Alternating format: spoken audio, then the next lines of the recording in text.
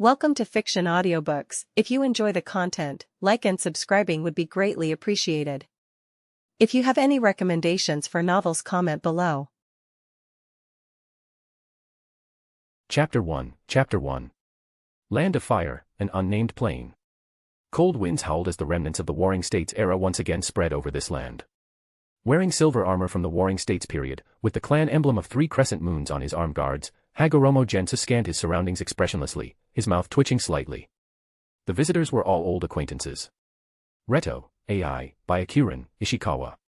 And Jensa took a deep look at the men directly in front of him, dressed in a red and white ceremonial robe, with a fire kanji hat. Senju Hashirama, the freshly appointed First Hokage of Konoha. Before this, he had an even more renowned title. Leader of the Senju clan. God of Shinobi. You really think highly of me. The 5 Kage of the 5 great ninja villages actually teamed up to deal with me alone. Looking at the fire, earth, water, wind, and lightning hats surrounding him and blocking any possible escape routes, Jensa bitterly joked. What did he do to deserve this? No, wait. Was this really necessary? He hadn't done anything heinous or evil. As a transmigrator with excellent qualities, he had always been kind and helpful since being run over by a truck and arriving here. Helping old ladies cross the street, playing chess with old men, buying lollipops for little girls, providing porridge for relief, repairing roads and bridges. Which good deed had he not done? At most, he had just casually cleaned up some low-morality thugs and bullies who bullied the weak. And some cold-blooded, ruthless ninja who treated ordinary lives as nothing and killed at will. Of course, it's normal for the scope of cleaning to expand unconsciously while sweeping trash. Who let this world, under the 9-year compulsory education system, look so unpleasant to him who wasn't among the bottom 9? Fortunately, he had the ability. Thus, following the trail of thugs, his cleaning targets rose to those he deemed unworthy, the ringleaders, landlords, local officials, and even long-standing noble families and highly respected daimyo. Regarding ninja, he also expanded from wandering ninja to clan ninja, and even the new ninja from the large and small villages in this era. This undoubtedly offended many people. But Jensa didn't care. Who was he? The current leader of the prestigious and renowned Hagoromo clan. Although the Hagoromo clan had often been overshadowed by the Senju clan in past confrontations. But being able to fight against the Senju, the top ninja clan, for so many years, and signing a friendly pact with the always proud Uchiha clan, agreeing to cooperate during missions, no one could deny the strength of the Hagoromo clan. Especially with his emergence, the Hagoromo clan's prestige soared. While Hashirama was hailed as the god of shinobi, he was recognized as the most talented among the shinobi, one who could stand shoulder to shoulder with a god. Jensu's current strength had reached the pinnacle of the ninja world. This had been his source of confidence all along. But often, walking by the river, there's no way your shoes won't get wet. This time, it seemed he was falling into a deep pit. At this moment, Jensa felt his heart sink.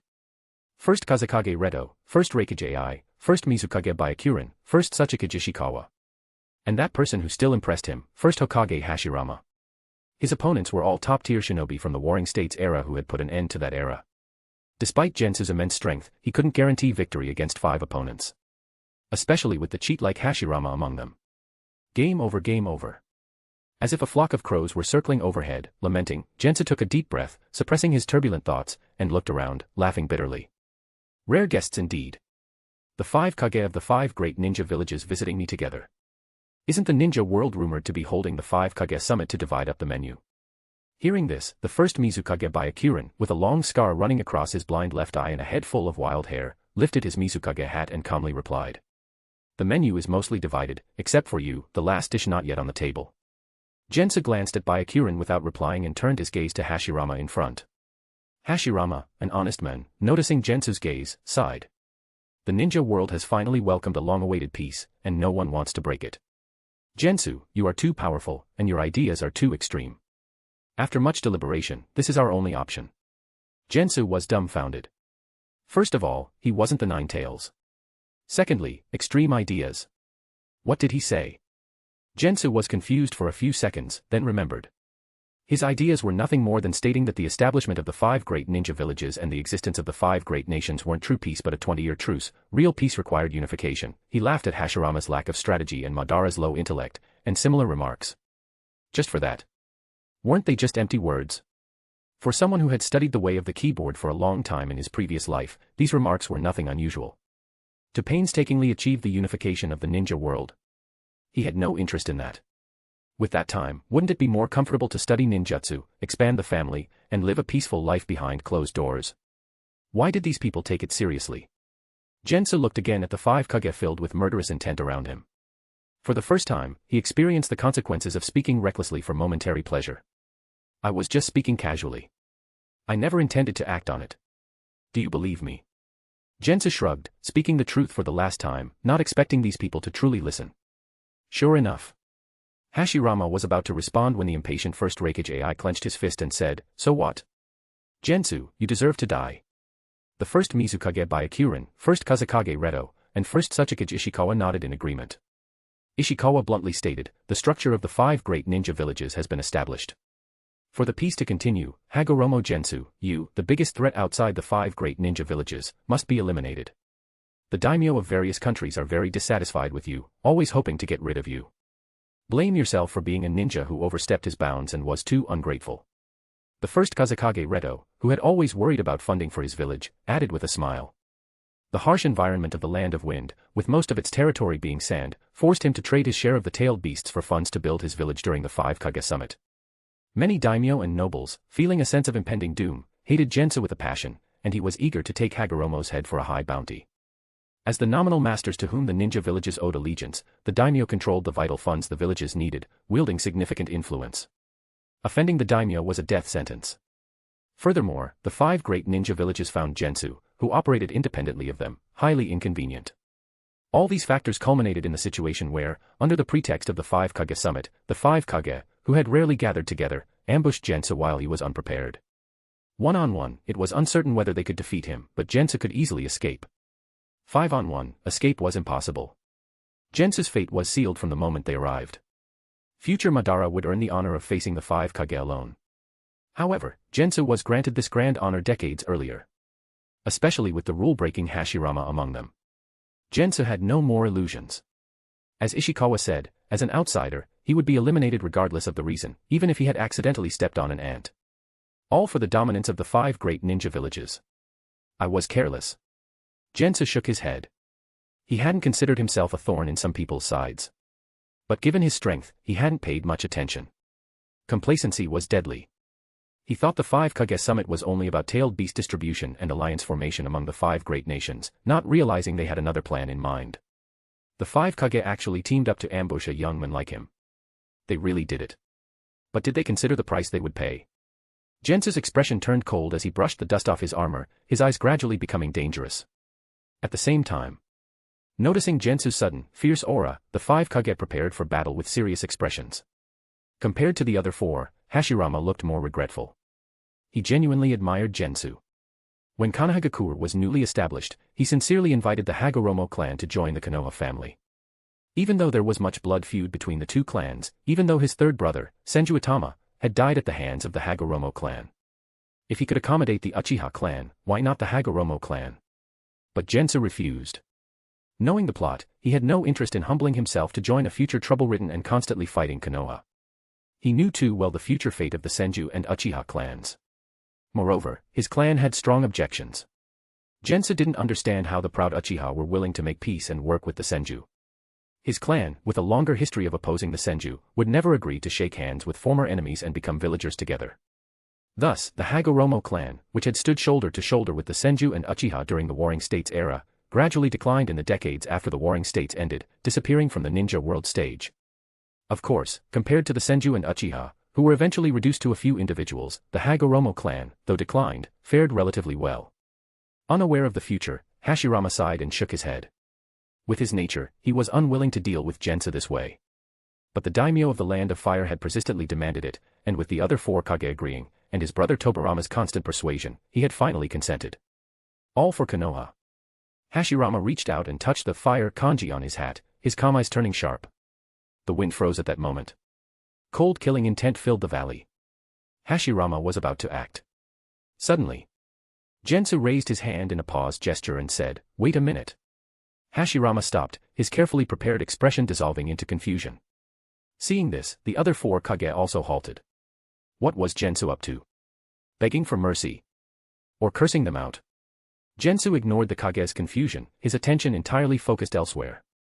At that moment, his mind was fully concentrated. He heard a mechanical sound, ding. His long-awaited system finally arrived. Chapter 2, Chapter 2. Ding. Detected host is a transmigrator, system formally activated. Name, Hagoromo Gensou. Gender, male. Age, 24. Identity, ninja. World, Naruto. An emotionless mechanical voice suddenly rang in Jensou's mind. Gensou instinctively checked himself first, finding no signs of genjutsu before he relaxed. Endless thoughts surged in his mind, ultimately forming one sentiment: this system sure took its time to arrive. At the beginning of his transmigration, young Hagoromo Gensou eagerly awaited the system's arrival, but it never came, leaving him disappointed for a long time. Fortunately, he persevered and reached his current position. Hagoromo Gensou could proudly say that he had achieved his current strength entirely through his own efforts, without any system help. So, I'm already a big shot. Why are you here now, system? No, wait. The system was still useful. Looking at his dire situation, Jensou's eyes lit up. He gestured for Hashirama to wait a moment and eagerly opened the system. This system is the comeback system, dedicated to helping the host overcome barriers of talent, background, and resources, assisting the host in defeating all rivals on the path to becoming the strongest in the ninja world. Please accept the beginner's gift pack. For some reason, the word comeback made Jensa feel uneasy. But seeing the promise of becoming the strongest in the ninja world, he suppressed his doubts and looked forward to the beginner's gift pack. Generally, beginner's gift packs, despite being for beginners, often contained extremely powerful items. Things like the Mangekyo Sharingan, the Rinnegan, or Six-Path Sage Mode. If it could provide something useful for his current situation, that would be great. With such expectations in mind, Jensa mentally said, accept. As the words fell, with a brilliant display of fireworks in his mind, the luxurious beginner's gift pack burst open with a boom, and a heap of beginner gifts spilled out. Ding. Ding. Ding. Congratulations to the host for obtaining the 3 basic jutsu. Congratulations to the host for obtaining Konoha-style taijutsu. Congratulations to the host for obtaining kunai throwing technique. Congratulations to the host for obtaining standard genin level chakra. After reading this information, Hagoromo Gensou fell silent, his initial excitement quickly fading. Was this beginner's gift pack too beginner? The 3 basic jutsu, Konoha-style taijutsu, kunai throwing technique, what were these things? He hadn't even been interested in these since he was 5 years old. As for the genin level chakra, Hagoromo Gensou sensed a small amount of extra chakra in his body, noticeable only upon close inspection. But pouring a cup of water into a river had no effect. I've already faced the 5 Kage, and you're giving me beginner-level ninja stuff. System, did you give me the wrong beginner's gift pack? Gensou asked repeatedly. After verification, no error was found. Gensou, system, do you think the items in the beginner's gift pack are useful for someone of my current strength? After verification, the beginner's gift pack is very useful to the host. System, are you sure your program isn't malfunctioning? After verification, the system program is functioning correctly. Gensou was speechless. But the system wasn't done yet. Ding. Beginner task being issued. This task is a mainline task, cannot be refused or avoided. Failure penalty, system will no longer serve the host, host's comeback will fail. Fine, even though the system's beginner's gift pack was a bit odd, at least its primary functions were working. Let's see what the first beginner task is. Maybe it has something to do with the 5 Kage in front of me. Maybe it involves holding out against their combined attack for a certain time. Or even harder, defeating 1 or 2 of them. Thus earning great rewards and making a miraculous comeback. Gensou, filled with hope, accepted the beginner task. Beginner task, defeat Uzumaki Naruto. Task description, as an average student at the Ninja Academy, you are unwilling to be ordinary and decide to embark on a comeback journey. Young men with passion, go defeat the dead last student, Uzumaki Naruto, and take your first step on the path to greatness. Task reminder, completing tasks will grant the host corresponding rewards. Please take tasks seriously. What? Gensou was filled with confusion. What kind of nonsense was this?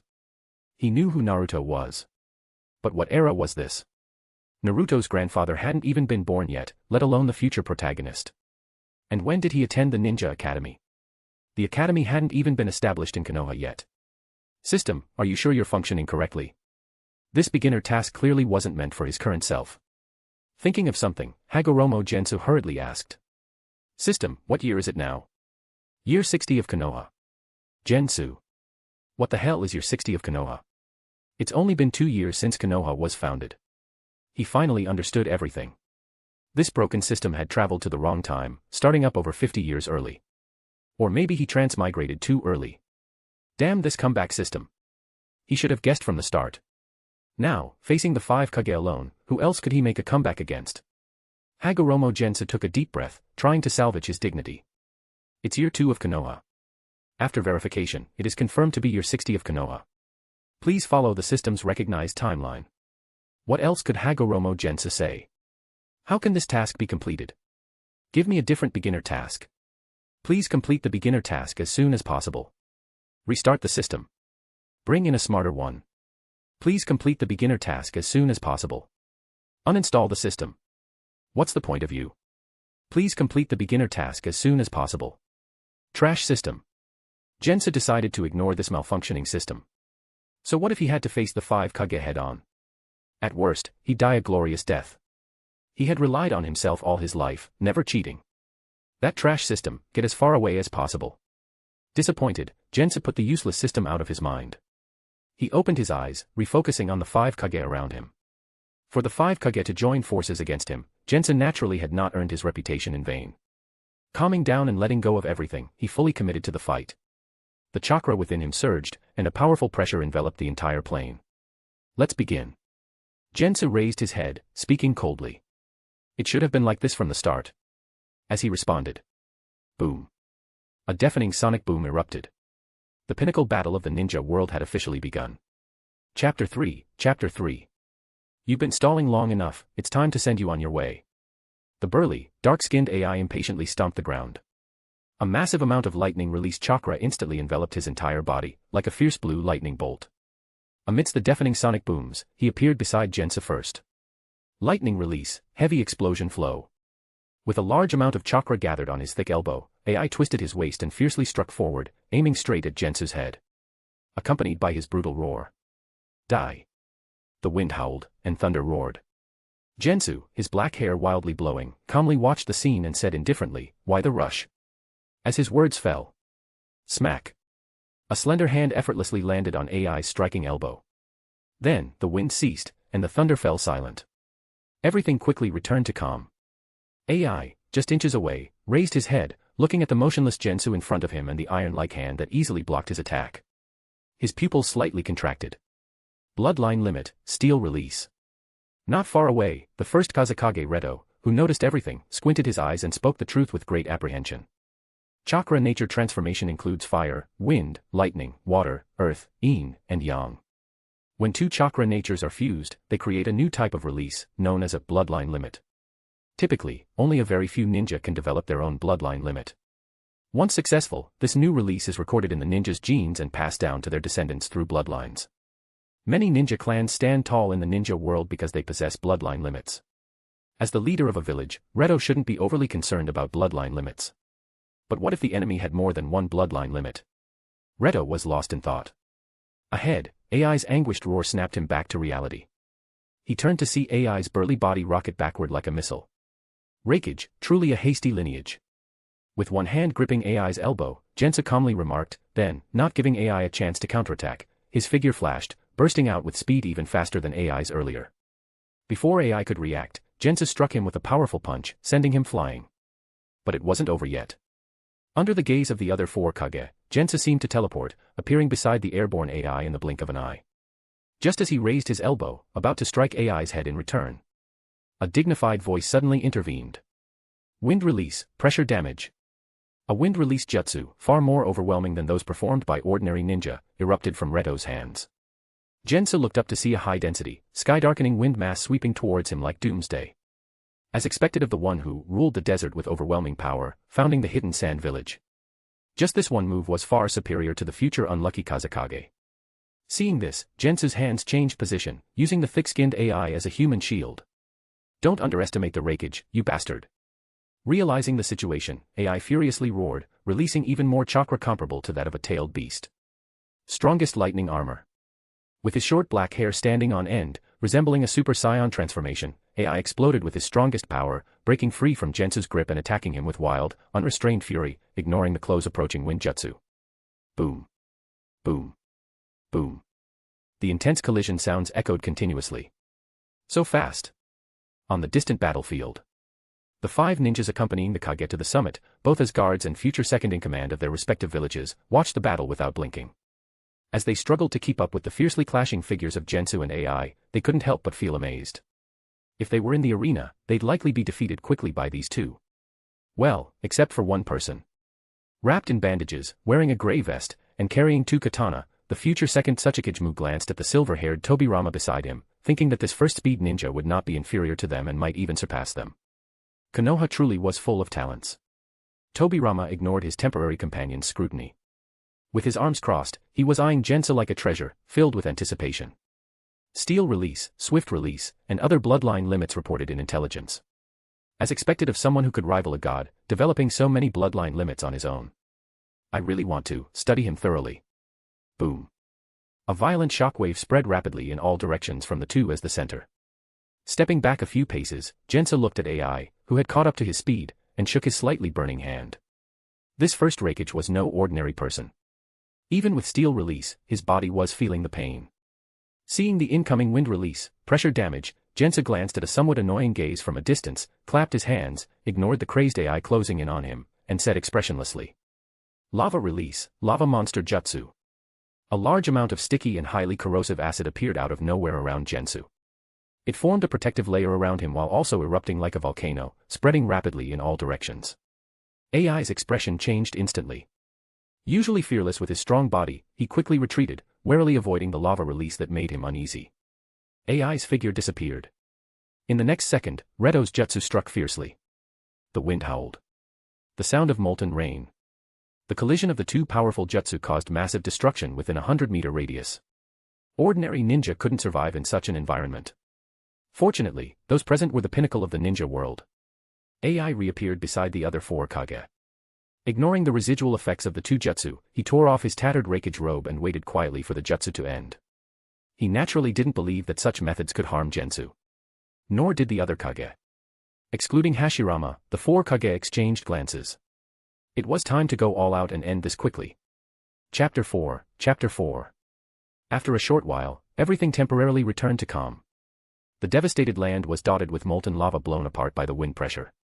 At Jensa's location, a massive protective barrier still stood tall.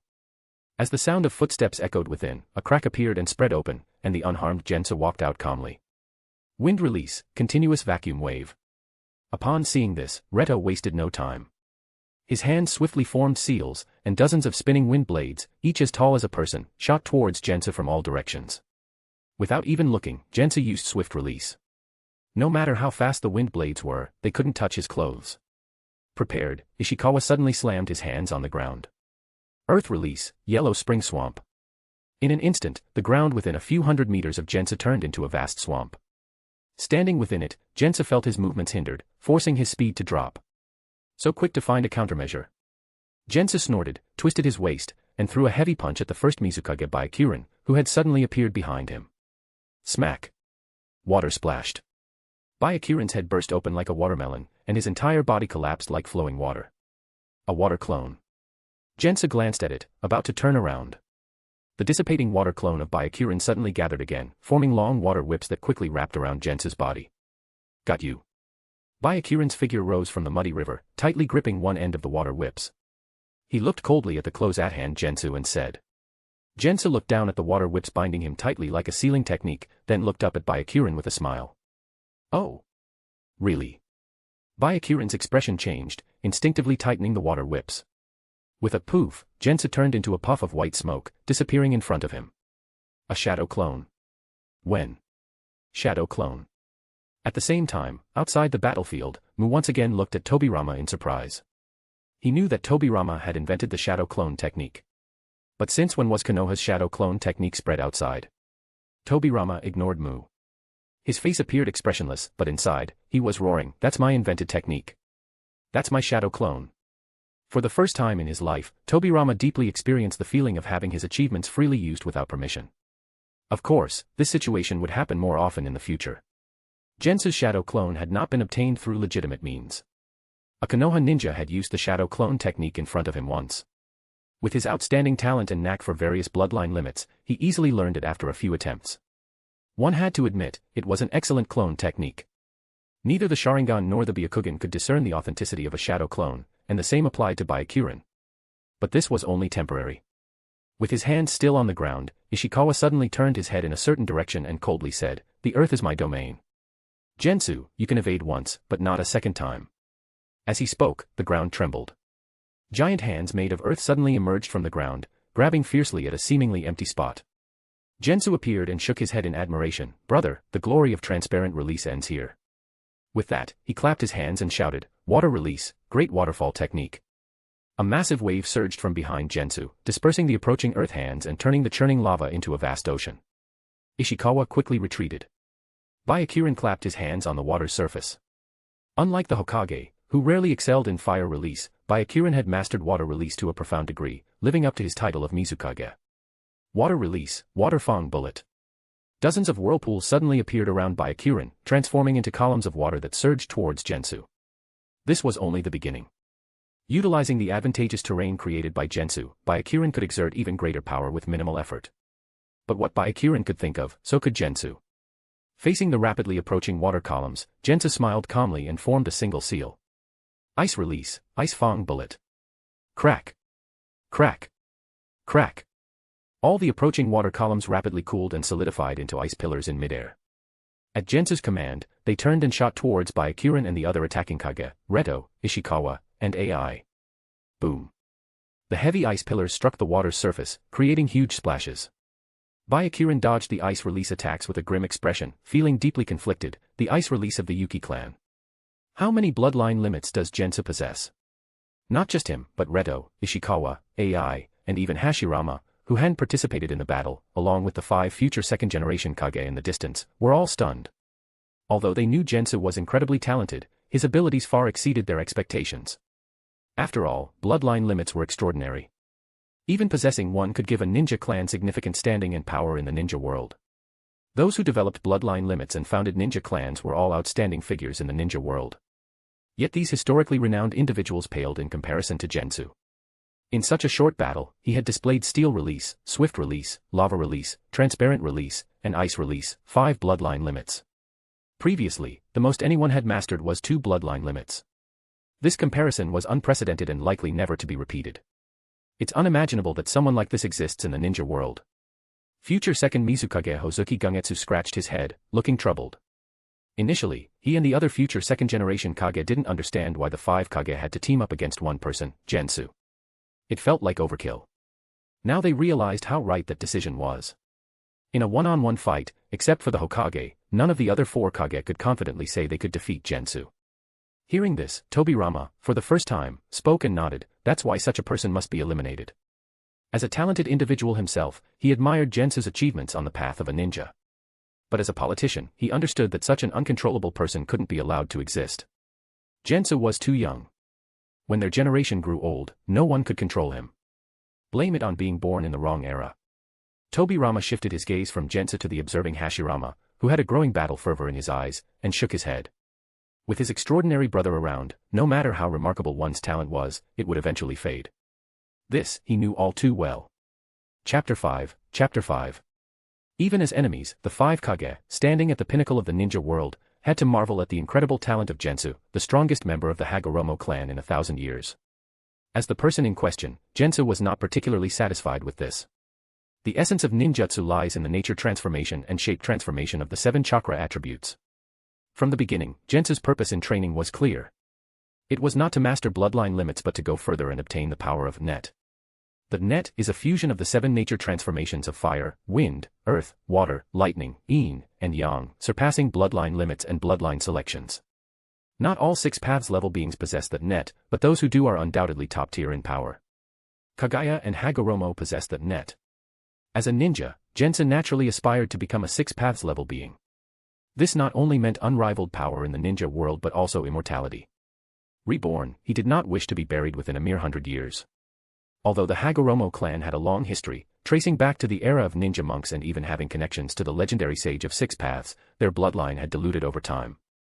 It was impossible for him to ascend to the 6 paths level solely based on bloodline advantages like the Otsutsuki clan. As for another method, becoming the Ten-Tails Jinchuriki to reach the 6 paths level. Knowing that Kagaya had merged with the Ten-Tails after consuming the chakra fruit, Jensa had already decided to stay away from that path, fearing he might end up like the laughingstock of the Uchiha clan. Excluding these 2 paths, the only remaining option was to honestly pursue the way of the net, thoroughly studying and perfectly merging the 7 chakra nature transformations.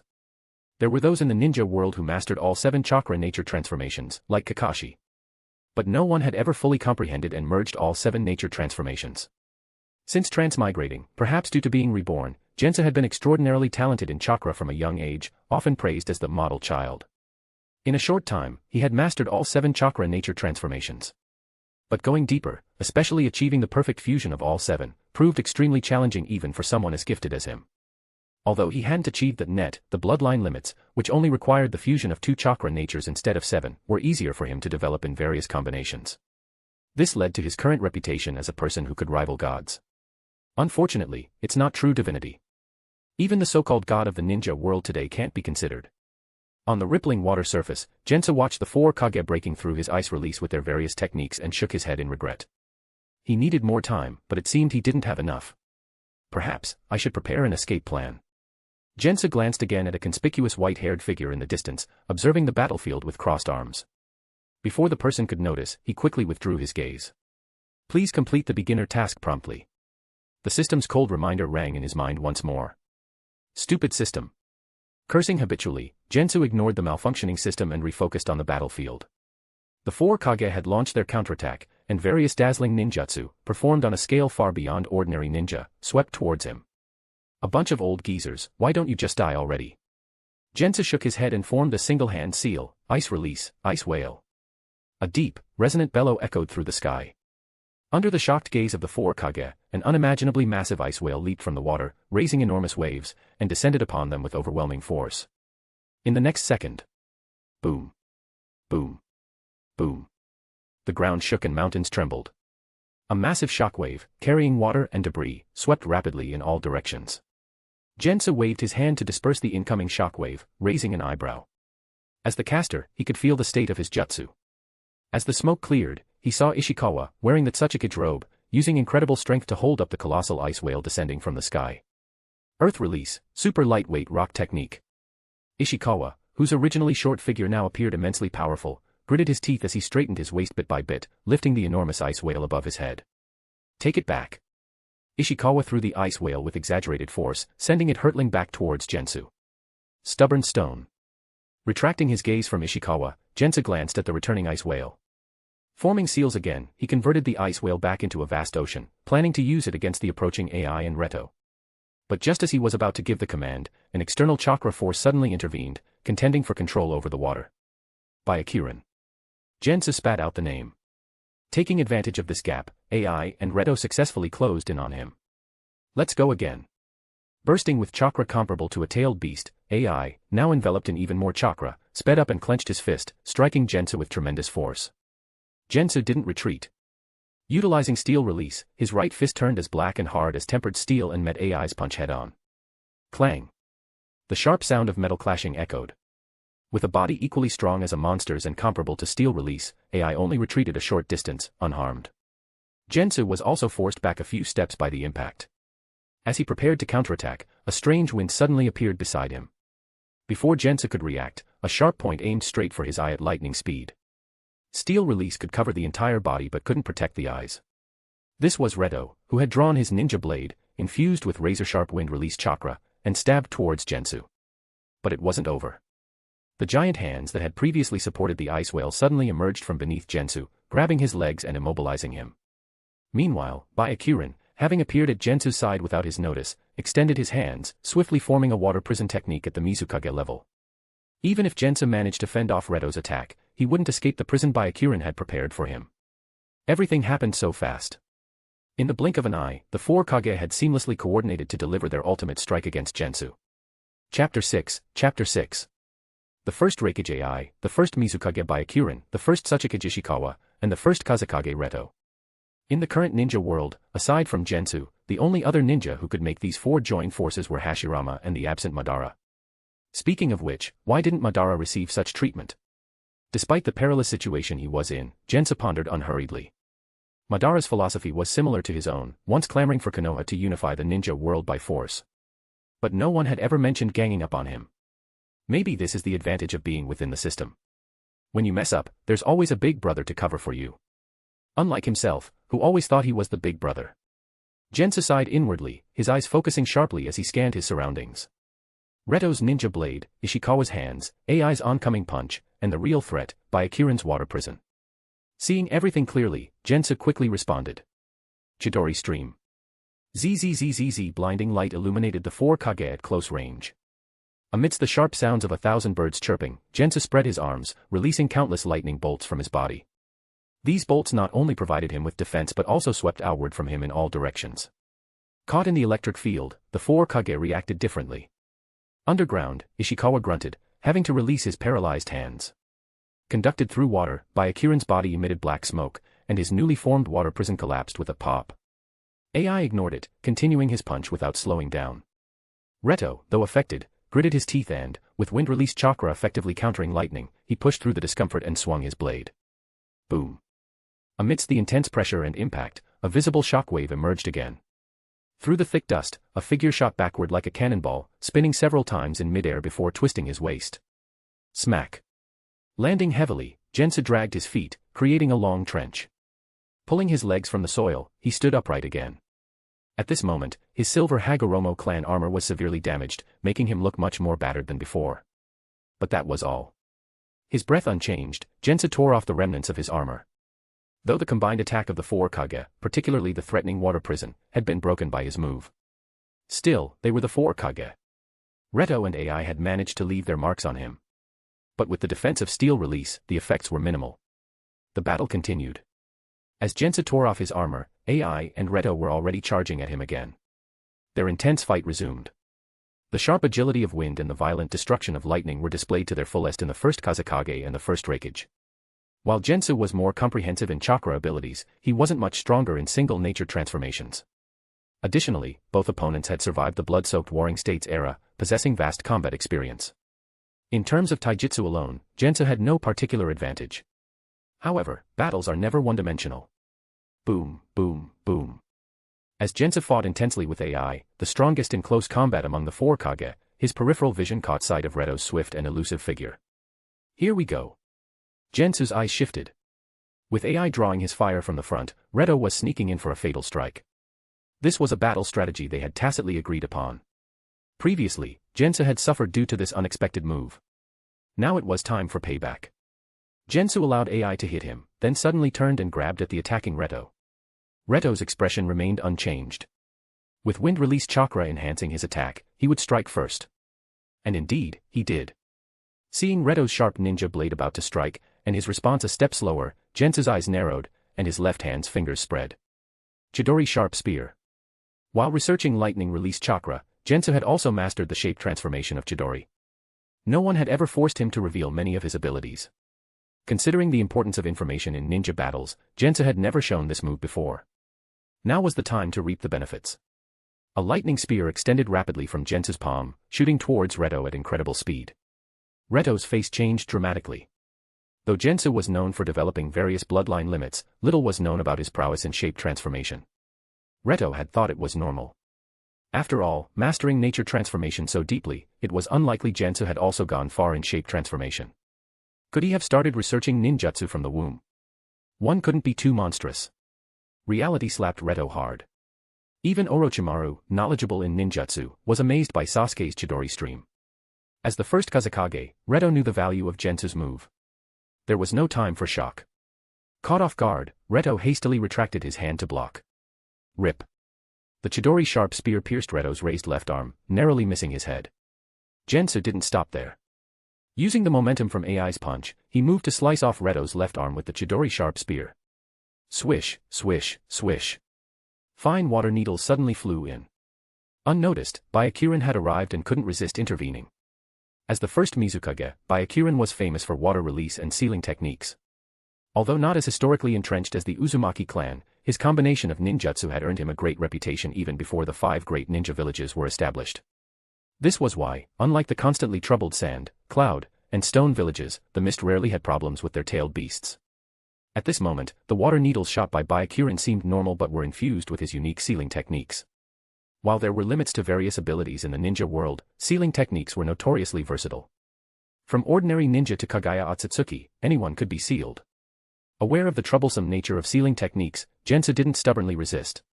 He abandoned Reto, leaping rapidly away. Boom. Boom. Byakuren, AI, and the injured but persistent Reto chased relentlessly. As Jensa reached an open area, Ishikawa finally made his move. Chapter 7. Under the fierce assault from AI, Byakuren, and Ishikawa, Jensu instinctively dodged to an open space. Nearby, Ishikawa immediately revealed himself from his camouflage state, slamming his hands on the ground to unleash a high-level earth release technique he had prepared. Boom. Boom. Boom. The ground shook as two massive hemispheres suddenly appeared on either side of Jensu, pressing towards him with overwhelming force. Jensa tried to escape the technique's range, but the narrowing passages were already blocked by Byakuren and the others, their dazzling and dangerous jutsu preventing him from moving forward. Jensa frowned slightly and stopped. He looked expressionlessly at the mountains on either side about to crush him. With a loud crash, a massive mountain peak appeared in the valley. Swish. Swish. 4 figures landed around the mountain peak. Looking at the motionless mountain ahead, Reto, who finally had a moment to tend to his arm injury, casually asked, "Is it over?" Ishikawa nodded confidently. Even a tailed beast trapped in the mountain earth technique would take a long time to escape. Byakuren frowned, uneasy. "I'll add another layer of protection." Saying this, he approached the mountain peak to perform a sealing technique. Boom. The mountain peak in front of him suddenly trembled. Byakuren's face changed, and he was about to act, but it was too late. Like a volcanic eruption, molten lava spewed from the mountain's peak, shooting skyward and then flowing downward due to gravity. Within it, a figure wrapped in lava burst out, spreading his arms as he aimed directly for Byakuren. "Got you." Jensa darted towards Byakuren like lightning. Byakuren's face changed drastically, and he quickly performed a jutsu to buy some time. But this time was different. Facing the incoming jutsu, Jensa directly extended his right hand. Dark release, inhaling maw. Instantly, Jensa's right palm acted like a black hole, greedily absorbing Byakuren's jutsu completely. This was one of Jensa's trump cards that he had never shown before. In previous encounters with the 4 Kage, he had kept it hidden for this very moment. One down. Amidst the sound of 1,000 birds chirping, Jensa rushed towards Byakuren, extending his right hand with the Chidori. "You." Byakuren looked at the sudden appearance of Jensu in disbelief, wanting to say something. Rip. Jensa's right hand had already pierced Byakuren's heart. Stop. Everything happened too fast. By the time AI, the fastest among them, reacted and arrived, it was already too late. Damn it. No one expected that despite the 4 Kage teaming up against one person, one of them would fall first. Furious and ashamed, AI immediately targeted Jensu. However, his quick reaction left him no time to think about why Byakuren's jutsu had disappeared. Continuing his taijutsu attack on Jensu as before. AI couldn't understand why Reto and Ishikawa, arriving behind him, were both shouting for him to stop. It wasn't until the next second, when his body, covered in lightning release chakra, visibly lost its charge, all of it being absorbed into Jensu, that he realized the mistake and tried to withdraw his hand. But it was already too late. Jensa pulled out his right hand, the Chidori continuing to cut towards AI, who had brought himself to him. In a critical moment, AI made a swift decision, biting his teeth and choosing the best option. Rip. Blood spattered. A massive severed arm fell to the ground. One dead, one crippled. This was Jensu's long-prepared trap. This shows how crucial information is in the ninja world. Even Jiraiya, unaware of Pain's abilities, managed to destroy 3 of his bodies. If he had known more about their abilities beforehand, his fate would not have been so tragic. The same applies here. As Ishikawa and Reto assisted the injured AI, they looked back at Jensa with shock, worry, and even despair. Since the creation of ninjutsu by Indra, 1,000 years have passed. In this long history, various bloodline limits have been born. Some, like rivers, have been passed down through generations. For instance, many current ninja clans. Others have flashed by like meteors. For instance, the root cause of the current situation, Dark Release. Dark Release is an extremely rare and unique bloodline limit. Ask today's ninjas, and 9 out of 10 might not know it. Ishikawa and Reto learned about it only after consolidating the resources of the lands of Earth and Wind, using their village's extensive intelligence-gathering capabilities to uncover bits of information from history. It was because of this knowledge that they felt so disheartened. Dark Release can absorb any external ninjutsu and chakra, making it the absolute bane of ninjutsu-type ninjas. But that wasn't all. The real issue was that, aside from Dark Release, Jensu also possessed Steel Release, which negated physical damage. Immunity to both physical and ninjutsu attacks. How could they fight that? At this moment, not only the Kage present but also the future second-generation Kage watching the battle were stunned by Jensa's combination of steel release and dark release. Hozuki Gungetsu had initially wanted to avenge their first Mizukage, but now, seeing Jensa's unreasonable power, he wasn't sure if his strongest ninjutsu could harm him. Compared to the others, Tobirama, having seen much with his brother, remained calm. Dark release and steel release, quite a combination. But even the strongest bloodline limits have limits. The 4 Kage might not succeed, but that doesn't mean my brother won't. Tobirama's thoughts were correct. Hiriko, who also possessed dark release, couldn't absorb Naruto's wind release, Rasenshuriken due to the overwhelming chakra, leading to his death. This proved that dark release has its limits.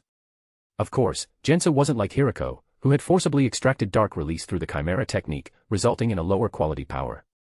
Hiriko's crude method of accumulating power ultimately led to his body breaking down and his death.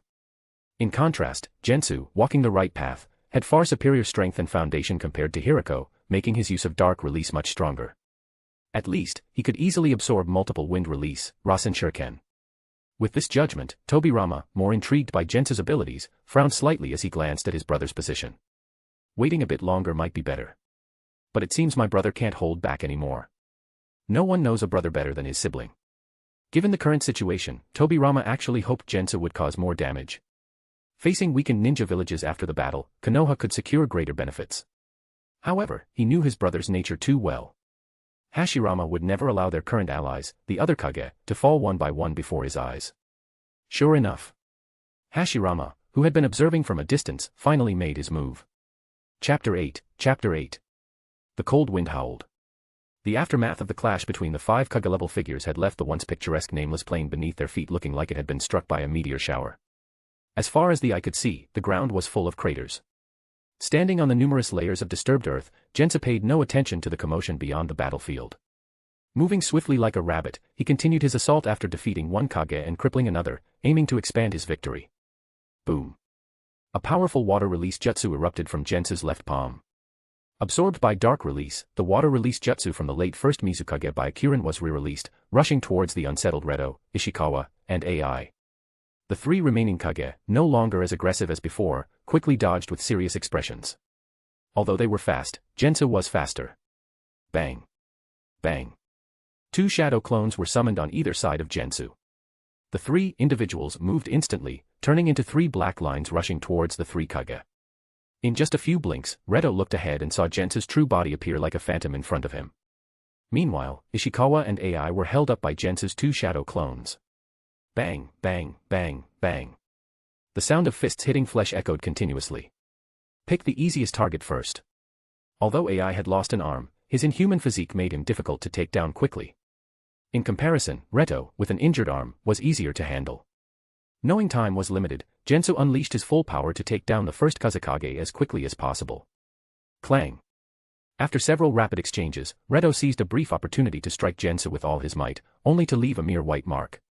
His eyes dimmed, and he became even more hesitant. However, it was too late for hesitation. With swift release, Jensa moved faster than a gust of wind, seizing the moment and grabbing Reto's wrist. As Reto's face changed dramatically, Gensu advanced to finish him off. Suddenly, an urgent whooshing sound exploded by their ears.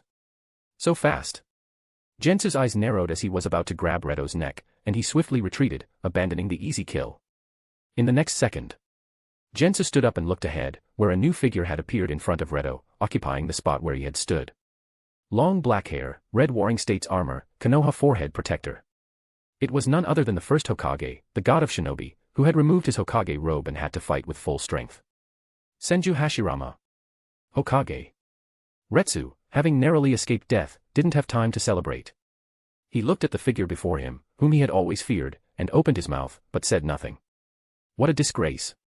As a Kage, not only had they been beaten despite joining forces, but he also had to be saved by the very person he considered his greatest rival.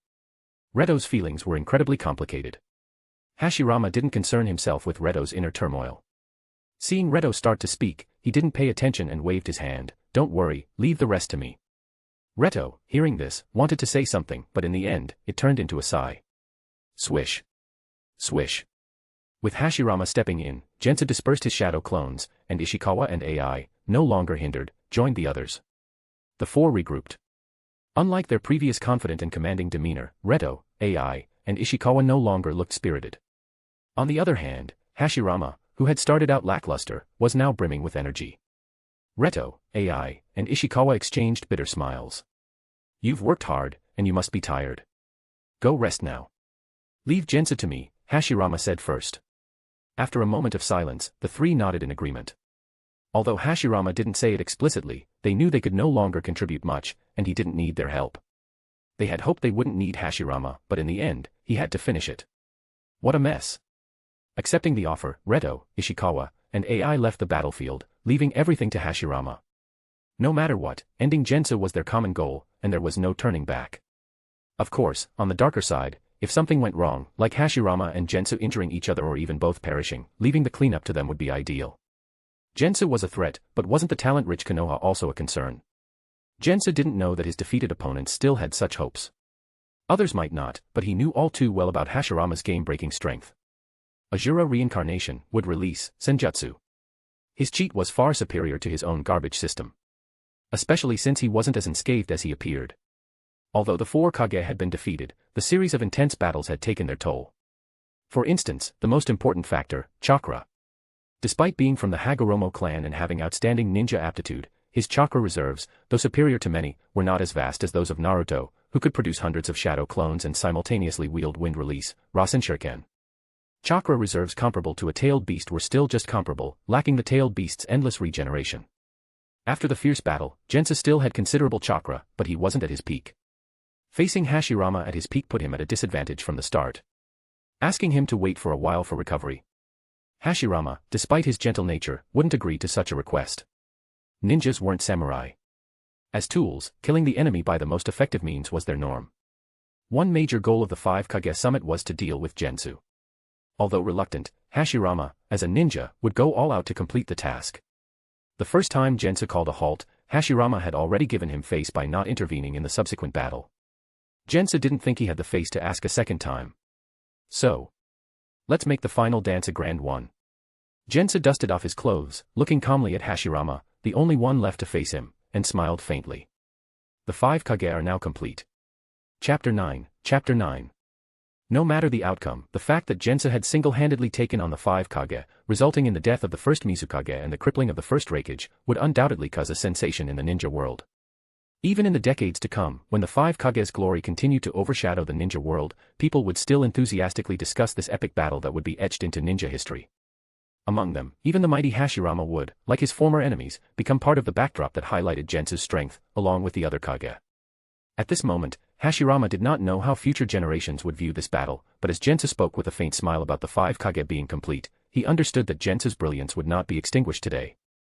Though Jensa was making his name off Hashirama's shoulders, Hashirama did not hold a grudge and smiled back, saying, "Other than Madara, you are my most respected opponent, Gensu."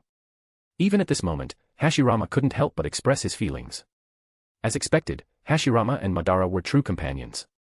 Jensa smirked and took the opportunity to jab at Madara, whom he always found irritating. Madara is far more radical than I am. Today's events won't be a one-time thing. Hashirama, if I were you, I would prepare in advance. Hashirama frowned at first but then confidently replied, Madara is no longer the Madara of the past. He is now a member of the Konoha family, and I believe in him. Fine, if it makes you happy. Jensa shook his head and stopped talking. Seeing this, Hashirama's expression became serious, and he said finally, Gensu, you are too powerful. For the sake of the ideals we all pursue, I'm sorry, but today I must kill you here. No words could change anything at this point. Jensa nodded calmly, bring it on. As soon as he finished speaking. Clap. Hashirama clapped his hands together. The strongest battle in the ninja world began. Would release, advent of a world of trees. Knowing Gensu's strength, Hashirama wasted no time, starting with his signature technique. Instantly, the ground around Hashirama for hundreds of meters cracked like an earthquake, and thick trees sprouted from the ground, growing rapidly. In just a blink, a dense forest replaced the original terrain, unfolding before everyone's eyes. Seeing this, all the non-Konoha ninjas outside the battlefield fell silent. The god of shinobis would release. For the ninjas of the same era, it was an unforgettable memory. Though Jensa had many bloodline limits, even combined, their impact was still less than that of Hashirama's soul would release. Countless nights, ninjas had woken up in cold sweats from dreams of Hashirama, stepping on the giant Buddha, crushing everything with invincible force. Would release, huh? Within the range of the advent of a world of trees, Jensa looked up at the massive canopy overhead, fragmented sunlight filtering down to his hands, and sighed. Among all bloodline limits, wood release was the most unique. Except for Hashirama, no one in the Senju clan had naturally awakened wood release before or after him. Jensa had attempted to combine earth and water chakra but failed. He believed that Hashirama's ability to develop such a unique wood release might be significantly related to him being the reincarnation of Azura. Unless he obtained Hashirama's cells, wood release would remain out of reach. Swish, swish, swish. Strong winds blew from all directions. As soon as the advent of a world of trees was completed, it began to show its power. Jensa looked around and saw that the forest seemed alive, with countless trees growing rapidly like demons, extending their branches towards him. East, south, west, north. The sky. And underfoot. Thick vines burst from the ground, trying to entangle his feet. Jensa reacted quickly, jumping up and forming seals in midair. Fire release, great fire annihilation. A massive fireball, like a meteor, erupted from his mouth, landing on the ground and spreading into a vast sea of flames. The forest burned. Countless trees reaching for Jensa turned to ash in the flames. Jensa did not let his guard down. Beyond the sea of flames, the trees were spreading, trying to cover the fire. In the center of the flames, newly sprouted saplings fearlessly grew again, quickly turning into a sea of trees, contending with the raging flames. Jensa was not surprised. If the advent of a world of trees were that easy to break, wood release wouldn't have made such a name for itself in the ninja world. The great fire annihilation was only to temporarily block the forest. Jensa was swiftly leaving the sea of trees. Even he did not want to fight the master of wood release in this natural stronghold. Everything within the range of the advent of a world of trees was Hashirama's eyes and ears. At this moment, Jensa wanted to leave, and Hashirama was well aware. Quickly. As Jensa moved, he felt the resistance from the surrounding trees increase several folds. He knew the master of the technique was approaching. Swish, swish, swish. Thick vines, like they were on steroids, constantly attacked Jensa. Jensa dodged a vine from the left, then leaped back, escaping the embrace of a large tree. Seeing the vines behind him closing in like a blooming man-eating flower, Jensa scanned his surroundings. Crack, crack, crack. A cold wind blew. The trees behind him turned into ice sculptures. Too slow. Amidst the falling ice shards, Jensa looked towards the edge of the forest not far ahead, then turned his gaze to Hashirama blocking his path. What a pity. No large summoning beast to act as a decoy to distract the forest. Ninja art, bringer of darkness technique. Looking more dignified and cold in battle, Hashirama clasped his hands again. Jensa felt a darkness cover his vision, plunging him into complete blackness. Taking this opportunity, countless vines grew wildly, leaving no gaps as they covered him. Jensa knew he was under a genjutsu. Bringer of darkness technique. An S-rank genjutsu specifically developed by Tobirama to counter the Uchiha's Sharingan. Used by his brother now, it was the perfect fit. Having never experienced blindness, Jensa couldn't immediately adapt to high-level blind fighting. Fortunately, he had a backup plan. As the vines were about to envelop him entirely, Jensa's expression changed. Chapter 10. Boil release, skilled mist technique. A large amount of highly corrosive mist spewed from Jensa's mouth, covering his surroundings and spreading in all directions like the hiding in mist technique. In an instant, the area in front of Hashirama was shrouded in a dense white mist.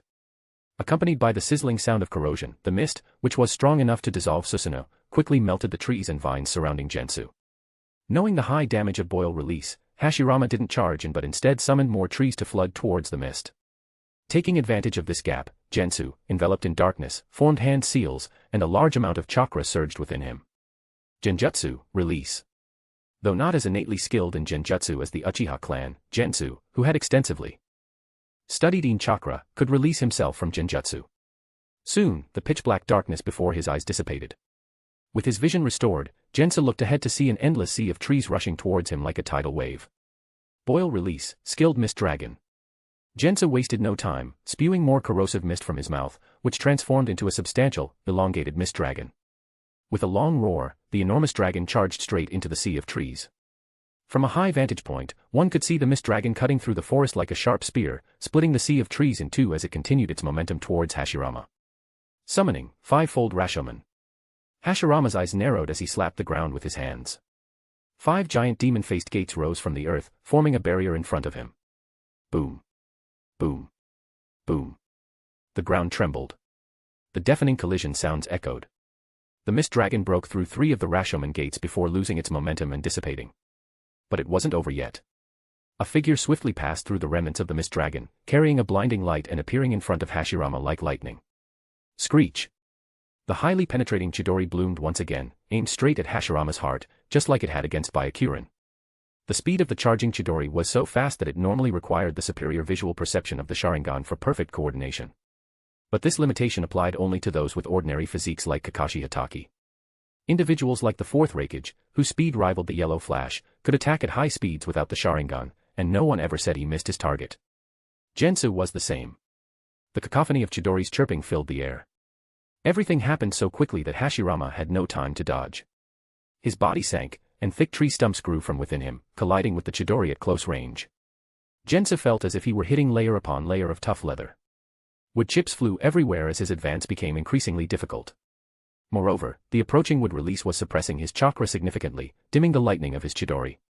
If not for his dark release absorbing some of the wood release chakra, mitigating its suppressive effect to some extent, the situation would likely have reversed by now. However, if this continued, the tables would soon turn. Jensa didn't stubbornly hold his ground. Transforming his right hand's Chidori into Chidori sharp spear, he sliced through the wooden stumps in front of him. While retreating, he discreetly attached a large number of explosive tags to the stumps. When Hashirama instinctively retracted the wooden stumps growing from his body to pursue Jensu. Sizzle, sizzle, sizzle.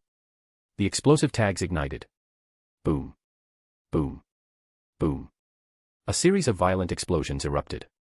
Jensa looked ahead as massive fireballs and billowing black smoke rose from Hashirama's position. For an ordinary person, such an attack would have been fatal. But this was Hashirama. Without hesitation, Jensa formed more hand seals. Scorch release, extremely steaming murder. A series of fireballs, formed by combining wind release and fire release chakra, appeared behind him. With a gesture, Jensa sent these deadly flames, capable of evaporating all moisture in an enemy's body, hurtling towards Hashirama. Even a sage body would turn into a dried corpse upon contact with scorch release. In the future, the hero of the Sand Village, Pakura, would achieve great fame due to this terrifying bloodline limit, to the extent that the fourth Kazekage would fear her so much that he would betray her to the enemy. Quickly. The scorch release fireballs capable of evaporating everything flew into the thick smoke.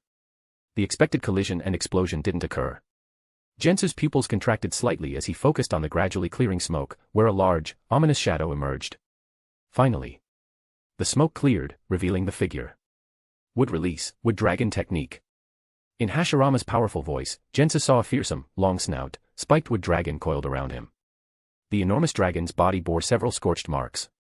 These were the results of the scorch release. Even the most powerful jutsu could only cause a ripple before dissipating against the chakra-absorbing wood dragon. Noticing Jensu's gaze, the imposing wood dragon's lantern-like eyes lit up. Its long body rose, towering over Jensu and letting out a deafening roar. Hashirama stood atop the wood dragon's head. One could see that under his now damaged red armor, numerous wounds were healing rapidly without hand seals. Soon, he looked as if nothing had happened. As expected of Jensu. From now on, I'll go all out, Hashirama said earnestly, looking at Jensa below. When others said such words, they might be seen as posturing. When Hashirama said it, it was nothing but sincere. Especially the non-Konoha ninjas outside the battlefield felt a sense of helplessness. Had they faced Jensu's onslaught, they would have been utterly defeated or killed. Unlike Hashirama, who was not only unharmed but also seemed to have only warmed up. A wood dragon, huh? It seems ordinary jutsu won't suffice anymore. Jensu continued to ponder calmly. Having a vivid memory of the massive Buddha hand gripping the nine tails, his mind set towards Hashirama remained steady. Roar. The wood dragon roared again. The next second. The sky seemed to collapse. Under the massive shadow, the enormous body of the wood dragon descended from the sky, crashing towards Jensu on the ground with overwhelming force. Not only that, but Hashirama, atop the wood dragon, summoned the advent of a world of trees again. In an instant, attacks targeted at Jensu came from above and below, everywhere. Chapter 11. Chapter 11. Boom. The ground was smashed into a massive crater. In the thick smoke and dust, Jensu emerged somewhat disheveled, quickly retreating backward. Following closely behind him, a long, massive wood dragon also charged out. Compared to its initial state, the wood dragon had many damages, but it quickly regenerated, gathering and replenishing itself with the surrounding trees, restoring to its original form. Earth release, earth flow continuous wall. Realizing this was not a sustainable approach, Jensa first summoned one giant earth wall after another to block the wood dragon's advance, then created two earth clones to fend off the surrounding tree attacks. After completing these maneuvers, Gensou, as the main body, swiftly formed hand seals, and the chakra within him became more active than ever before. Lava release, Ash Giant. Consuming a large amount of chakra, a grayish giant, much larger than the wood dragon, rapidly formed in front of Gensou. This was just the beginning. Jensa formed new seals again. Lava release, molten armor. Layer upon layer of hot lava covered the ash giant, providing it with a thick and sturdy armor. Corrosion release, acidic hands. The ash giant grew a pair of large corrosive hands. Scorch release, steaming hands. Another pair of deep red, high-temperature hands extended from the giant's body. Finally, boil release, unmatched strength. Ultimate combination jutsu, flame god descends. Woo. Huge steam currents ran through its entire body. Like a high-speed engine, the originally massive body of the ash giant suddenly grew even larger, releasing more power, eventually forming a colossal being even bigger than the tailed beasts, clad in molten armor and possessing 3 pairs of arms. Jensa called this combination jutsu, which combined lava release, corrosion release, scorch release, and boil release, representing his deep research into fire, earth, wind, and water chakra natures, the flame god. As soon as the jutsu was completed, coincidentally, the wood dragon, carrying strong winds, broke through the earth flow continuous wall and charged towards the flame god with overwhelming force. Crush it. With a body flicker, standing atop the flame god's head, Jensa crossed his arms and calmly gave the order. As soon as he finished speaking, with a thunderous noise, the flame god took a step forward, and the 3 pairs of giant hands, each with different properties, fiercely grabbed at the wood dragon like an eagle catching a chick.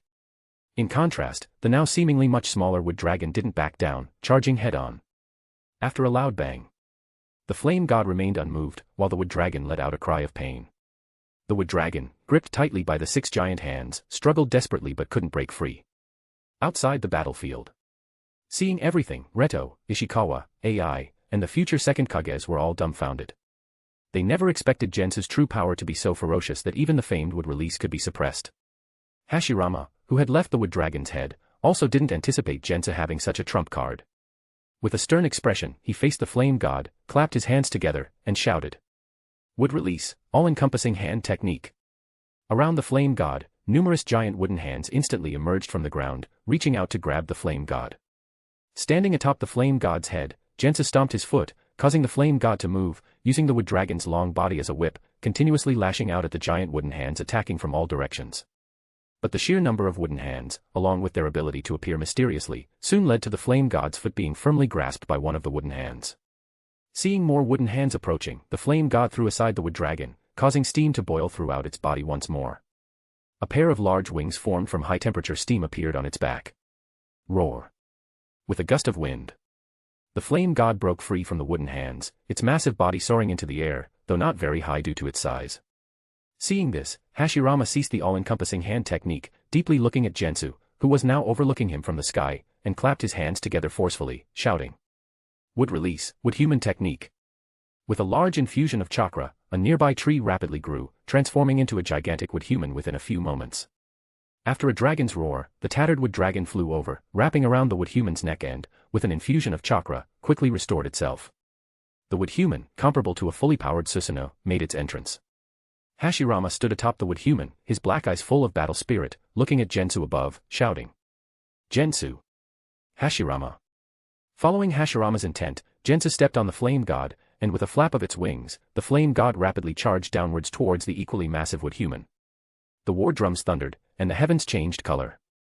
Under the increasingly awestruck eyes of the onlookers outside the battlefield, the scene resembled a mythical battle between gods and demons. The wood human and the flame god, 2 entities comparable to, if not surpassing, the tailed beasts, were engaged in a fierce struggle. In comparison, the observers seemed insignificant as ants. Boom. The tangible shockwaves from the clash between the wood human and the flame god swept outwards from the center of the battle. Trees were uprooted. A river was blown out of its bed. A nearby hill collapsed. And this was just the beginning.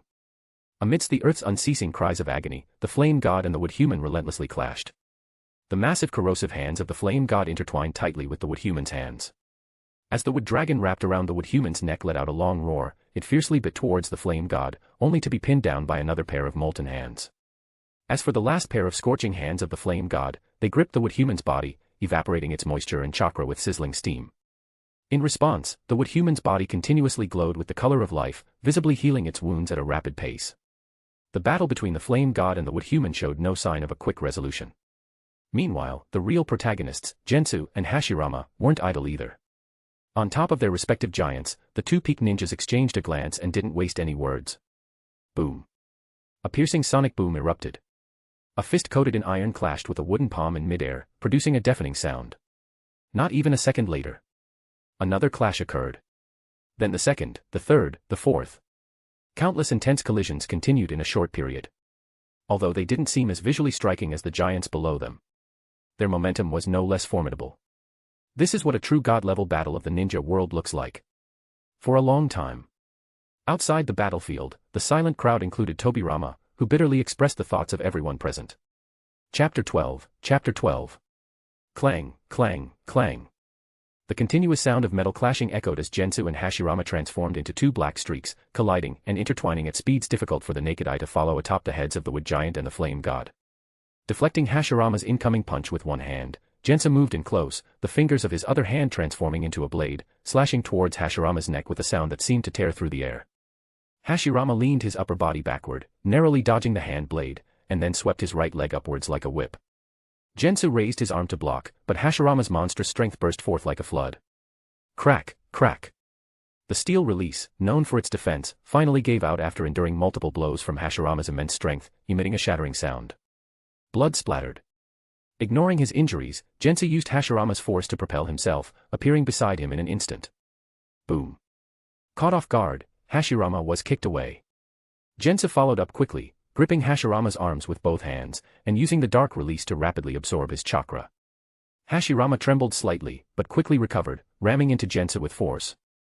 Not being greedy, Gensu twisted his waist, leveraging his strength to throw Hashirama away. Sizzle. The chakra absorbed from Hashirama started to work within Gensu's body. In the blink of an eye, the wounds that had just bled were fully healed. As expected of Hashirama, and this is just his regular chakra. If it were Sage Chakra, the effect would be even more pronounced. Gensa glanced at Hashirama, who had stabilized himself not far away and seemed unscathed, and sighed inwardly. Of course, if it were Sage Chakra, he wouldn't dare to absorb it. While Dark Release was impressive, it couldn't compare to the Rinnegan. The Rinnegan could absorb Sage Chakra without issue, but the Dark Release would cause one's body to be destroyed by the rampant natural energy if absorbed. Additionally, despite absorbing a large amount of chakra from Hashirama, which would leave anyone else severely weakened, Hashirama remained as vigorous as ever. For Hashirama, what was a large amount of chakra to others was just a drop in the bucket. His lost chakra was replenished quickly. The sage body is truly cheating. Seeing Hashirama charging at him with undiminished vigor, Gensa sighed, his eyes sharpening as he rushed to meet him. The grand battle continued. The flame god and the wood giant, resembling deities and demons in a mythical era, clashed fiercely with simple punches and kicks, yet each strike was intensely dangerous and destructive, turning the surrounding landscape upside down. The battle between Gensu and Hashirama didn't stop either. As time passed, their battlefield extended from the heads of the two giants to the pockmarked plains below. Wood Release, Advent of a World of Flowering Trees. Hashirama unleashed his signature jutsu once more. Though Gensu was now panting heavily, he responded swiftly and skillfully. Seeing that the advent of a world of flowering trees couldn't subdue Gensu, Hashirama crossed his fingers and shouted again. Wood Release, Advent of a World of Flowering Trees. Vines rapidly grew out. Among them, giant flowers, larger than houses, rose up, their petals closed. Seeing the giant flowers about to bloom, Gensu's expression changed dramatically. Once the flowers bloomed, their pollen would be released, causing anyone who inhaled it to faint. Both Madara during the Warring States period and the Five Kage in the future knew this well. I can't let these flowers bloom. Gensu's expression hardened, and he pressed his hands together in front of him. Dust Release, Detachment of the Primitive World Technique. A semi-transparent cube appeared in Gensu's hands. With a push, the fist-sized cube rapidly expanded, enveloping the entire world of flowering trees. There was no explosion, no tremor. As if an eraser had wiped a blackboard clean, a blinding white light flashed, and the vast world of flowering trees vanished without a trace, leaving only a cracked, dry land. Time seemed to freeze. Outside the battlefield, this time it was Tobirama's turn to look deeply at the future second Tsuchikage, Mu. Not only him, but everyone present, including the first Tsuchikage, Ishikawa, turned to Mu after witnessing the devastating white light from Gensu's hand. Dust Release. Before this, Mu was the only one in the entire ninja world who could use it. Mu, who had also been shocked into silence, saw himself become the center of attention and could only smile wryly and shake his head. It's not surprising for someone who can develop so many Keki to also develop dust release. His dust release is far superior to mine. Though Mu had developed dust release, its power was far less than what Jensa had just demonstrated. Despite the shock, his heart was full of admiration and longing. Mu's explanation was accepted by everyone. There was no way he could have personally taught Gensu. But this deepened everyone's impression of Jensa's talent. Ranking by the word blood, bloodline selection was above bloodline elimination, which was above Keki. Jensu had not achieved bloodline selection, but after developing so many Keki, he had mastered bloodline elimination. After all, if Mu and Inoki could master bloodline elimination, how could Gensu, with his superior talent, not? This was the most powerful jutsu he had mastered so far. Combining everything, Gensu's power was fully demonstrated. Even with other miscellaneous abilities and secret techniques, they would not have much effect against the formidable Hashirama. Dust release, detachment of the primitive world technique. Another conical semi-transparent barrier shot out from Gensu's hand, aimed directly at Hashirama not far away. Knowing its immense power, Hashirama didn't try to block it. He leaped away swiftly. Though he dodged, the massive wood giant behind him couldn't. Under Gensu's precise aim, the dust release engulfed the wood giant's head in white light. Without any resistance, the wood giant's head disintegrated into atomic particles. Strike while the iron is hot. The flame god roared, steam billowing from its body, and its 6 arms exerted force. In the end, the headless wood giant collapsed and couldn't rise again. Chapter 13. Wood splinters flew as the glory of the wood release collapsed. Jensa did not relax at all. At this moment, Hashirama, whose feet had just touched the ground again, glanced at the fallen wooden giant before finally focusing on Gensu. There's no other way, he said calmly, bringing his hands together in a prayer gesture. It was like the calm before the storm. Gensu looked on with a grave expression. The next second. Sage art. With a loud shout, an aura far stronger than before erupted from Hashirama. Dark red markings instantly spread across his eyes, with a target-like mark appearing on his forehead, and the pupils of his eyes turning from black to yellow. This was Sage mode. But it didn't end there. With the markings of a sage on his face, Hashirama raised his head, the vast ocean of sage chakra within him surging fiercely. Pressing his hands together even more forcefully, he shouted once again. Sage art, would release, true several thousand hands. Boom, boom, boom. The rumbling that followed was several dozen times more intense than all the previous battles combined. Like an earthquake, as Jensa steadied himself, he saw, under the astonished gaze of everyone outside the battlefield, a gigantic Buddha statue with thousands of arms rising from the ground. The size of the wooden giant and the flame god was already enough to awe people. But now, the flame god, which had seemed like a god or demon, appeared like a mere toy in front of the true several thousand hands Buddha. Even though he had seen this in the anime, witnessing it firsthand, seeing this Buddha statue that seemed to connect heaven and earth, Jensa couldn't help but show an expression of sheer astonishment. Is this really achievable by a human? He was not alone. Ishikawa, Reto, and others, who had seen the scene many times during the Warring States period, were filled with deep memories and lingering fear. This is what it means to be the god of Shinobi who pacified the Warring States. This scene exemplified that title. Soon, Hashirama's shout broke the silence of the battlefield. Standing atop the true several thousand hands Buddha, he shouted at Gensu. I'm coming, Gensu. I hope you never come. Gensu's mouth twitched. After fighting Hashirama for so long, he had started to gain some confidence. But now, with Hashirama fully unleashing his power, Jensa felt his newly kindled hope snuffing out. As expected. Sage art, would release, true several thousand hands, top transformed Buddha. With an earth-shaking roar, Hashirama, standing on the Buddha statue like the Sage of Six Paths, launched his most powerful attack. The flame god struggled in defiance. But just like the full-bodied nine-tails under the Buddha statue's assault, several massive wooden hands from the true several thousand hands easily swatted the flame god aside, ultimately grasping it in one hand. So unfair. Unable to withstand the top-transformed Buddha's assault, Jensa dodged narrowly and exclaimed in frustration. The flame god, which could contend with the wooden giant and complete Susanoo, couldn't withstand a few rounds under the true several thousand hands, top-transformed Buddha. The same applied to the nine-tails. Even the full-bodied nine-tails, superior to the other eight-tailed beasts, was easily subdued by the true several thousand hands. Jensa found it hard to imagine what it would look like if the true several thousand hands faced the 10 tails. Though Hashirama wasn't at the 6 paths level, under the true several thousand hands, top-transformed Buddha, Jensa felt that Hashirama was even more formidable. The flame god soon met its demise. From that moment on, Jensa felt like Sun Wukong facing the Buddha's palm, with nowhere to escape as more and more wooden arms targeted him. I read it, so good piece of work. Highly recommended if you have time. Dust Release, detachment of the primitive world technique. With no way to dodge, Jensa used Dust Release again. But this time, the effect was limited. He only managed to destroy a dozen wooden arms. Before he could even catch his breath, more wooden arms extended from the thousand-armed Buddha, giving Jensa no respite as they aimed to crush him with every strike. Farewell, Gensu. Seeing Jensa below, whose aura was waning and who was covered in wounds, Hashirama bid his final respectful and regretful goodbye. He pointed his hand, and another batch of wooden arms extended from the thousand-armed Buddha, intending to end Jensa's life. Farewell. Severely injured and with only a tenth of his strength left, Jensa looked up at the massive wooden hands covering his entire view and smiled faintly, whispering in a tone Hashirama couldn't hear. Not farewell, but see you later, Hashirama. From the moment the Five Kage had unfairly ambushed him, Jensa had foreseen his fate.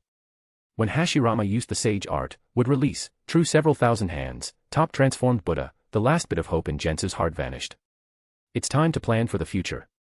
Jensa looked around at his blood scattered from severe injuries, took one last look at this world, and just before the final blow of the true several thousand hands, he made a special hand seal. Forbidden technique, breath of eternal sleep. Mysterious black symbols appeared all over his body, connecting into a continuous stream, forming a black membrane that covered him. Time seemed to freeze, the wounds on Jensa's body stopped bleeding, his boiling chakra calmed, and his racing heart quieted down. His body's vitality was fixed in place. But as a price, Jensa's soul began to dissipate rapidly. Look forward to our future meeting. Leaving this final statement, Jensa's aura completely vanished. His body, wrapped in the black membrane, sank into the ground, blending perfectly with the surroundings, leaving no trace. Boom. The final blow from the true several thousand hands struck. A massive crater formed. It's over. In sage mode, sensing that Jensa's aura had truly disappeared, Hashirama let out a deep breath and dispersed the true several thousand hands. Even with the sage body, he couldn't hide his exhaustion, breathing heavily. This battle had been as taxing as his fight with Madara years ago. Big brother. A figure arrived at high speed. It was Tobirama. He looked around and asked, "Is Jensa dead?" Hashirama straightened up and nodded. Feigning death wouldn't escape his sage mode perception. Tobirama wasn't surprised and asked again. "Where is Jensa's body?" Hashirama shook his head. "Jensa was too strong. I couldn't hold back." "I see." Tobirama felt a bit regretful. Fortunately, there were plenty of Jensa's blood cells on the battlefield, which could still be studied. Hashirama, seemingly aware of his brother's thoughts, solemnly instructed, "Gather Jensa's remains and return them to the Hagoromo clan. He deserves that respect." "Big brother, you." Tobirama started to protest, but his ear twitched. He took a step forward, subtly positioning himself protectively in front of the exhausted Hashirama. At that moment, several figures arrived. It was Reto, A, and the others from the 4 great ninja villages. Gensu is finally dead. Seeing the scene, the 3 Kage, Reto, A, and Ishikawa, expressed their complex feelings. A formidable enemy had fallen. But another still loomed over them like a shadow. Fortunately, this one had no grand ambitions. Everything seemed to be moving in a positive direction. Then, let's celebrate the arrival of the era of peace. First Kazekage Reto, first Reikage, first Tsuchikage Ishikawa, and the newly inaugurated second Mizukage Hozuki Gungetsu all extended their hands. Peace, huh? Hashirama sighed and extended his hand as well. Finally, the leaders of the 5 great ninja villages clasped hands, symbolizing the dawn of a new era of peace. This was the wish of all who had survived the Warring States period. It seemed, it had truly come true. One day later. The battlefield, now a valley instead of a plain, had just settled down when an old visitor arrived. Is there really no trace left? Tobirama stroked his chin, surveying the surroundings. After an hour, he emerged from underground, frowning and shaking his head. Still no findings. Jensa's body was indeed thoroughly destroyed. Fortunately, his trip wasn't in vain, as he collected some of Jensa's remaining cells. With his brother not around, he could finally study the men who rivaled gods thoroughly. In good spirits, Tobirama left. Tobirama's arrival was just the beginning. The body of a ninja, even a single cell, contained valuable information about their life. Not only Tobirama but others across the ninja world were interested in Jensa's body, leading to a continuous stream of visitors to the valley. Years later, a proud and powerful man arrived, but unlike the others, he didn't dig for anything. He simply glanced around before snorting and leaving. Decades later, a pale man with a serpentine appearance extended a blood-red tongue, his golden pupils filled with excitement as he surveyed the area. The one who rivaled gods, don't disappoint me. And so, a new chapter began. Chapter 14, Chapter 14. Konoha Year 60. The smoke of the Third Great Ninja War had long dissipated, and in this era of peace, children played ninja games excitedly, dreaming of becoming the next Hokage when they grew up. The Hidden Leaf Village. Compared to its early days 60 years ago, it had changed dramatically. The increasingly bustling streets and buildings were just the beginning. On the Hokage Rock, 3 new faces had joined the lone visage of Hashirama. Below the rock, the former residences of the Senju and Uchiha clans were gone. The 2 founding clans of Konoha had dwindled to a few members, such as Tsunade and Sasuke. The villagers didn't care about past glories and histories. To them, the Third Hokage was the strongest Hokage Konoha had ever had. The once established facts had become unrecognizable after being eroded by time and obscured by layers of cover-ups. Only those who had lived through that era would laugh and shake their heads upon hearing today's wild claims. But what did it matter? They were just remnants of a bygone era. The times moved forward, and past glories, no matter how magnificent, had been swept into the dustbin of history, no longer influencing the present. The current era belonged to the new generation.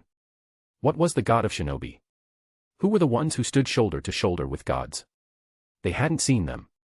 They had witnessed the Third Hokage, the ninjutsu professor, lead Konoha to victory in the unprecedentedly intense First, Second, and Third Great Ninja Wars. They had seen the legendary 3 Sannin, who had contracts with the 3 great sacred places. They had witnessed the speed of the Yellow Flash, who could contend with the A and B duo. What?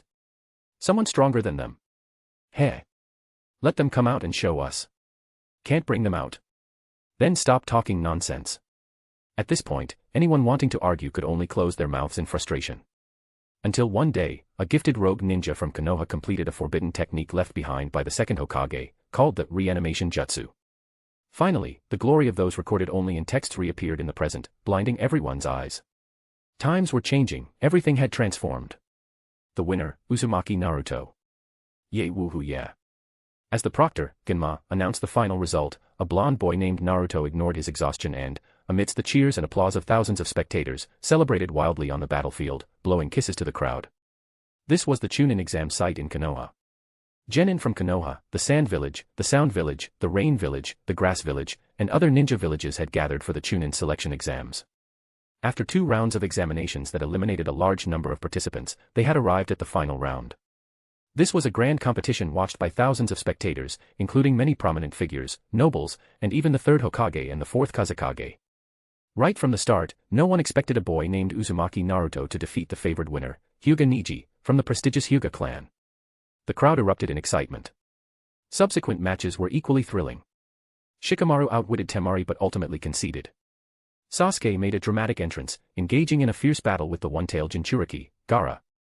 But none of this was as shocking as the moment when feathers from the Nirvana Temple technique began to fall, and the 4th Kazekage placed a kunai at the neck of the 3rd Hokage, Hiruzen, declaring the start of the plan to destroy Konoha. Boom. Boom.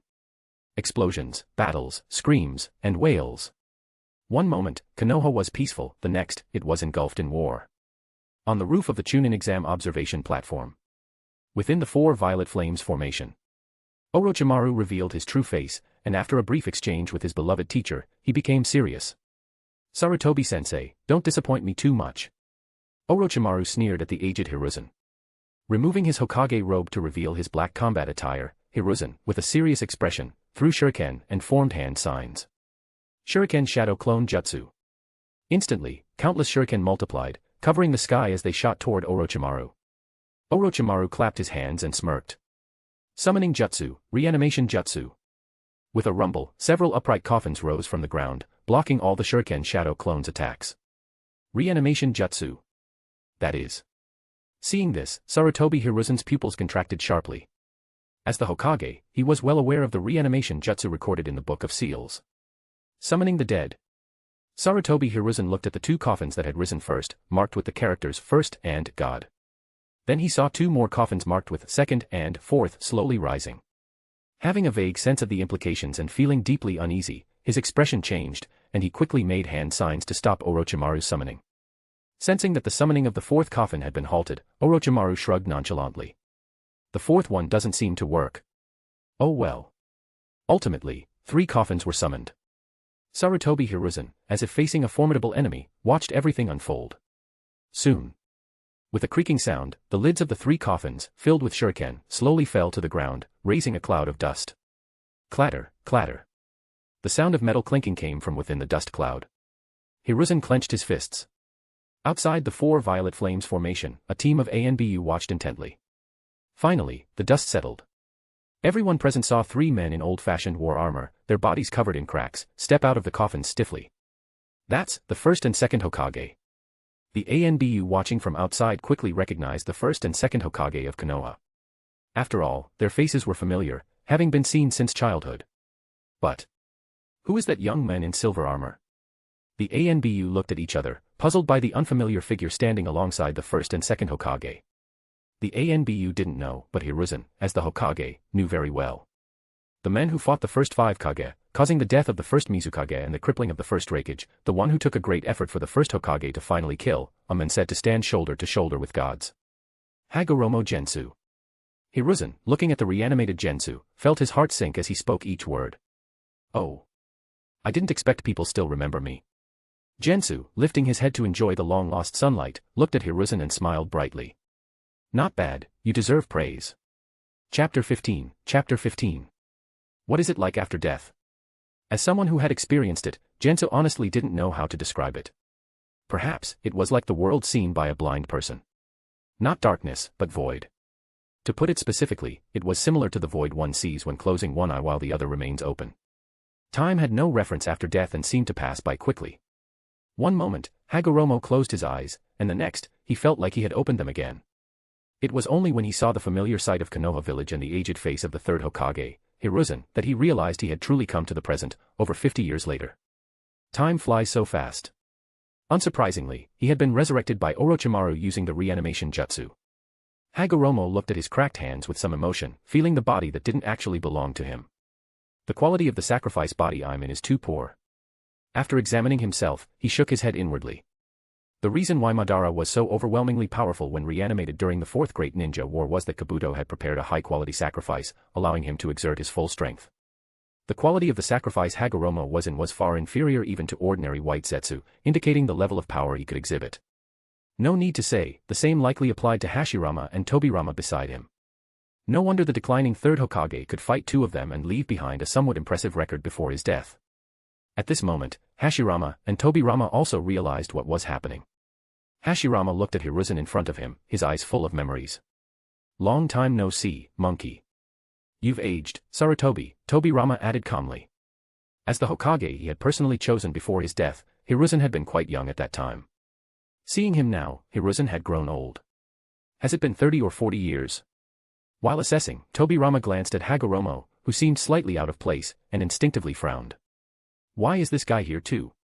Facing the two former leaders of Konoha, whom he respected deeply, Hiruzen felt both nostalgic and guilty. He said, I never expected to see the two of you in such circumstances. I'm sorry for disturbing your eternal rest. Reanimation jutsu, huh? Tobirama had already figured out the situation and turned to look at Orochimaru behind him, saying coldly, is this young man the one who used the forbidden technique to summon us?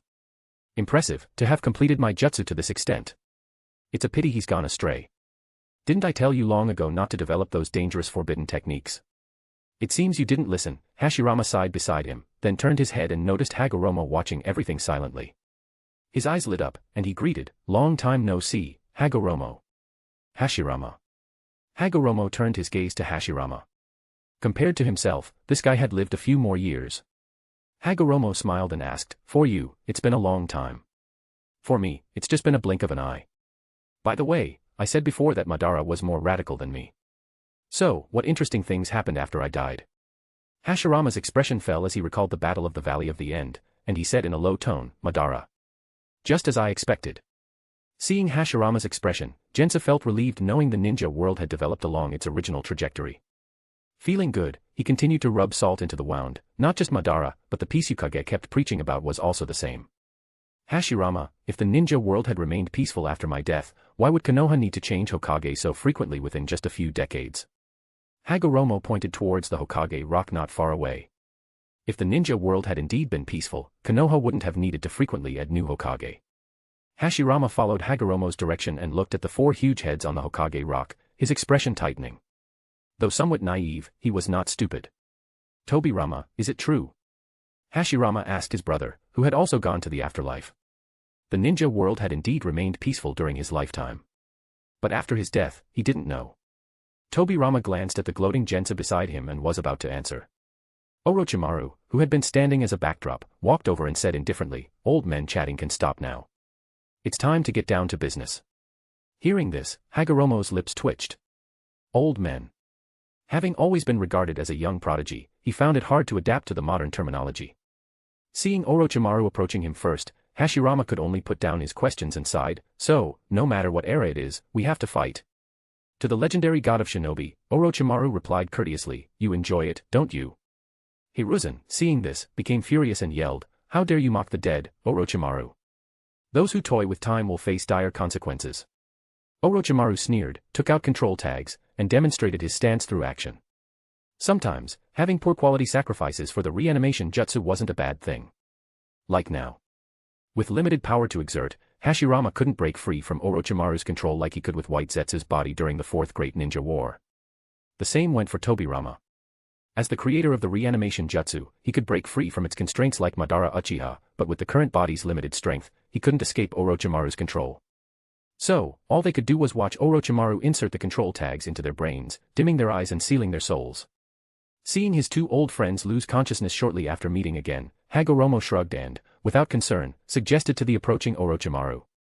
"You're Orochimaru, right? Since you know who I am, you should understand I'm different from these two. No need to control me, I'm quite willing to help destroy Konoha." Though unable to break free from the reanimation jutsu's constraints, Hagoromo had backup plans. He didn't mind negotiating and cooperating with Orochimaru. After all, an aware reanimation was far more powerful than one with suppressed consciousness. Hearing this, Orochimaru extended his long tongue, examining the legendary man before him who stood shoulder to shoulder with gods, the most talented men who had ever existed. Such a famous figure, unlike the others he had summoned from the afterlife who constantly berated him for desecrating them, seemed willing to join his side. How interesting, old men. Chapter 16. To Jensu's surprise, Orochimaru decisively rejected the proposal for cooperation.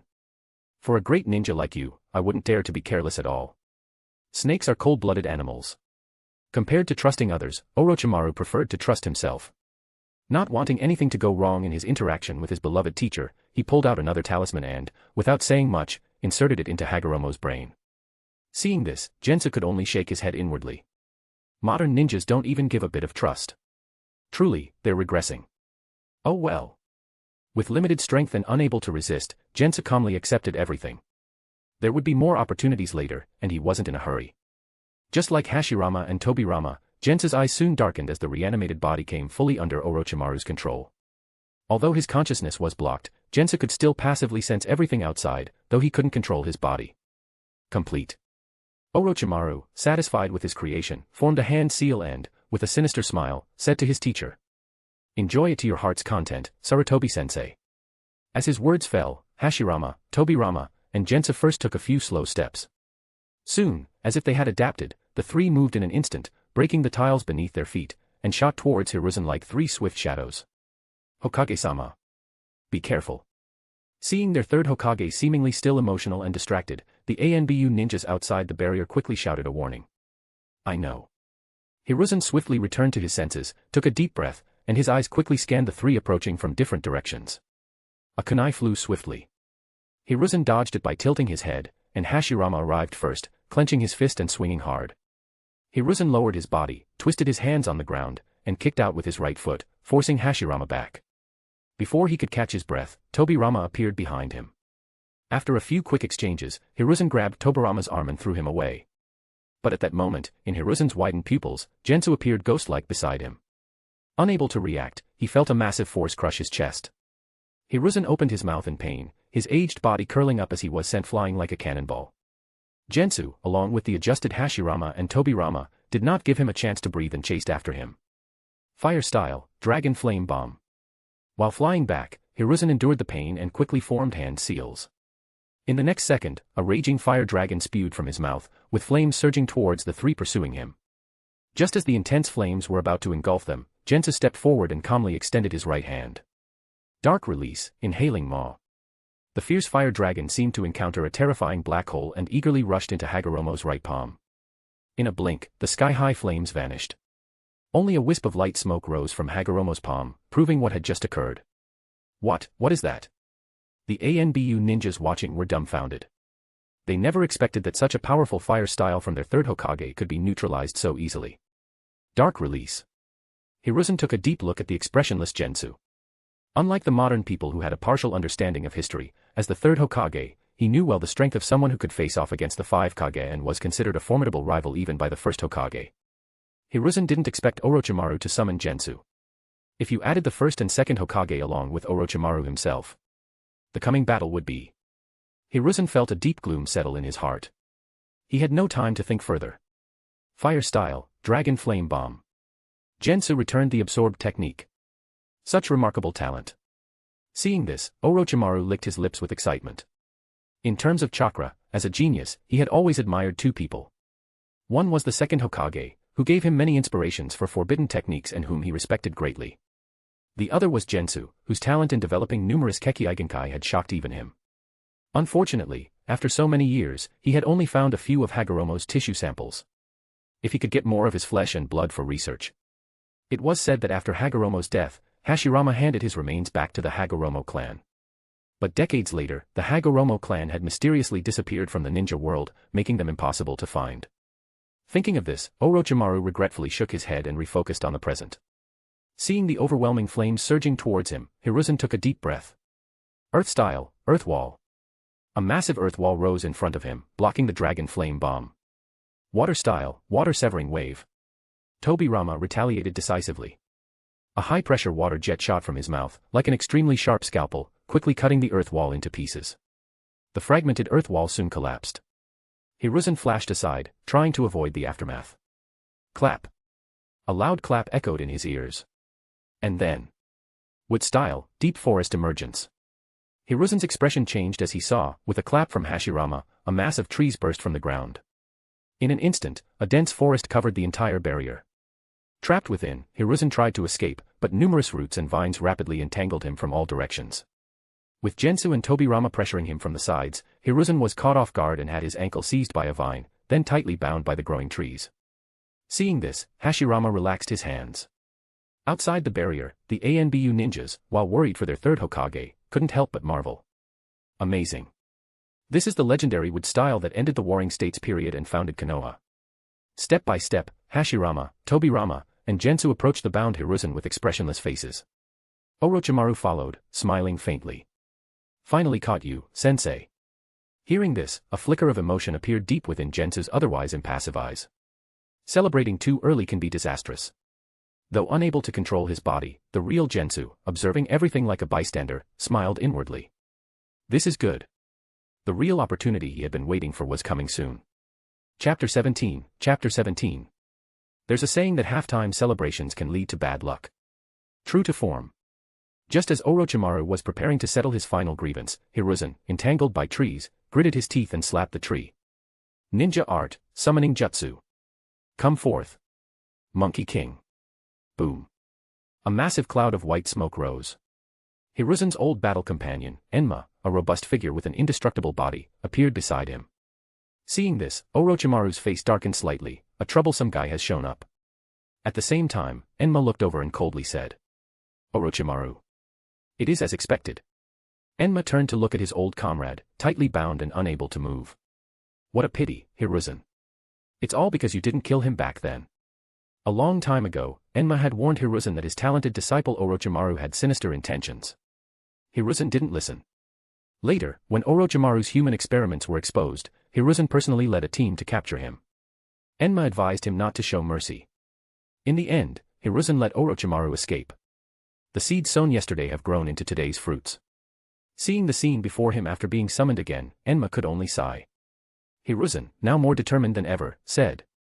This time, I will completely resolve him. Is that so? It's already too late. Despite saying this, Enma transformed into the adamantine staff at Hiruzen's request. Stop him. Orochimaru ordered, his face changing. But it was too late. Effortlessly, Enma knocked away the two senju with a bang and transformed into the adamantine staff.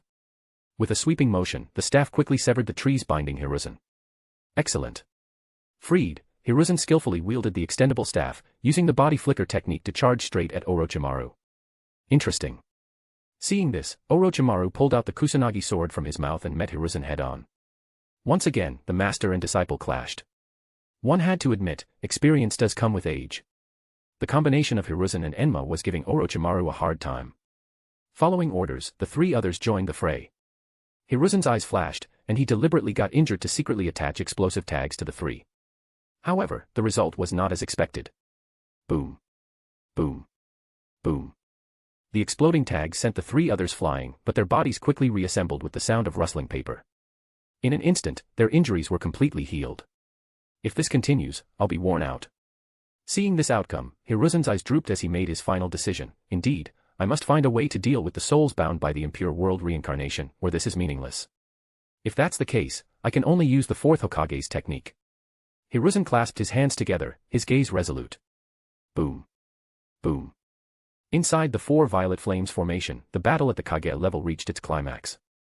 Outside the barrier, the battle in the village of Konoha also intensified. 15, 16, 17. I'm already at 20. As expected of my eternal rival, Kakashi. I must keep up. 18, 19. At the Chunin exam venue, after sending Naruto and others on a long-awaited S-rank mission, the elite Jonin, Kakashi, and Guy, stayed behind, fighting the invading sand and sound ninja to protect the unconscious spectators. Of course, they had another purpose. The moment the four violet flames formation was broken, they would immediately join the fight alongside the third Hokage. Orochimaru. Kakashi kicked a sand ninja away and glanced at the barrier. With his Sharingan's extraordinary insight, he could vaguely see inside. Though his expression remained unchanged, he was extremely anxious. The third Hokage is old, continuing this fight will only become more dangerous for him. Especially since his enemies are not just Orochimaru. That's the first Hokage and the second Hokage. Who is the third person? To be summoned along with the first and second Hokage, they must not be underestimated. Has the barrier not been broken yet? Kakashi shook his head, a sense of foreboding rising in his heart. Inside the barrier, another unexpected event occurred. Just as Hiruzen was about to act, Orochimaru suddenly transformed into a snake, nearly blinding him. Realizing his disciple had completed the ghastly and evil living corpse reincarnation technique, Hiruzen's resolve strengthened. Orochimaru. I will bury you completely to atone for my past mistakes. Orochimaru, now wearing his original face, chuckled hoarsely, it's too late. Hiruzen took a final deep look at Orochimaru and formed hand seals, shadow clone jutsu. Boom. Boom. Boom. 3 shadow clones appeared around him. Why use shadow clones? This will only disperse your limited chakra. An observing Umbu ninja was puzzled. Orochimaru laughed, it seems you've truly aged, sensei, rushing to end your own life. Only Gensu, silently watching, and Enma, familiar with Hiruzen, knew what was about to happen. Hiruzen, you. Enma, in his staff form, spoke with shock and sorrow. Seeing the hand seals his old friend was forming, Enma knew what they meant. Rat ox monkey rabbit boar horse tiger. Hiruzen clasped his hands together. A spectral image of the death god, visible only to the caster, appeared behind Hiruzen. Unaware of what technique Hiruzen was about to perform, Orochimaru, confident of his victory, said, it's too late no matter what you do. I've won, and Konoha will fall. Genjutsu, bringer of darkness technique.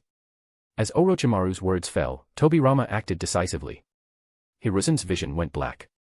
In the next second. Boom. Boom. Boom. Attacks from Hashirama and Jensa struck him like a tide. Hiruzen endured the pain, defending as best he could while responding to Orochimaru's taunts about Konoha and the Hokage. Finally. In the last moment of his life, Hiruzen, who had preached the will of fire countless times, welcomed the arrival of the death god. Everything was ready. Hiruzen did not hesitate any longer. I am the man who inherited the will of the first and second Hokage. I am the third Hokage of Konoha. No matter how you covet Konoha, Orochimaru, I am the new Hokage who inherits my will continue to protect this village. Right, fourth Hokage. With this thought in mind, Hiruzen formed the final seal. Orochimaru, next, I will show you Konoha's secret technique you've never seen before. Face your end.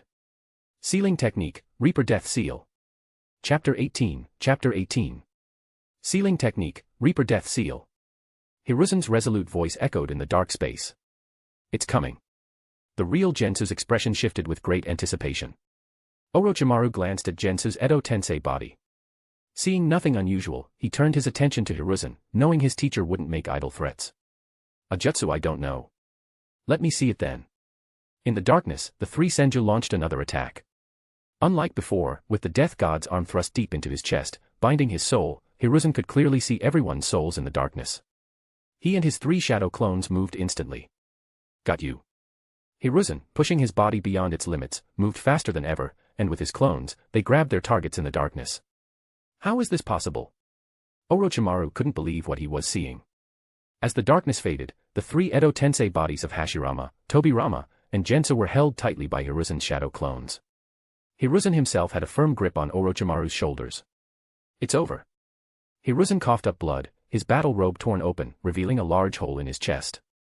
In his sight, visible only to him, the death god's arm that had pierced his chest continued forward, reaching into Orochimaru and the 3 Edo Tensei bodies. With a pull, the souls of Orochimaru, Hashirama, Tobirama, and Jensa began to be drawn out from their bodies. What is this feeling? It's bad. Although Orochimaru couldn't see what was happening, the intense crisis emanating from his soul was a warning. Knowing the dire consequences, he struggled desperately. But before the death god and Hiruzen's unwavering determination, his soul was still being pulled out bit by bit. Unlike Orochimaru's fierce resistance, Hashirama and Tobirama remained calm as their souls were extracted by the death god. Their minds clear, they did not resist, allowing the death god to pull their souls from their Edo Tensei bodies. They even apologized to Hiruzen. Sorry, monkey. Apologies, Hiruzen. Hiruzen closed his eyes, equally apologetic. Being devoured and permanently sealed by the death god was agonizing. If he could avoid it, he wouldn't choose this path. But given the circumstances, he had no choice. First Hokage. Second Hokage. Please forgive. Hiruzen's apology was abruptly interrupted by an unexpected voice. Hey, how touching. Hiruzen's eyes widened. At the same time, Hashirama and Tobirama, about to be sealed, quickly turned their heads. The voice belonged to Gensu, who was smiling brightly and waving at them. Unlike Hashirama and Tobirama, whose souls were easily extracted by the death god, Gensu was still resisting. Even compared to Orochimaru, he seemed more at ease. After all, the former faced the true death god, while Jensa dealt only with the power of a shadow clone. You. How? Hiruzen looked at Gensu in shock. He hadn't expected such a critical flaw in his plan. Orochimaru was equally surprised. If there was a flaw in Edo Tensei, it was that it couldn't resist sealing techniques and soul-targeting jutsu. Yet, not only did Jensa resist the death god's attack, but Orochimaru also found he couldn't control him anymore.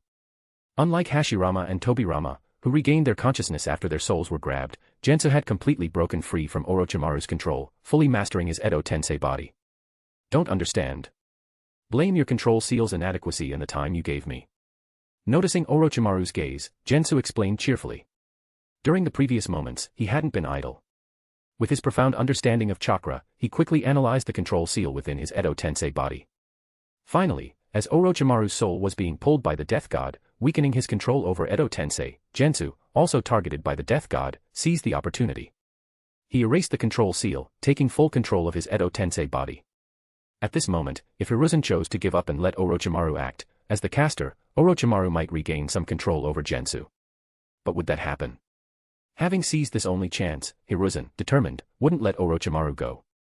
Knowing Orochimaru had become a monster seeking immortality by consuming others' bodies, and himself merely a dead man resurrected by Edo Tensei, it was clear who was more dangerous. As expected.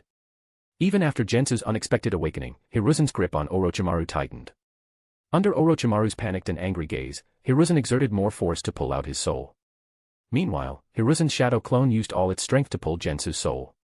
Gensu, we are already dead, let's not disturb the living anymore. Hashirama, fully aware of Gensu's capabilities, advised. Gensu, looking at his old friend about to be swallowed by the death god, smiled faintly. I have no interest in suffering in the death god's belly. Besides, Hashirama, you've lived long enough. I haven't had my fill of life. With this heaven-sent opportunity, not seizing it would be foolish. Gensu, you. Hashirama wanted to say more, but Tobirama interrupted. Brother, it's useless. Tobirama stared at Gensu, expressionless. You planned this from the moment you were summoned by Edo Tensei, didn't you? Guess. Gensu smiled at Tobirama. Ignoring Gensu, Tobirama turned to Hiruzen with unprecedented seriousness. Hiruzen, finish Gensu with all your might. Don't let him escape. Only those from the same era truly understood Gensu's power and terror. Even in his Edo Tensei state, such a person couldn't be judged by common sense. Given more time, the ninja world would face unprecedented changes. In comparison, Orochimaru, who caused more damage to Konoha, was insignificant. Sadly.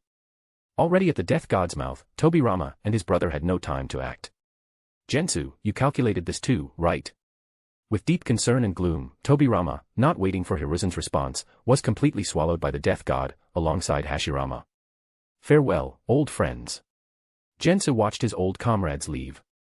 Finally, reborn, he looked towards the new era, clenched his 5 fingers, and declared calmly. This era belongs to me. Chapter 19, Chapter 19. Times change, and the remnants of the old era find it hard to adapt to the rapid currents of the new era. But this did not include Gensu. Compared to the end of the Warring States period, the rapid development in various fields, especially technology similar to his past life, made the ninja world of today even more appealing to him. This era should belong to him. Don't you agree, useless system? Jensa spoke to his system in his mind. Please complete the novice mission as soon as possible. The familiar prompt sounded again. Decades had passed, yet even after his death and resurrection, not fully reborn, the system still diligently issued tasks to him. One had to admit, this system was really something, bound to him even in death, with no flexibility whatsoever. Just like the novice mission that had disheartened him back then, it was still listed on the system page. However, with Naruto Uzumaki around in this era, he could finally tackle the mission. System, what year is it? Jensa confirmed once again. Konoha year 60. Good, this time it got it right without extending the timeline by several decades. Satisfied, Jensa returned to reality. The novice mission wasn't urgent for now. The key thing now was to leave here and achieve true rebirth. Jensa looked at the shadow clone of Hiruzen before him, who was strenuously maintaining the Reaper Death Seal, trying to seal his soul.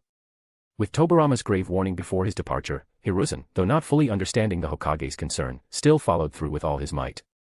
For Konoha, for everyone, I will give my life to seal you completely. The shadow clone of Hiruzen shouted. Jensa was speechless. Old man, don't lump me in with that snake-like guy, making me out to be some heinous villain. I haven't even stepped on a single ant in Konoha, so why the call for my head? It was the same last time. He had done nothing, yet the Five Kage ambushed him out of nowhere. His life had indeed been difficult. Listening to Jensa's explanation, Hiruzen had a moment of hesitation. Setting aside the somewhat jarring old man term. Technically speaking, like the 2 Hokage, Jensa was forcibly summoned here, and the previous battles couldn't be blamed on him. However, seeing Gensu unexpectedly break free from Orochimaru's control and resist the Reaper Death Seal, clearly having his own intentions, and knowing he died at the hands of the first Hokage, Hiruzen's eyes hardened. Such a person, feared deeply by both the first and second Hokage, could not be allowed to escape. With a firm resolve shaped by the stories of Gensu's genius from his youth, Hiruzen responded resolutely.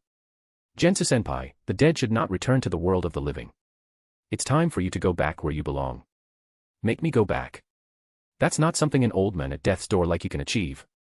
Still convinced he was a 24-year-old youth, Jensa was displeased with being called senpai by Hiruzen. Fortunately, he wouldn't have to listen to him any longer. Jensu's lips curled into a smile. At the same time, the shadow clone of Hiruzen before him changed expression, you. During their exchange, the battle for Gensu's soul under the Reaper Death Seal continued. Originally, Hiruzen's shadow clone had pulled Gensu's soul partially out of his Edo Tensei body. But now, he suddenly found a powerful resistance not only hindering his jutsu but also watching as Gensu's soul slowly retracted back into his body. You think I was chatting with you out of post-death boredom? Jensa said with a faint smile at the shadow clone of Hiruzen. I was just buying time to adapt to this new body and to understand the infamous Reaper Death Seal. With these words, Jensa's body trembled, and the shadow clone's hands gripping his shoulders were suddenly repelled. If it were your real body, I might have had a hard time breaking free from the Reaper Death Seal. But a shadow clone? Ha! Jensa pointed a finger, and the shocked shadow clone of Hiruzen dissipated with a poof into white smoke. Feeling the shadow clone dissipate, Hiruzen, tightly entangled with Orochimaru, changed expression. This is bad. Conversely, Orochimaru, who had looked grim, now revealed a hint of joy, quickly suggesting to Gensu, Gensu-senpai, let's kill Hiruzen together. Once the third Hokage is gone, Konoha will be leaderless and will face inevitable destruction. This is the outcome you desire, isn't it? Orochimaru was well aware of the conflicts between Gensu, Hashirama, and the Konoha led by Hashirama. He believed Gensu would be interested in his plan to destroy Konoha. However, what happened next took Orochimaru by surprise. Freed and unobstructed, Gensu didn't move to attack but instead folded his arms and cheerfully watched, saying, no rush. It's rare to witness such a dramatic showdown between teacher and student. I'd like to see who wins in the end. Carry on, don't mind me. Gensu hadn't forgotten that Orochimaru was the caster of Edo Tensei. To avoid unnecessary surprises, he had no interest in helping Orochimaru. With his current strength unable to break the four violet flames formation immediately, he decided to sit back and watch this famous Hokage battle. Seeing Jensa watching like he was munching on sunflower seeds, Orochimaru's expression froze. Then, feeling his soul being pulled out again by Hiruzen, his expression grew uglier. Damn old man. Damn Hiruzen-sensei. Can't use ninjutsu, and my body is restricted. Seeing the massive death god behind Hiruzen, Orochimaru showed a rare sign of panic. With Jensa unreliable, he could only struggle on his own. Hiruzen, though persistent, was already heavily drained and had little strength left. More crucially, Jensa was lurking nearby like a ticking time bomb. Though Jensa claimed he wouldn't interfere, having a time bomb nearby was unsettling. To prevent any accidents, he had to act quickly. This is the only way. Unable to resolve Jensa was a given reality. Orochimaru's soul wasn't fully extracted either. Time was running out. There was no other choice. Hiruzen took a deep breath, looking at his former student, now shrouded in darkness and cruelty, unrecognizable from his youth, and said in a deep voice. Orochimaru. Chapter 20. Orochimaru, your ambition ends here. As Hiruzen spoke, the death god behind him moved, drawing a ninja blade from its mouth. Sensing something terribly wrong, Orochimaru's face tightened as he retorted. No. My ambition will never cease. He pulled harder at his soul, but it was too late. With a calm expression, Hiruzen raised his voice as the death god's blade swung down. Orochimaru, you are obsessed with ninjutsu, wasting it. The most fitting punishment for you is for me to take away all the ninjutsu you possess. Could it be? Orochimaru's face twisted, his voice sharp, stop. Seal. At Hiruzen's command, the death god's blade slashed down without any obstruction, severing the portion of Orochimaru's soul belonging to his hands, sealing it into Hiruzen's body. No. Orochimaru could only watch as his hands turned black and purple before falling limp. With his last breath, Hiruzen looked at him and said softly, now your hands can't form seals. Without your hands, you can't perform ninjutsu. Your plan to destroy Konoha has failed. You old fool. Give me back my hands. Orochimaru, unable to perform ninjutsu with his hands sealed, screamed in rage. You've grown foolish, Orochimaru. Hiruzen smiled. Though I regret not taking you with me, my disciple, we will meet again in the next world. And Jensa-senpai. Hiruzen struggled to turn his head, looking at Jensa with memories flooding his eyes. Since childhood, the elders in my family used you as an inspiration for us. As a man who stands shoulder to shoulder with gods, I don't know your true intentions. But Hiruzen's eyes shone with unprecedented brilliance. He looked directly at Jensu and said finally. Where the leaves dance, the fire burns eternally. When we old generation die, there will always be new ones to take over our tasks. No matter your intentions, I believe Konoha's younger generation will face you fearlessly. Jensa-senpai, I'll wait for you in our world. With these words, Hiruzen finally closed his eyes. Thus, in Konoha year 60, the third Hokage, Hiruzen, passed away at the age of 69.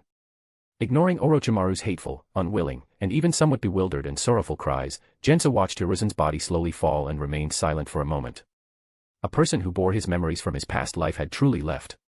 What surprised him was Hiruzen's speech about the will of fire before his death. Was it a message not to underestimate the current Konoha shinobi? Even without a Hokage, there would always be outstanding people to fulfill their duties. Such rare spirit. Despite the problems during Hiruzen's rule, he truly fulfilled his responsibilities as Hokage at this moment. But why did everyone see him as a great villain? Is it wrong to seize any chance to survive? And why do they keep calling him senpai? He never considered himself old. In fact, Hiruzen had seen more years than he had lived. Jensa sighed, reflecting on the difficulties of life. Glancing over Hiruzen's body, Jensa turned his attention to the now rapidly recovering Orochimaru. With his hands unable to form seals, Orochimaru no longer posed any threat to him. This was why he had patiently waited for Hiruzen to use the Reaper Death Seal. What's wrong? Not taking out your anger on your teacher's corpse. Noticing Orochimaru staring at Hiruzen's body, Jensa smirked. There's no point in wasting time on the dead, came the raspy reply. Orochimaru was a smart man. Understanding his current state and wary of Jensu, Orochimaru knew that without the control of Edo Tensei, they had no direct conflict. Jensu had meticulously taken control of himself, clearly not intending to return to the afterlife just to glance at the living world. Orochimaru had no problem with stirring the calm waters of the ninja world. In fact, the greater the turmoil, the more he relished it.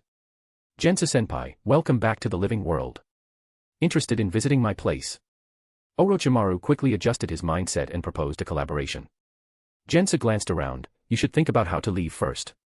Jensa's primary goal in returning to the living world was to reclaim his body, necessary for his resurrection.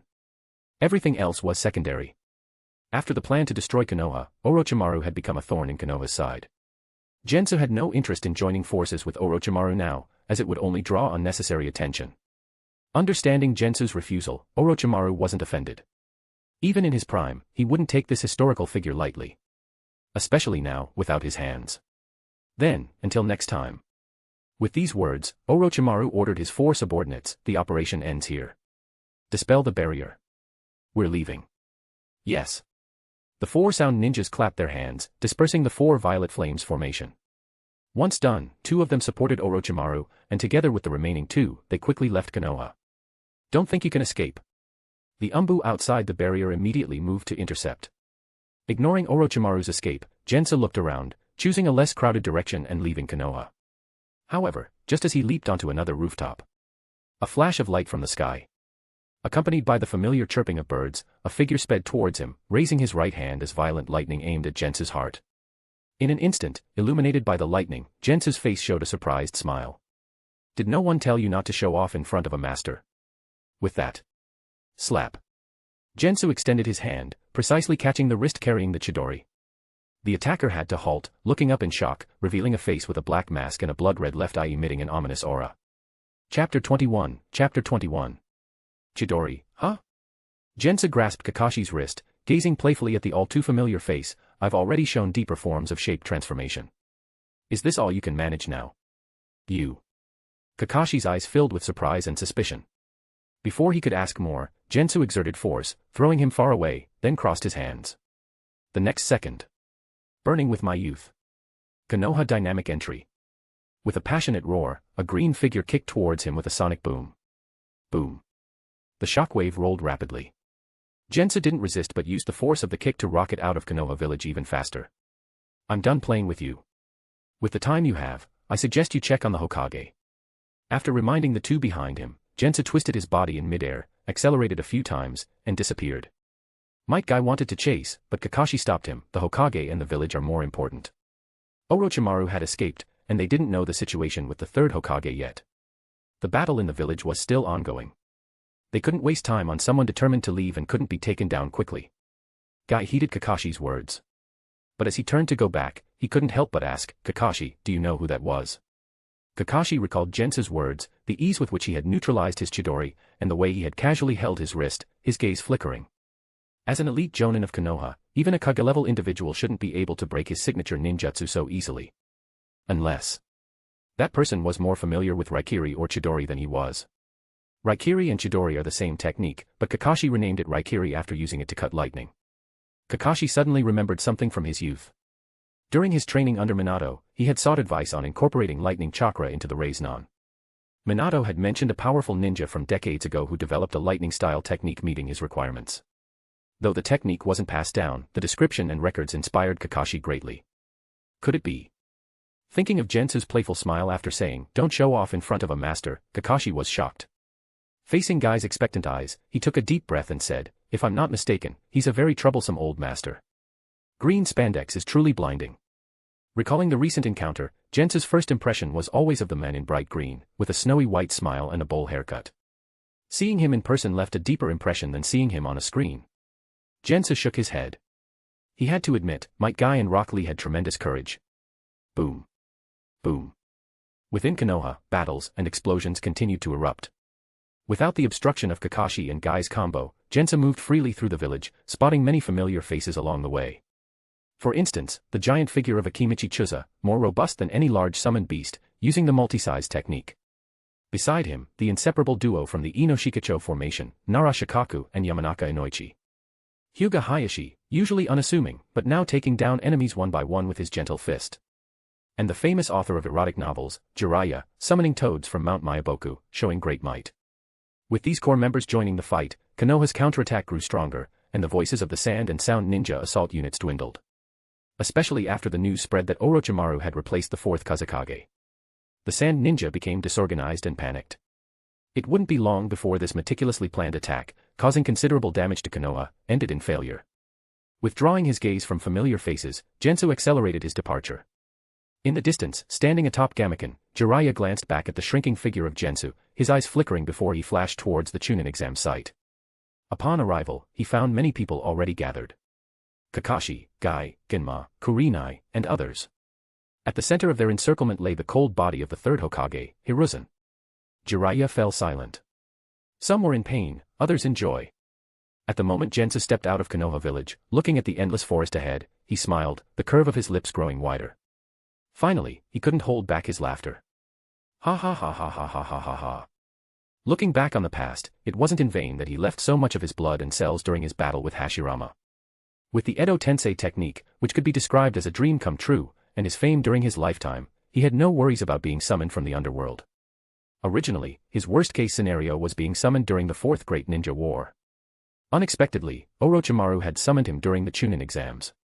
Such a godsend opportunity couldn't be missed.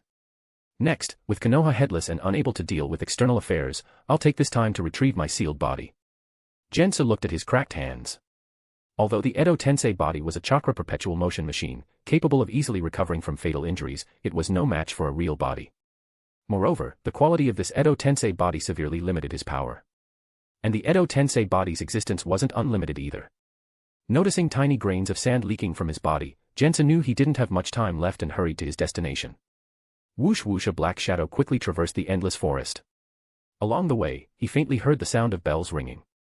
Ignoring it, he moved straight through. Meanwhile, not far away, two figures in black cloaks with red clouds halted. One of them lifted a straw hat with wind chimes, revealing a shark-like face with a grin. Itachi, should we take care of him? No need. The other, lifting his head to reveal a pair of Sharingan, stared in the direction of Konoha, speaking calmly. Don't cause unnecessary trouble. Our target is the Nine Tails. Chapter 22, Chapter 22. In the 60th year of Konoha, a Chunin exam that should have been ordinary was destined to be recorded in the history of the ninja world. The Sand and Sound Ninja launched a surprise attack on Konoha.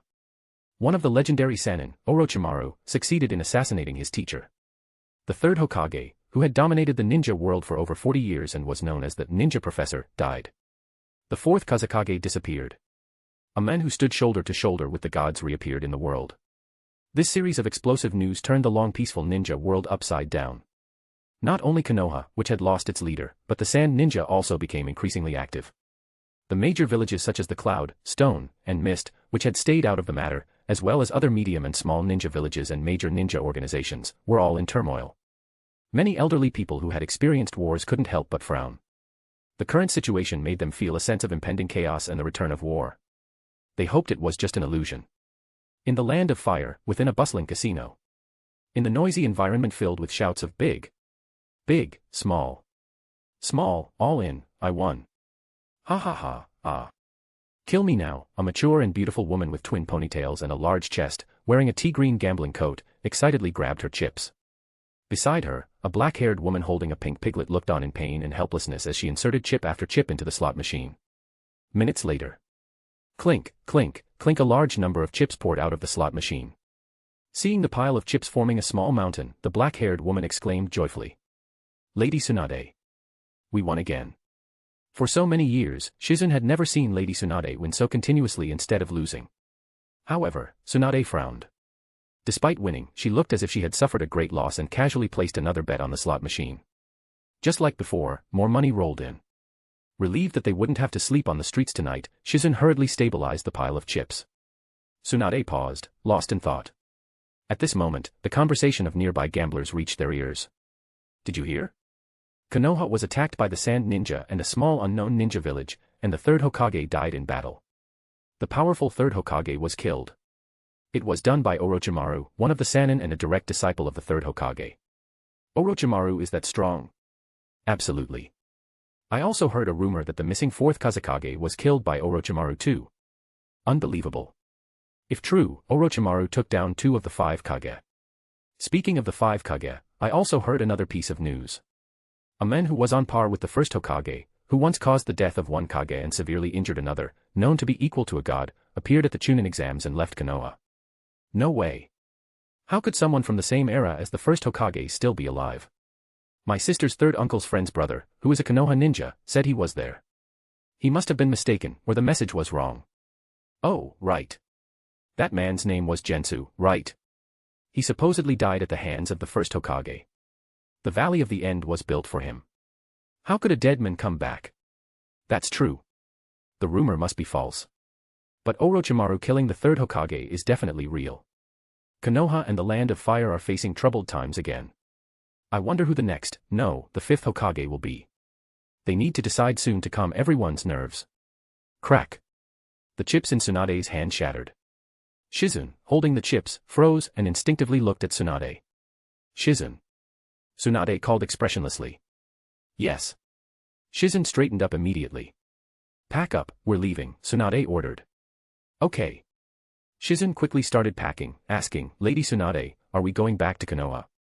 Tsunade's expression was complicated but quickly dismissed as she said, Konoha. No. We're going to the next casino. Really? Shizun was stunned. Meanwhile, as the Konoha ninja and villagers, dressed in black, silently left the funeral of the third Hokage, Jiraiya was stopped by the two Konoha advisors. Hiruzen is gone. Although we formed an emergency executive committee, it's only temporary. Konoha needs a new Hokage. Jiraiya, you should be the fifth Hokage. Koharu got straight to the point. Hamura followed, Jiraiya, you're the most qualified to be Hokage now.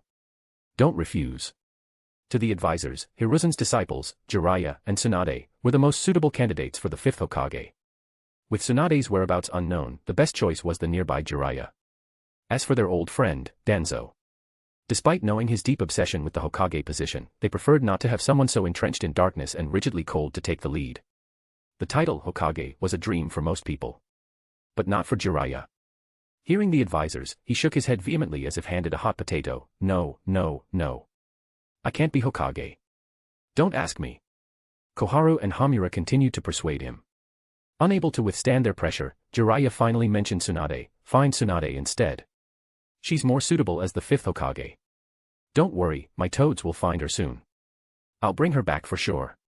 Compared to the solemn atmosphere at the funeral, in the underground base of Root, known as Na. Sitting in the darkness, Danzo leaned on his cane, silent for a long time. Finally, with a complex expression, he murmured, Hiruzen. Danzo-sama, a Root ninja approached. What is it? Danzo resumed his calm demeanor. The Root ninja reported, Konoha's upper echelon has decided to have Jiraiya bring Tsunade back to become the fifth Hokage. Tsunade, huh? Danzo wasn't surprised. Born of the Senju, the founder of Konoha's medical system, and a savior of countless Konoha ninja, Tsunade was indeed the most qualified to be Hokage, despite her long absence from Konoha. In another timeline, even Danzo only emerged from the shadows to become the interim sixth Hokage after Tsunade was in a coma and Konoha was leaderless. Let's wait and see. Danzo found himself less impatient than he had expected. Perhaps it was due to Hiruzen's passing. He shook his head slightly, then resumed his role as the dark shadow of the ninja world, coldly ordering, send someone to inform Orochimaru that I have something to discuss with him. Also, order the Root ninja to fully search for Jensa's whereabouts. I need to know what he's been up to. Gensou, a man on par with Hashirama, was not the minor threat Koharu and Hamura thought. Even as a dead man. Judging others by himself, Danzo believed that Jensa's meticulous escape from Edo Tensei had a grand scheme behind it. Such a man, with grievances against Konoha, couldn't be left unchecked. So, find him. Imprison him. Extract all his knowledge and secrets. And ultimately, use him for his own ends. Danzo struck his cane hard, his single eye gleaming with a ferocious light. Chapter 23, Chapter 23. For Konoha, filling the vacant fifth Hokage position is the key issue, everything else can wait. Similarly, for the Sand Ninja, finding the missing fourth Kazekage is their top priority. Aside from those Sand Ninja currently imprisoned in Konoha, the ninjas of Tsunade have mobilized en masse, searching for the fourth Kazekage or his corpse, just as they had done 10 years ago for the third Kazekage. In a way, the Sand Ninja should thank Orochimaru. After all, the plan was for the fourth Kazekage, Raza, to lead the Sand Ninja in an attack on Konoha alongside Orochimaru and the Sound Ninja. But for some unknown reason, Orochimaru chose to assassinate his ally, the fourth Kazekage, first. If it was to get close to the third Hokage and deliver a fatal blow, disguising himself as the fourth Kazekage, Orochimaru did not show any intention of suddenly attacking and killing the third Hokage during the Chunin Exams. If not, what was the point of assassinating the fourth Kazekage? Wouldn't having an extra person and helper be better? However, due to Orochimaru's assassination of the fourth Kazekage, the Sand Ninja situation is much better now. Otherwise, the severe damage and casualties inflicted on Konoha by the Sand Ninja would not have been brushed aside, with Konoha thinking they were deceived. It is very likely that Konoha and the Sand Ninja would have entered a real war, and as history has shown, other ninja villages would follow suit, leading to the start of the Fourth Great Ninja War. In this light, Orochimaru's assassination of the fourth Kazekage can be seen as a blessing in disguise. The other three great ninja villages still have their Kage. Thus, upon receiving the news of Konoha's attack, they first shared a moment of schadenfreude, giving Orochimaru a mental thumbs up, hoping he would continue his efforts in the future. But when they learned that Jensa had broken free from Edo Tensei's control and left Konoha, their expressions turned serious. While they didn't fully understand Edo Tensei, the second Hokage, Tobirama, had used it enough to disgust his enemies. From the intelligence gathered, they knew a bit about it. Most likely, Jensa had not been resurrected but was in an Edo Tensei state, his soul temporarily summoned. Yet, this did not change the reality that a self-aware Jensa had set foot in the living world again after decades. Iwagakure. The third Tsuchikage, Anoki, received the news of Jensa's reappearance while being treated for his old back in the hospital. Amidst his cries of pain, his expression suddenly froze, and his eyes became incredibly complex. Gensu. If anyone in the current ninja world knew Jensa best, it was Anoki. He had seen Gensu in person, not during the final battle at the Valley of the End, but much earlier, before the formation of the 5 great ninja villages. In the Warring States period, where even 5-year-olds fought, Anoki was already 15 or 16 years old when Konoha was founded and considered an adult at the time. During his decade-long career as a ninja, due to various missions, he had seen the leader of the Hagoromo clan, Gensu, in his prime, and witnessed the true genius several years his senior in action. He didn't need solemn reminders or repeated warnings from his teacher, the second Tsuchikage, about Gensu's terror. Anoki had long understood and remembered Jensa deeply, and the impression still lingered today. Who would have thought that the person who once stood as a lackey is now the third Tsuchikage, while you, once invincible, have long turned to dust? Anoki shook his head in amazement, signaling the nurse to step aside, and donned his Tsuchikage robes. Tsuchikage-sama, what should we do? Asked Anoki's son, Akatsuchi, who had brought the information. Without hesitation, Anoki replied, have the IWA ninja forces near the Fire Country front lines make some moves to scare Konoha. If there are benefits, take them, if not, at least it will distract them. As for Gensu. Anoki pondered for a long time, finally sighing and shaking his head, send a team to investigate. It's okay if they don't find anything. No matter how brilliant a past, it was over. Even if he reappeared, it would be a fleeting moment. On a personal level, Anoki wanted to meet the person he had admired in his youth once more. But from a broader perspective, he couldn't waste his village's resources on meaningless endeavors. So he followed the latter. However, Anoki's lips curled into a smile. He wasn't in a hurry about Gensu, but he knew some people would be. Kirigakure. A heavy slam echoed in the Mizukage's office. The young 5th Mizukage, Mei, ordered coldly, deploy all the tracking units. Find Gensu and bring him back to Kirigakure. As the biggest loser in the Battle of the Valley of the End, Kirigakure not only lost the first Mizukage, lowering its prestige, but also the central figure holding everything together. Without the first Mizukage, internal conflicts, which had been suppressed, resurfaced. Even with the second Mizukage, Gungetsu, in power, his influence was not enough to unify the village. Moreover, he died recklessly in the First Great Ninja War. This intensified the internal strife in Kirigakure, leading to the Bloody Mist era. Even though the Bloody Mist era had ended, the lingering issues from decades of strife continued to plague Mei. Jensa could be seen as the source of many of Kirigakure's tragedies. Hearing that Gensu, a name cursed by her elders, had resurfaced in the ninja world, Mei was determined to capture him, no matter his state. Fortunately, Ao, her advisor, calmly advised, Mizukage-sama, Gensu is likely still in the Land of Fire. In the current unstable ninja world, such a large-scale operation might be misunderstood by Konoha. Please reconsider. Moreover, he is already dead. It's unnecessary to expend so much effort to find him. Even if they found him, so what? Gensu was already dead. Would killing him again make any difference? Would he even fear it? After much persuasion, Mei relented, opting for a more discreet search for Gensu. Kimogakure. Compared to the debates in Kirigakure, the decisions in Kimogakure were straightforward. Though the first Mizukage had died, the first Raikage had only lost an arm. Upon receiving the news, the fourth Raikage, A, hefted his thick dumbbells and ordered without hesitation. Find Gensu with all your might and avenge the first Raikage's lost arm. Yes. No one objected. The mighty war machine of Kimogakure began operating efficiently. Chapter 24, Chapter 24. The Land of Fire, the Valley of the End. While many in the ninja world were stirred because of him, Gensu, who underestimated his own influence, had already arrived at this resting place of his own bones. Time changes all.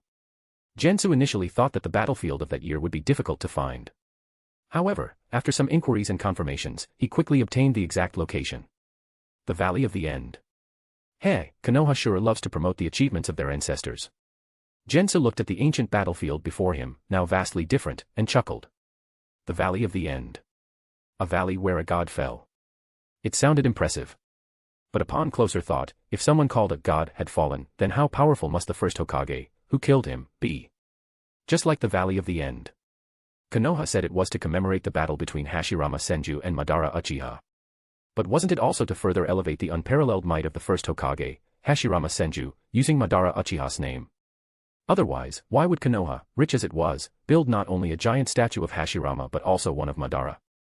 Perhaps they were addicted to carving statues. The once flat plain, turned into a valley by the Battle of the Five Kage, now housed two enormous statues. One of them was Hashirama. As for the other, Jensu's figure flashed to its head. The sculpture is quite accurate.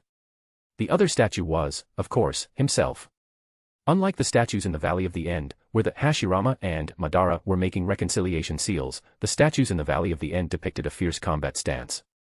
It was clear that in the conflict between Senju Hashirama and Hagoromo Gensou, the former was in a dominant position, while the latter appeared to be more in a stance of resistance. Standing atop his own statue's head, Jensa chuckled a few times before calming down. The facts of that battle decades ago were just as depicted. He wouldn't deny the truth or childishly take out his frustrations on these cold statues. Ninjas are not samurai. A moment of victory doesn't determine everything. Hashirama, your vision still couldn't see further. Jensa looked at the statue of Hashirama, recalling their brief encounter, and shook his head slightly. Despite having the powerful Senju body, and cells that future scientists would frantically study, Hashirama still died shortly after the Battle of the Valley of the End. Jensa didn't know the exact reason for this. But he understood one principle deeply. Only when one is alive can one truly make a difference. Jensa couldn't see life and death as clearly as Hashirama did, refusing to enter the world of the living as a dead man. For him, grasping every opportunity to breathe fresh air was the real deal. No matter what others thought. At this moment, standing in the Valley of the End where he once fought, paying tribute to the deceased, was a victory in itself. 100 years of life, and I didn't even make it halfway. Not to mention, there are beings in this world whose lifespans far exceed 100, even 1,000 years.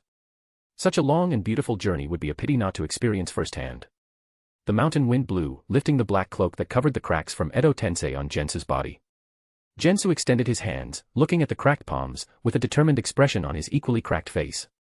The first and most uncertain step of his plan was successfully completed. He had arrived in the living world through Edo Tensei, broken free from the Jutsu's control, and evaded pursuers. Now it was time to move on to the next step, the most crucial and difficult one. Resurrection in the true sense. Over a millennium of the ninja world, countless fascinating chakra techniques that even attracted the attention of the Otsutsuki had been developed. But one thing remained the hardest to conquer. The boundary between life and death. Edo Tensei merely summoned the dead from the underworld, not resurrected them. Elder Chiyo of Tsunade's forbidden technique, self-reincarnation jutsu, touched upon life and death but required the subject to have just died and cost the caster's life to save only one person. The only technique that could ignore time, numbers, and various other limitations in the current ninja world was one. The Samsara of Heavenly Life technique.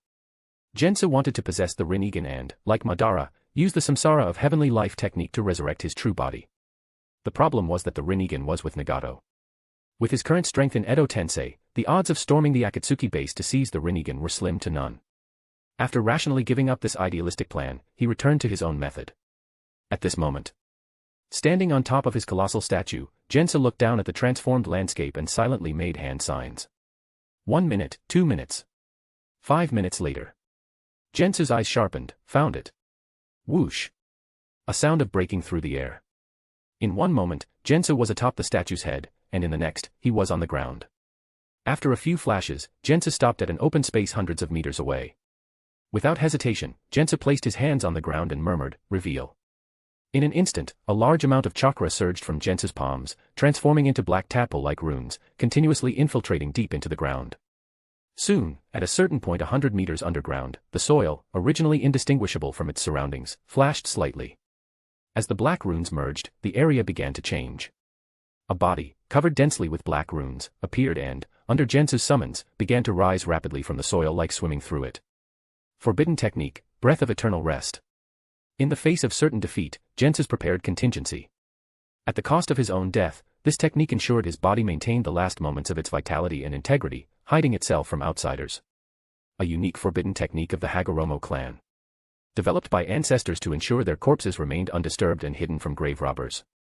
Everyone knew that a ninja's corpse was a treasure trove, worth a lot of money if dug up. As a noble ninja clan, many elderly Hagoromo members would use this forbidden technique before death to ensure eternal rest. This had been its only purpose until now. As the clan leader of the Hagoromo clan, Jensa had, of course, learned it. He just didn't expect to use it so early. Yet. In that situation, it was indeed the best choice. Chapter 25, Chapter 25. Reveal. At Jensa's command, it didn't take long for the body, buried underground for decades and never discovered, to rise up from the earth like flowing sand, finally appearing before his eyes. Examining his own body from an outsider's perspective gave him a strange feeling. But after a while, he got used to it. I must say, from this angle, I do look quite handsome, Jensa thought as he stroked his chin after scrutinizing his sleeping body. Though his true self was still wrapped in black forbidden seals, obscuring its full appearance, the outline was enough to remind him of his former self. After thoroughly inspecting the well-preserved body and confirming the effectiveness of the forbidden technique, Jensa didn't immediately undo the seal. Instead, he began to contemplate deeply. Just as chakra is a mixture of physical and spiritual energy, a person is composed of a physical body and a soul. Each person's body and soul are unique and perfectly matched. An ill-fitting vessel would only lead to collapse. This was why Jensa had not randomly chosen another body. The only exception in the ninja world, Orochimaru, could change bodies but had a time limit and paid the price of messing up his soul. As a result, even one of the legendary Sannin could be easily pinned down by a mere glance from Itachi Uchiha. Jensa didn't possess Orochimaru's talent for self-destruction. Unwilling to recklessly weaken his soul's potential, Jensa remained on the most orthodox and correct path. There were three major hurdles to resurrection. Thanks to the forbidden technique, breath of eternal rest, maintaining the rare vitality in his body for decades, the first hurdle of resurrection, the body, was resolved. There was no need to add anything unnecessary. The first hurdle was bypassed directly. The second hurdle, however, lay in the soul. Keeping a dead body alive and vital was possible with great effort, but what about the soul? After death, a soul returns to the underworld. How could it be retrieved? Should one personally venture into the underworld? Unless you were someone like Otsutsuki Hagoromo, it would be a one-way trip. The ninja world was fortunate to have incredibly skilled individuals. Tobirama and his pseudo-disciple, Orochimaru, had developed and perfected the Edo Tensei technique, realizing the idea of retrieving souls from the underworld. Fortunately, the underworld did not have a true omnipotent ruler. Otherwise, for their actions, they would have been fried in a cauldron hundreds of times over. The appearance of Edo Tensei made it much easier for souls to return to the living world. Just like Jensa now. If not for the time limit of the Edo Tensei body, he would be an unstoppable existence in the ninja world. The two major hurdles of resurrection, body and soul, were now resolved. The final problem was the integration. If Jensa's soul could return to his body, he would be the first in the ninja world to escape death by pulling himself back from the brink. However, everything hinged on the soul returning to the body. Jensa examined his Edo Tensei body. Everything had two sides. While the Edo Tensei technique summoned souls from the underworld, it also deeply restricted the soul itself. Despite individuals like Madara, Hashirama, and Itachi breaking free from Edo Tensei's control, they could not achieve true freedom by detaching their souls from their Edo Tensei bodies. Those resurrected by Edo Tensei who were either sealed or broke free during the Fourth Great Ninja War ultimately had their souls reclaimed by the underworld the moment they left their Edo Tensei bodies. In Jensa's analysis, Edo Tensei's essence was akin to a contract with the underworld. No matter how Tobirama and Orochimaru, those unscrupulous dealers, exploited loopholes, the core principle of a rental contract with a return condition remained. Without a return, the business would not continue. Jensa was certain that the moment his soul left the Edo Tensei body, it would face resistance from both the Edo Tensei technique and the underworld. Especially the latter. As the rightful home for souls, the underworld's pull would be even stronger. Unless he performed the samsara of heavenly life technique, addressing the issue at its root. But it was still worth a try. Cautiously, Jensa didn't immediately undo the breath of eternal rest seal but first attempted to leave his body. Success would be ideal, but if he failed, his body's vitality would continue to drain until it was completely lost. Given his current state, he couldn't perform the breath of eternal rest technique again. Jensa looked around, ensuring there were no disturbances, left his true body sealed, and solemnly made hand signs with his Edo Tensei body to begin the attempt. Soul departure. Jensa's eyes became unfocused as his soul easily broke free from the restraints of the Edo Tensei technique. The next second, a white light emerged from the top of his Edo Tensei body. Visibly, Jensu's soul, maintaining a phantom human form, gradually floated out. In his soul state, Jensa was about to look towards his original body that greatly attracted him. A powerful force of attraction suddenly enveloped his soul completely. Jensu's face changed, looking up. In a view only visible to souls, a black rift opened in the sky, exuding the dead silence of the underworld. It seemed like the true destination. If not for Jensa forcefully controlling himself, his soul would have already flown towards it. But that wasn't enough. Seeing his soul not returning voluntarily, the force from the underworld increased. Moreover, the further his soul left his Edo Tensei body, the weaker his resistance to the underworld's pull. After a few unsuccessful attempts, Jensa decisively stopped, retracting his soul back into the Edo Tensei body. Once his soul's presence was gone, the rift from the underworld dissipated. Things are even more troublesome than I thought. While regaining control over his Edo Tensei body, Jensa frowned. Under the Edo Tensei technique, as long as a soul resided within the Edo Tensei body, everything was fine. In a sense, the Edo Tensei body was a barrier for the soul to remain in the living world. But if the soul tried to leave this barrier, it would attract the attention of the underworld, guiding it back to where it truly belonged. It seemed that exploiting death wasn't as easy as he had hoped. Chapter 26. Chapter 26. The underworld exerts a natural suppression on the souls of the dead. Even as powerful as Jensu, he could hardly resist the pull of the underworld. If he hadn't been cautious and only partially detached his soul from the Edo Tensei body on his first attempt, he wouldn't be standing here so easily now. In a semi-detached state, I can barely hold my ground against the underworld's pull. Fully out of body, I'd be powerless. Forget merging with my real body, I'd be dragged to the underworld the moment I tried to move. Jensa stroked his chin, looking up at the clear, cloudless sky, deep in thought. He needed to find a way to resist the pull of the underworld or enhance his soul. Soul. Jensa furrowed his brows. There are countless jutsu in the world, but very few secret techniques concerning the soul. No wonder, as the soul remains an enigma. In life, he had focused more on chakra analysis, always cautious about meddling with the soul. He couldn't afford to be reckless like Orochimaru, who didn't value others or himself, mangling his soul yet somehow surviving, purely by luck. Jensa had limited research on the soul. He tried the few soul-related secret techniques he knew in life, but none were effective. Glancing once more at the rift in the underworld above, Jensa re-entered his Edo Tensei body with practiced ease, shaking his head. It's still no good. The resistance from the underworld is too overwhelming. The boundary between life and death isn't easy to breach. The Rinnegan could succeed because of its exceptional nature. Like the Ten Tails and Kaguya Otsutsuki, these extraterrestrial entities. As the ultimate weapon of the Otsutsuki clan, the Rinnegan's wonders far exceeded resurrection. Unfortunately, I'm not the reincarnation of Azura or Indra. Even if I obtained their blood and cells, I couldn't evolve the Rinnegan. Apart from the pure-blooded Otsutsuki clan, only Indra's reincarnations could awaken the Rinnegan by transplanting Azura's reincarnated body or cells. Mixed offspring from Uchiha and Senju, or an Uchiha with Hashirama's cells, could never produce the Rinnegan, at most gaining would release like Obito. The Rinnegan was too far-fetched, better to set it aside for now. After continuous attempts, night had fallen, and the temperature had dropped significantly.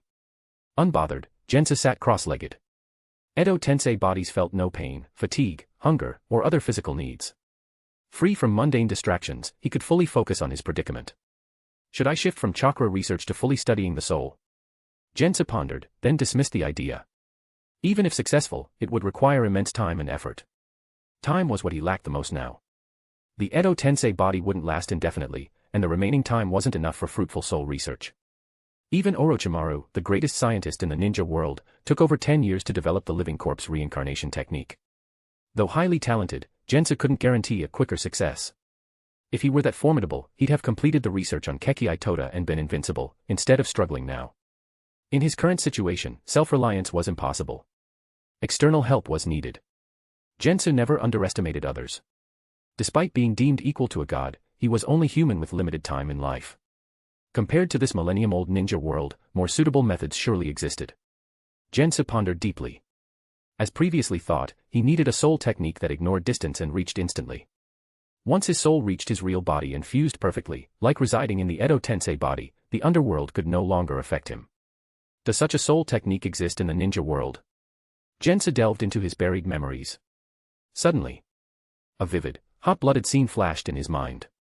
A single phrase came to mind, big chest. No, not that. More accurately, the deceased boyfriend of that busty woman.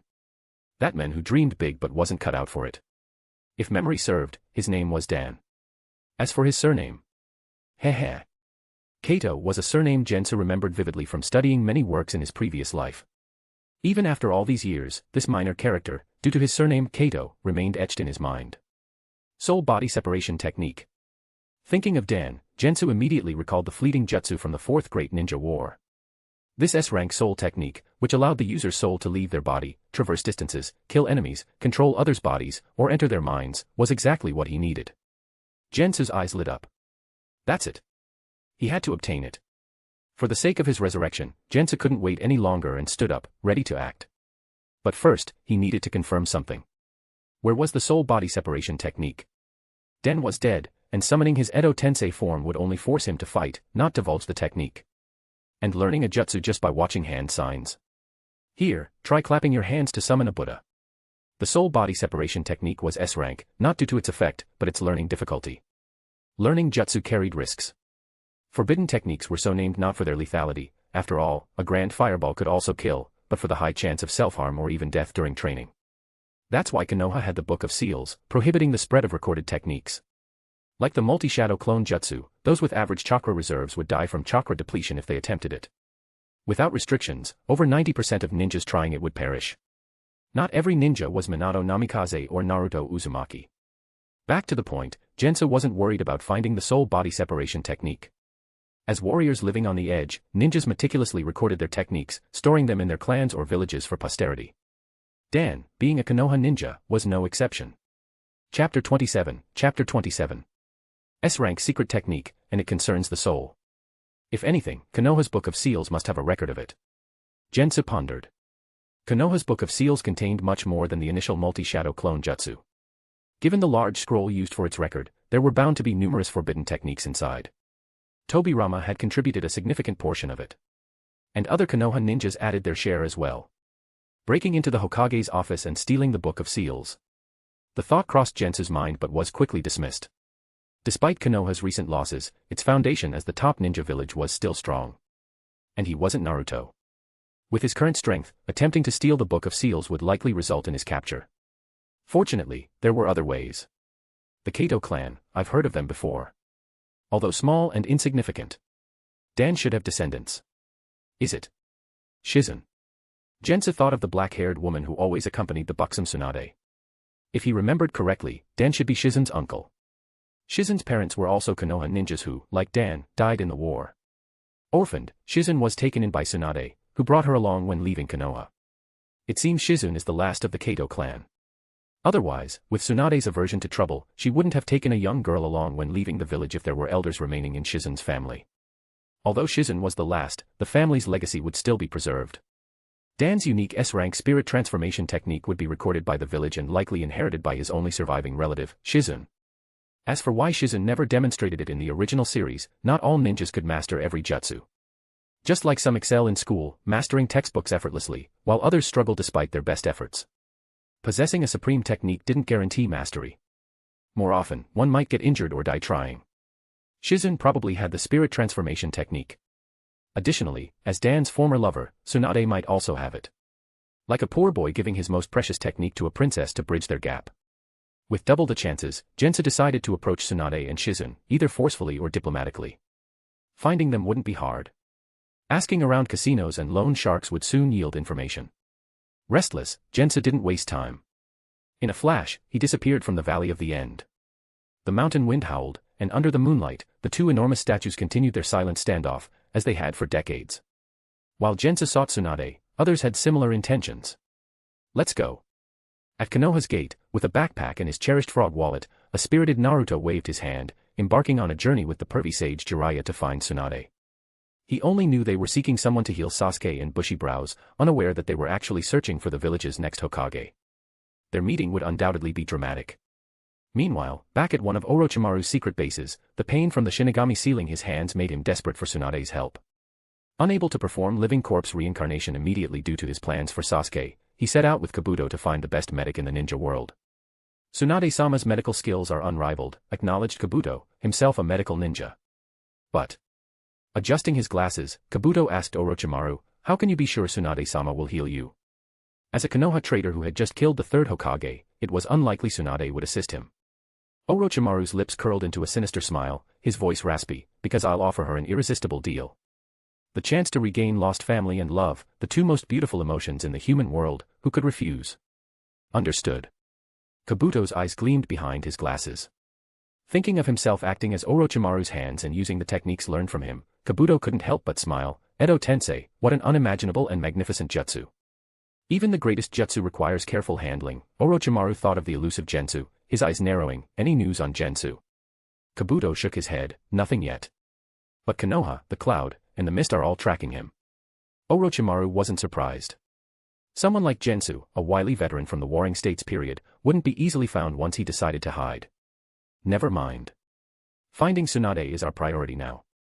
Enduring the constant searing pain in his arms, Orochimaru cursed the old man in his heart and ordered, to Tanzaku Town. Tanzaku Town. In a back room of a casino, where outside was bustling with dice games and shouts, inside, it was filled with groans of pain. Gensu, disguised as an ordinary middle-aged man, skillfully pocketed bundles of cash, looking down at the previously fierce but now terrified loan sharks with no pity. He asked, "You say the legendary big spender is currently in Tanzaku Town?" "Yes, yes." Bruised and battered, the loan shark leader quickly nodded to appease Gensu. The golden ponytail, green gambling coat, stunning figure, young and beautiful woman you're asking about is definitely the legendary big spender. She regularly borrows from us, still owing 50 million ryo. We know her well. She goes to Tanzaku Town every year around this time, without fail. You should know that place has the most and the most luxurious casinos in the entire land of fire and the ninja world. She won't leave until she's been there for a month. Chapter 28. Chapter 28. Time had passed for too long. Some unimportant information had long been forgotten by Gensu. He knew that Tsunade would become the fifth Hokage of Konoha. Jiraiya would take Naruto to find Tsunade. But he didn't know exactly when, where, or how long it would take. The original story only gave a brief account. In reality, a single scene often spanned many days. The name, Tanzaku Town, sounded familiar to Gensu, but it didn't leave a deep impression. When the enthusiastic loan sharks assured him that their VIP client, the legendary big spender, was definitely in Tanzaku Town, Jensa nodded, asked for the exact location, and then left. The loan sharks were about to breathe a sigh of relief when suddenly, a raging fire erupted from the back room. No. Flames engulfed everything. The gamblers in the casino, caught up in their games, panicked and fled the burning building. Gensu, emerging from the chaos, glanced back at the smoke-filled casino. Only dead men tell no tales. He had learned this at a very young age. To ensure none of his information leaked, killing a few loan sharks was a routine task for Gensu. These weren't good people, anyway. Not every gambler was Tsunade, with medical skills to pay off debts or enough strength to protect herself. Most gamblers would be completely drained by loan sharks, their lives ruined. Eliminating these scum and confiscating their ill-gotten gains seemed perfectly reasonable to Gensu. Even though Edo Tensei bodies didn't need to eat or drink, and couldn't savor food or wine, planning for the future was still essential. Money would always be needed. Especially now that he was a lone wolf. Time to head to Tanzaku Town. After confirming the location with a few more locals, Gensa donned a black cloak and set off quickly. 7. Tsunade-sama. We won. In Tanzaku Town, amidst Shizen's joyful screams, the sound of coins pouring out of the slot machine continued. Again. Unlike Shizen's excitement, Tsunade frowned. She knew what this meant. The last time this happened, it was because of the old man's death. She had chosen to ignore it then, burying herself in her own life. She thought it was all in the past. But now new troubles had come again. Feeling uneasy, Tsunade stood up abruptly. Shizen, let's go. Ah. Now. Tsunade-sama, we still have 50 million ryo in debt to repay. Reluctant to leave, Shizen wanted to capitalize on their winning streak. But seeing Tsunade walking away without a backward glance, she quickly gathered their winnings and followed. However, despite their haste, someone else was faster. Boom. The walls of an ancient castle in Tanzaku Town suddenly collapsed. Tsunade and Shizen turned to see a giant snake crashing through, its cold, emotionless eyes fixed on them. Tsunade stopped, her bright brown eyes ignoring the snake and focusing on the two figures standing atop its head, especially one familiar man. Swoosh. Swoosh. The two figures leaped from the snake, landing in the alley, facing Tsunade and Shizen. Sensing the tension, Shizen, and even the pig, Taunton, instinctively prepared for battle. Noticing Shizen's movement, Kabuto adjusted his glasses, remaining vigilant. It was Orochimaru's weakest moment, and he had to be cautious. Only Tsunade and Orochimaru, the main parties involved, did nothing, silently staring at each other for a long time. Finally, Tsunade broke the silence with a cold tone. "Long time no see, Orochimaru." Orochimaru smiled. "I finally found you, Tsunade." Tsunade snorted. "What do you want now? You can't be here for a reunion. Or maybe you want to die, and need my help." Orochimaru shook his head. "I actually need your help." Tsunade scrutinized Orochimaru. "Your heartbeat is erratic, you look feverish, constantly exhausted, and those hands."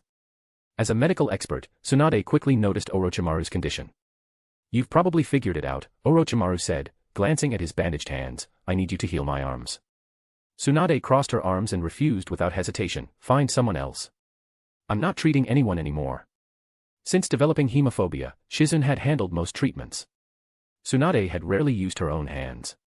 Especially now, with Orochimaru as the patient. Tsunade had left Konoha but didn't mean she had no feelings for it. Kabuto stepped forward. "That won't do. You should know how severe these injuries are. No one can heal Orochimaru-sama's arms except the renowned medical expert, one of the legendary Sannin, Tsunade-sama." Tsunade glanced at Kabuto and suddenly asked, "Orochimaru, your hands aren't just injured. There's a special curse mark on them. What did you do?" "Nothing much," Orochimaru calmly replied. "I got this while killing the Third Hokage."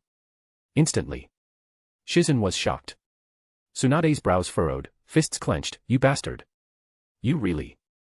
Before she could finish, Orochimaru's sneer interrupted. "No need for such a scary face." Orochimaru was indifferent. "All things die eventually. People too. You should know this well. After all, your most beloved ones died in your arms, and you were powerless. Such tragic deaths." Swoosh. Hearing Orochimaru mock Tsunade's scars, Shizun couldn't hold back and attacked. Kabuto stepped in to block. After a few exchanges, Tsunade called them off. Surprisingly, instead of anger, she wore a smile, seemingly seeing through everything. "Orochimaru, you've always been this annoying." Orochimaru tensed, becoming wary. Knowing Tsunade's personality well, he knew she was up to something. Sure enough. One moment Tsunade was smiling, saying, "You should know my temperament. Don't mess with me." The next, she exploded.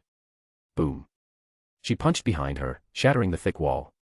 Looking up, her cold, murderous intent replaced her smile, and she spoke word by word to Orochimaru. "Be careful, I might kill you right now, Orochimaru." Chapter 29. Chapter 29. So strong and terrifying, thought Kabuto as he watched Tsunade's sudden outburst and felt the overwhelming aura emanating from her. This woman must be single. No one would dare get close enough to take one of Tsunade's punches. Anyone who tries to approach her must be prepared for the risk of domestic violence. While thinking this to himself, Kabuto maintained a sincere expression and said, "Tsunade-sama, we are not here to cause trouble, but to discuss terms." "Terms? Don't make me laugh." Tsunade retracted her fist and coldly said, "I've already said what needed to be said. Now, leave my sight immediately." "That's not possible. Only Tsunade-sama can heal Orochimaru-sama's hands. Disappear. We're willing to make a deal. We won't ask for free treatment. I'll count to 5. If you're still here, I'll make you disappear. Tsunade-sama. 5. Please calm down. You'll definitely like our offer. 4. 3. Tsunade was unmoved. 2. Seeing that the final ultimatum was approaching, Orochimaru finally spoke in his raspy voice, unhurriedly, "I can bring your beloved brother and lover back to life." Tsunade's brown pupils contracted sharply as she stared intently at Orochimaru, unable to finish the final one. "With my developed forbidden techniques, they will return to your side," Orochimaru added, his smile confident and assured. Tsunade's body trembled. After a long pause, she slowly asked, "Is what you're saying true?" "In a way, yes." A voice interrupted suddenly. Orochimaru's heart skipped a beat as he turned to his left. His body instinctively tensed before he consciously relaxed, quickly processing the situation in his mind. With a tone of surprise, he said, "I didn't expect you to come here at this time." "You." Hearing Orochimaru address the newcomer so respectfully, Kabuto, Shizun, and Tsunade all showed puzzled expressions. Curious about why Orochimaru would use such an honorific, they turned to see a figure in a black cloak approaching. "Honestly, I didn't expect myself to come here either," the figure responded, shifting his gaze from Orochimaru to Tsunade and Shizun. "But I arrived just in time." He removed his black hood, revealing a face full of cracks but still strikingly young and handsome. Only one person in the entire ninja world had such a visage, Hagoromo Gensou. After learning of Tsunade's whereabouts, Jensa had hurried to Tanzaku town, not stopping along the way. Fortunately, he had arrived just in time for this meeting. A cold breeze blew through, and for a moment, the ruined site fell silent due to Jensa's unexpected arrival. Orochimaru, who had been confident in provoking Tsunade and using her loved ones to make her more susceptible to his deal, now felt worried as Gensu appeared without warning. Names and reputations carried weight. Even in his weakened state, Orochimaru couldn't help but feel uneasy around someone of Gensu's stature. He carefully asked, "Are you here for Tsunade as well?" Tsunade. Jensa looked at the stunning blonde beauty and nodded, in a way, yes. But don't worry, it doesn't conflict with your business, Orochimaru. Jensa glanced at Orochimaru's bandaged arms, understanding his concern. Thank you, Orochimaru said, taking a step back and inviting, I've discussed almost everything with Tsunade. You can proceed now. Thanks. Jensa nodded and turned his attention to Tsunade and Shizune. Seeing that the strange-looking man had come specifically for her, Tsunade, still trying to process the news about her brother and lover potentially being resurrected, asked, "Who are you?" Before Jensa could answer, the intelligent Kabuto took the initiative to introduce, this is the legendary ninja who stands on par with the first Hokage and Madara Uchiha, Hagoromo Gensou-sama. After his introduction, Kabuto respectfully bowed to Gensu.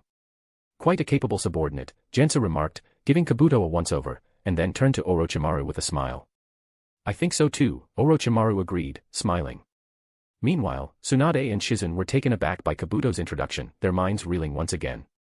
Someone on par with my grandfather and that bastard Madara. Tsunade recalled moments from her childhood when her grandfather, Hashirama Senju, would occasionally talk about the ninja world's past. While most of the time he was gambling, he would sometimes mention notable figures.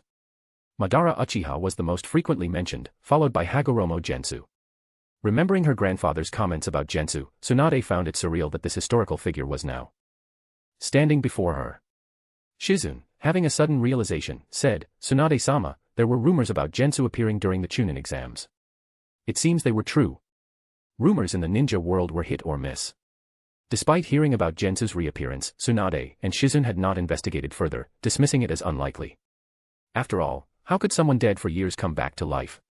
Resurrection. Tsunade's eyes widened, and she turned sharply to Orochimaru, recalling his recent promise. I can bring your beloved brother and lover back to life. Orochimaru wasn't lying. He really could do it. Chapter 30.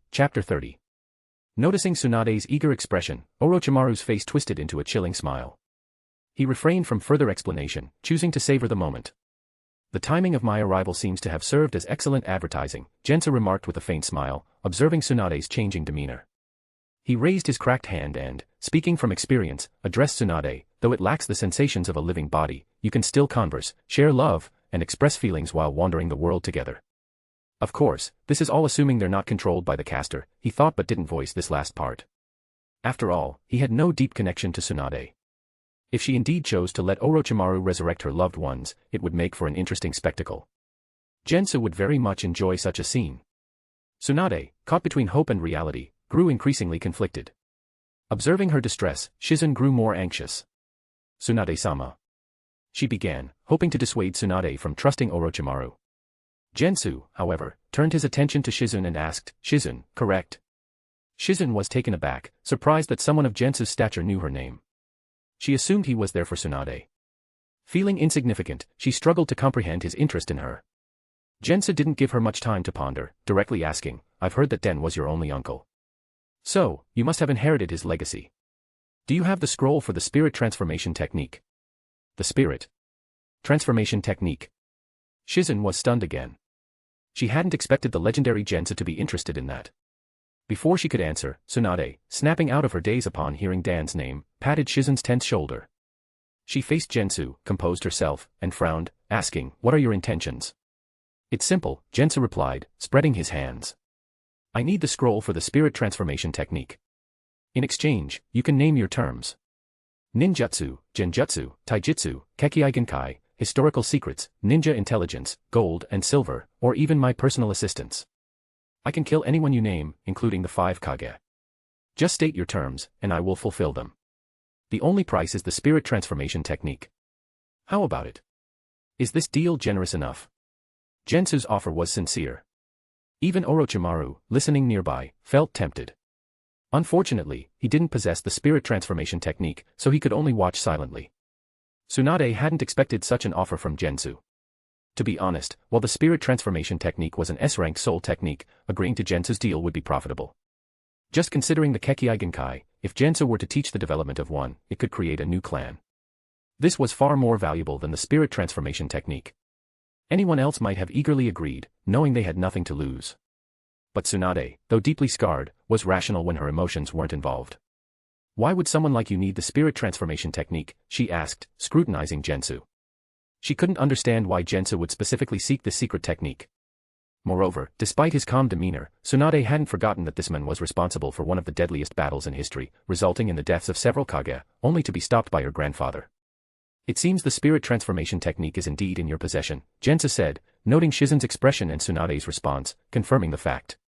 He continued, as they say, one can use external things to refine oneself. Soul techniques are rare, and as such a renowned technique, the spirit transformation technique piques my curiosity. Exploring and researching chakra is my greatest joy. So, how about it? Is the deal on? I assure you, you won't regret the reward. Tsunade-sama, Shizen looked to Tsunade. She had the scroll for the spirit transformation technique but followed Tsunade's lead. Though tempted by Jensa's offer, Shizen instinctively distrusted him. Being from Konoha, she couldn't shake her wariness towards such a historical adversary, especially one who remained in the world in a reanimated state, seeking such a powerful technique. Despite Jensa's seemingly reasonable explanation, Shizen's doubts outweighed her trust. With her extensive experience, Tsunade trusted Jensa's words even less. I refuse, she said without hesitation. As the princess of Konoha, Tsunade never lacked resources. While Jensa's offer was enticing, her current lifestyle revolved around gambling, living day by day without grand ambitions. More importantly, regardless of Jensa's true intentions, the best response to such a significant figure was to deny any of his requests, no matter the reward. After all, someone of his stature could never be underestimated. I see. Jensa sighed softly, his calm demeanor fading as he realized Tsunade's resolute refusal. Before arriving, he had anticipated various responses from Tsunade and Shizen, the most likely being an outright rejection. Given Tsunade's fiery temper, he had hoped to avoid conflict. After all, forcing the issue could lead to unnecessary complications. If he defeated or killed them, where would the scroll be?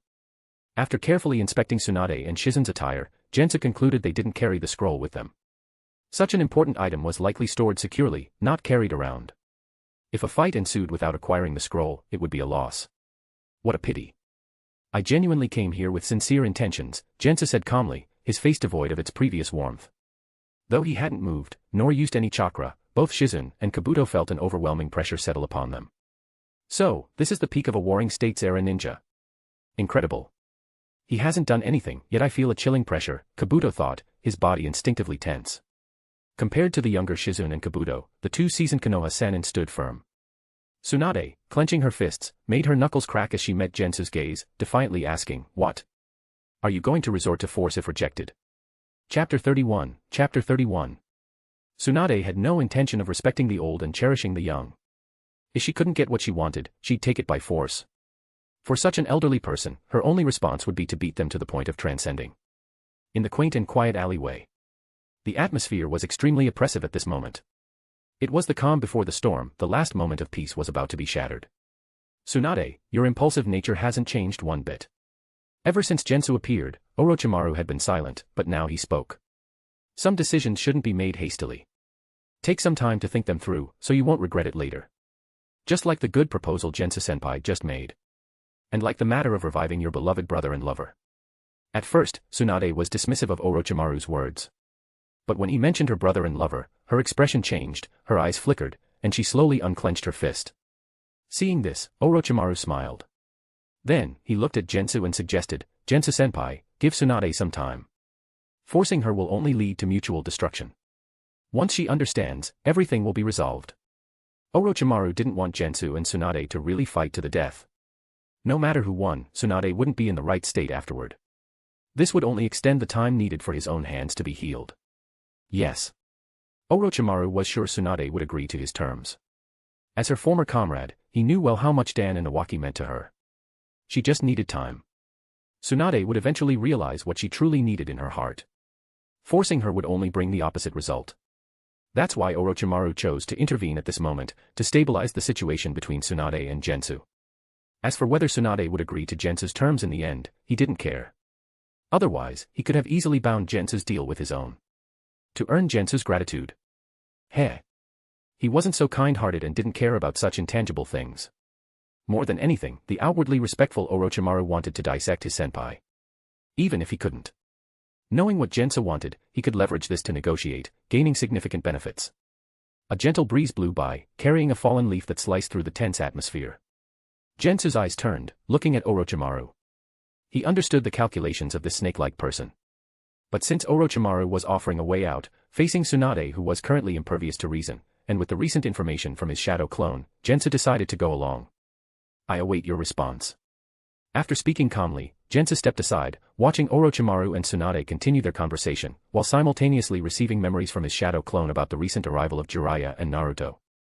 The three legendary Sannin are all here. Tanzaku town wasn't very large. If a fight broke out, Jiraiya would be there in minutes. This was one reason Jensa hadn't acted yet. Fortunately, he wasn't in a hurry. Jensa glanced at the confident Orochimaru, hearing him give Tsunade 7 days to consider. A subtle smile played on his lips. Who would have the last laugh was yet to be determined. With Orochimaru's help, he could try another approach. Jensa's gaze shifted from Tsunade to Shizune, his eyes gleaming with meaning. Tsunade, I look forward to your good news.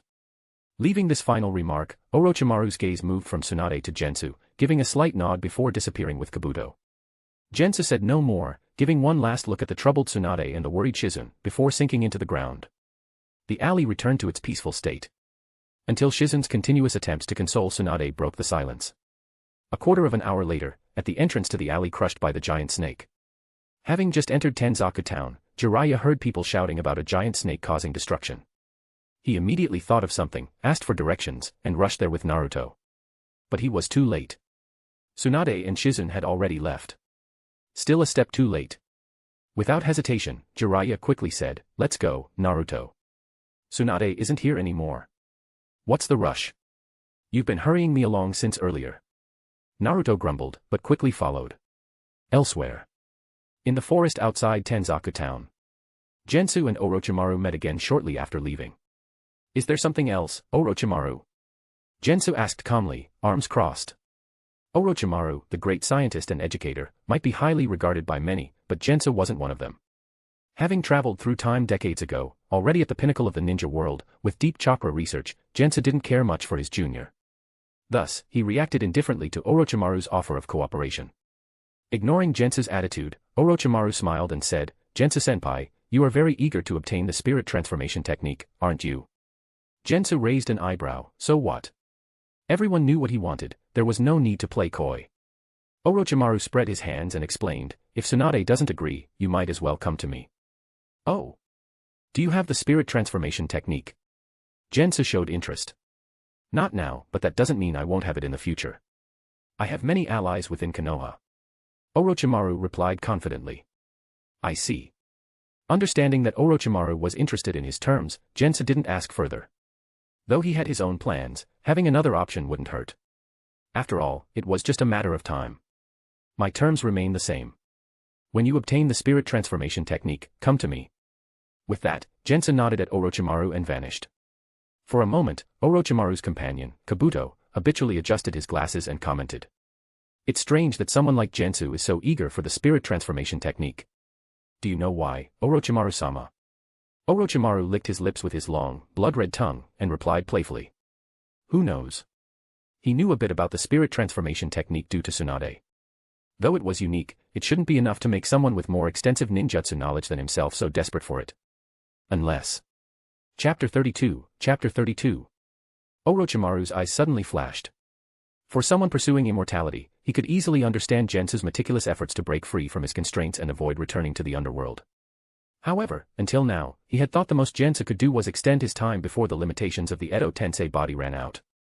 But when Gensu unexpectedly approached Tsunade seeking the spirit transformation technique, Orochimaru realized he had underestimated his predecessor's ambitions. A true resurrection.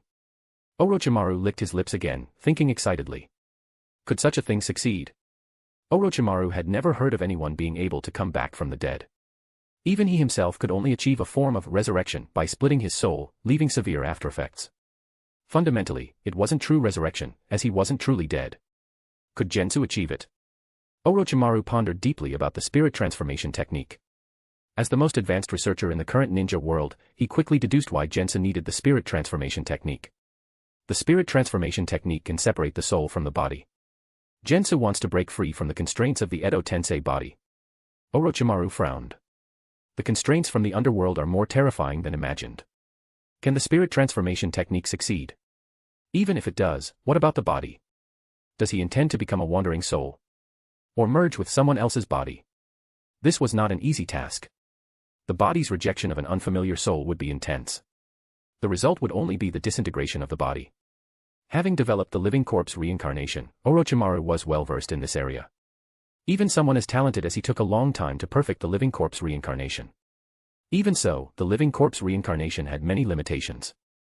For example, each reincarnation had to be 3 years apart. For example, even if the reincarnation succeeded, the body would still have varying degrees of rejection, preventing it from lasting long, necessitating continuous reincarnations. As a ninja who delved into ancient secrets, Orochimaru had thoroughly researched the history of the ninja world. He had never heard of Jensa studying or developing soul-related secret techniques like the living corpse reincarnation. So, what was Jensa relying on? Orochimaru couldn't figure it out. He would never have guessed that before his death, Jensa had used a forbidden technique to preserve his body under everyone's noses. With the famous Hashirama Senju certifying that Jensa's body was gone, who would suspect otherwise? As night fell, Jensa stood atop a tall utility pole, back to the bright moon, expressionlessly watching the bustling scene below. As a famous spot in the Land of Fire, Tanzaku Town's prosperity was no less than Konoha's, despite the absence of ninja. Bustling food streets, throngs of people, the constant cries of vendors, and the laughter of children playing mixed in. Unfortunately, the bustle belonged to them, not to himself. Jensa sighed softly in his heart. Don't misunderstand. He wasn't antisocial or misanthropic. Standing on a utility pole didn't mean he wanted to destroy everything below. Jensa sighed because he wanted to enjoy but couldn't. The Edo Tensei body was like a layer of hide blocking external sensations. Though it had the advantage of being impervious to harm and always reparable, it greatly diminished a ninja's sensory abilities. Don't be fooled by Edo Tensei individuals quickly regenerating lost limbs. If possible, they'd rather avoid the attacks that cause such injuries in the first place. Something they could do in life. However, under Edo Tensei, their external senses were significantly dulled, making them slower to react. For Gensu, no matter how delicious the food or strong the liquor, it all tasted like wax in his mouth. Food was like this, and color, forever out of reach, was the same. So, for the sake of reuniting with his long-missed little brother, he had to break free from the Edo Tensei body and achieve true resurrection. Anyone who stood in his way would face his unyielding determination. A sharp gleam burst from Jensa's eyes as he looked towards a busy izakaya in the distance. Tsunade and Shizun hadn't left Tanzaku Town. Instead, under Tsunade's will, they had gone to an izakaya to drink. After some inquiries, Jiraiya and Naruto found them there. At this moment, the two old friends, reunited, were sitting together, drinking and playing cards, discussing the matter of the fifth Hokage. When Naruto exclaimed in disbelief that the fifth Hokage was the young-looking woman before him, Tsunade outright refused, bluntly stating, "Hokage is trash, only idiots would want to be one," immediately angering Naruto, who dreamt of becoming Hokage. Thus, the duel outside the bar began. "They're here." Hidden in the darkness, Jensa watched Tsunade, reeking of alcohol, and the furious Naruto face off. The result was as expected. One move. Naruto was easily taken down.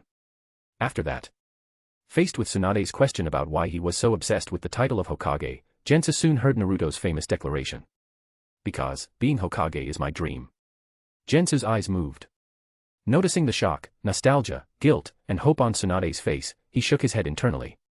No need to observe further. When Naruto voiced that familiar declaration Tsunade had heard countless times, she had already made her final decision without realizing it. Orochimaru's confident deal was completely nullified. This is good, it allows my plan to proceed smoothly. Also, nice to meet you, Naruto. Your renowned persuasive skills are indeed extraordinary. I also have a novice mission involving you. I'll complete it all at once. Leaving this thought, Jensa didn't watch further and vanished into the darkness. The next second, as Jiraiya, pleased with Tsunade's change of expression, glanced back into the darkness behind him. "ANBU, no, root operatives. What are they doing here?" Thinking of the old man hiding in the shadows, Jiraiya frowned. On their way here, he had noticed root operatives trailing them. But with Naruto being the Nine-Tails Jinchuriki, he hadn't said anything despite his displeasure. However, with Sarutobi-sensei gone, Danzo's sharp blade was becoming harder to balance. So, he'd let Tsunade, with her fiery temper, deal with it. He really wasn't suited for it. Chapter 33, Chapter 33. The full moon hung high in the sky. Its gentle light added a touch of brightness to the deep night. Arriving outside Tanzaku town, Gensu, standing in the darkness, glanced behind him. Several shadowy figures, blending seamlessly with the night, were silently approaching him. Konoha's ANBU, no, the colors of their masks are more varied and eerie, more like Root. Jensa clearly remembered Root and its infamous leader, Shimura Danzo. Have I been discovered? Because of the Nine-Tails Jinchuriki. Jensa didn't think Root had pinpointed his location. Otherwise, if they truly set a trap for him, there would be more than just these few people. The more likely reason was because of Naruto, the critically important Nine-Tails Jinchuriki. These Root ninja were probably ordered to monitor Naruto's every move. Jensa's recent surveillance of the izakaya might have coincidentally been noticed by these scattered operatives. Whether it's your luck or misfortune. Jensa stopped, allowing the Root ninja to surround him. 1, 2, 3, 4. 8 Root ninja in total. This configuration suggested 2 squads, rotating shifts to monitor the Nine-Tails Jinchuriki. At this moment. Compared to the bustling inside of Tanzaku town, the area just outside the wall was eerily silent. Even with 8 additional people. The Root ninja remained silent throughout. The leader, upon recognizing Gensu, quickly confirmed the target and, without hesitation, made a few tactical gestures. The 2 Root squads moved in orderly fashion. Clang clang clang, the sound of drawn blades broke the silence. The 8 Root ninja, in battle formation, coldly and relentlessly attacked Gensu amidst the whistling wind. Of course, the first to arrive were the overwhelming kunai and shuriken. Boring. Jensa muttered indifferently, reaching out to catch a swiftly flying kunai with ease. Clang, clang, clang, clang. The sound of metal clashing rapidly echoed. The kunai in Jensa's hand became a dense web, slicing through the incoming kunai and shuriken from all directions. Until a sharp sonic boom sounded. Using the body flicker technique, a Root ninja wielding a long sword ferociously slashed at Jensa's neck. Jensa calmly stepped back, the blade narrowly missing him. Before the Root ninja could react, Jensa's kunai, infused with wind chakra, shot out. The Root ninja, through years of rigorous training, reflexively dodged, narrowly avoiding the kunai. However, when Jensa closed in, he was a beat too slow. Crack. The ninja's wrist shattered instantly, causing him to grunt in pain. Jensa forcibly seized his sword, kicked him away, then turned, raised his arm, and slashed. Everything happened so quickly. To the others, their comrade seemed to be kicked away in the blink of an eye. Another Root ninja, who had flashed behind Gensu and was ready to attack, suddenly saw a cold silver light speeding toward him. Ugh. The ninja instinctively clutched his bleeding neck and fell lifelessly. First one. Gensu raised the blood-dripping sword, calmly announcing. The remaining Root ninja, unfazed, charged again without even glancing at their fallen comrade. The clashing of blades continued to echo. Despite the inhumanly harsh training, making them far superior to ordinary ninja, the Root ninja were still no match for Gensu, even in his restricted state. Soon, under his swift and decisive blade, 2 more Root ninja fell. As he raised his sword to pierce another silent, charging Root ninja. Clang. The blade tip hit something hard and couldn't penetrate. Earth release, hardening jutsu. Noticing the brown, rock-like surface of his opponent, Gensa withdrew his sword, stepping back, then. Rip. Blinding lightning enveloped his blade. In the opponent's widened pupils, Gensa's lightning-wrapped blade struck again. Like cutting through tofu. This time, the blade pierced through the hardening jutsu without resistance, impaling the Root ninja. Hot blood sprayed from the ninja's mouth, splattering inside his mask. Despite feeling his life slipping away, he remained eerily silent, not retreating but advancing, holding Gensa's hands tightly to prevent him from pulling away. Simultaneously, an Aburame clan Root ninja, seeing this, extended both hands. Innumerable self-destructing bugs, bred quickly during the brief moment, swarmed from his sleeves, forming a large black cloud aimed at Gensu. In an instant, the insect army descended. Gensu, temporarily restrained, frowned slightly, his gaze shifting as a cold metallic sheen covered his body. It was the steel release, Kekkei Genkai. Boom, boom, boom, the insect army from the Aburame clan decisively self-destructed. Amidst the deafening explosions, a small mushroom cloud rose. As the smoke cleared, the remaining Root ninja, prepared with sealing scrolls to imprison Gensu, paused, their breathing finally fluctuating as they looked towards the blast zone. In the large crater, the hardened ninja was blown to bits, nowhere to be seen. At the explosion's epicenter, Gensu, unscathed, calmly walked out. Crack crack as he moved, the steel covering his body shattered. Recalling his numerous battles with the Kage, his steel release had never broken. Yet now, a single blow from the Aburame clan's secret technique had caused such damage. Jensa shook his head. The difference was too great. Even with limited power, he could still deal with the remaining ones. Jensa glanced at the 4 remaining root ninja, a broken sword from the earlier battle falling into his hand. In the next moment, lightning chakra once again enveloped the blade. Looking at the remaining root ninja, Jensa calmly said, "Will you take your own lives, or shall I do it myself?" There was no response. Everything proceeded in silence. Until the end. Jensa noticed a barely visible long shadow beneath him. As it faded, he slashed with his sword. The last remaining root ninja from the Nara clan fell lifelessly. With that, both root squads were annihilated. Chapter 34, Chapter 34. One had to admit, Danzo was indeed skilled at training ninjas. Even Jensa had to acknowledge that these root ninjas were no less proficient than the elite shinobi of the Warring States era, perhaps even surpassing them in cold-blooded efficiency. It was just their unfortunate luck to encounter him. Any ninja below Kage level would have had a hard time against these 2 squads. It seems Danzo, that old schemer, has issued a high-priority order to capture me. Otherwise, given Root's discipline, these ninjas would never completely abandon their mission of monitoring the Nine-Tails Jinchuriki to go all out against him. I'll remember this. Jensa made a mental note, glanced towards Tanzaka town, and disappeared into the night. A minute later, Jiraiya arrived at the scene. The noise of Jensa's battle with the root ninja had been drowned out by the hustle and bustle of Tanzaka town, but it didn't escape the notice of someone of the Sanin's level. Tsunade continued drinking, uninterested in the commotion. Thus, Jiraiya arrived alone. Looking at the 8 corpses on the ground, Jiraiya wasn't in a good mood. Though he disliked Danzo and Root's methods, root ninjas were still members of Konoha. The fact that 8 Konoha ninjas had been killed within the Land of Fire, right under his nose, was a blatant provocation. Jiraiya's face turned serious. Was it Orochimaru? He first thought of his old friend. Although Tsunade hadn't said anything, Jiraiya knew that she had met with Orochimaru in Tanzaka town and they had discussed something before he and Naruto arrived. It was normal for Orochimaru to still be lurking nearby. However, after carefully examining the wounds on the 8 root ninjas, Jiraiya dismissed this idea. He was too familiar with Orochimaru's combat style. The way these root ninjas died didn't match Orochimaru's methods. Someone else. To be able to take down 8 root ninjas in such a short time, without getting hurt and leaving no traces, must be a formidable individual. Jiraiya thought gravely. The task of persuading Tsunade to become the 5th Hokage seemed riskier than he had imagined. The girl with Tsunade must know something. I can't delay any longer, I need to find out the truth. Jiraiya pondered. But before that, as comrades, he had to deal with the bodies of the root ninjas. After the night of Root's demise, everything returned to normal. As if nothing had happened, Tsunade continued her routine of gambling, drinking, and sleeping. Naruto, determined to master the Rasengan within 7 days, practiced the jutsu tirelessly from morning to night. Although Jiraiya hadn't managed to get the details of Orochimaru's deal from Shizen due to Tsunade's orders, he did find out about Jensa's arrival. While occasionally drinking with Tsunade, he spent most of his time searching around Tanzaka town for hidden enemies. Orochimaru alone was enough of a headache.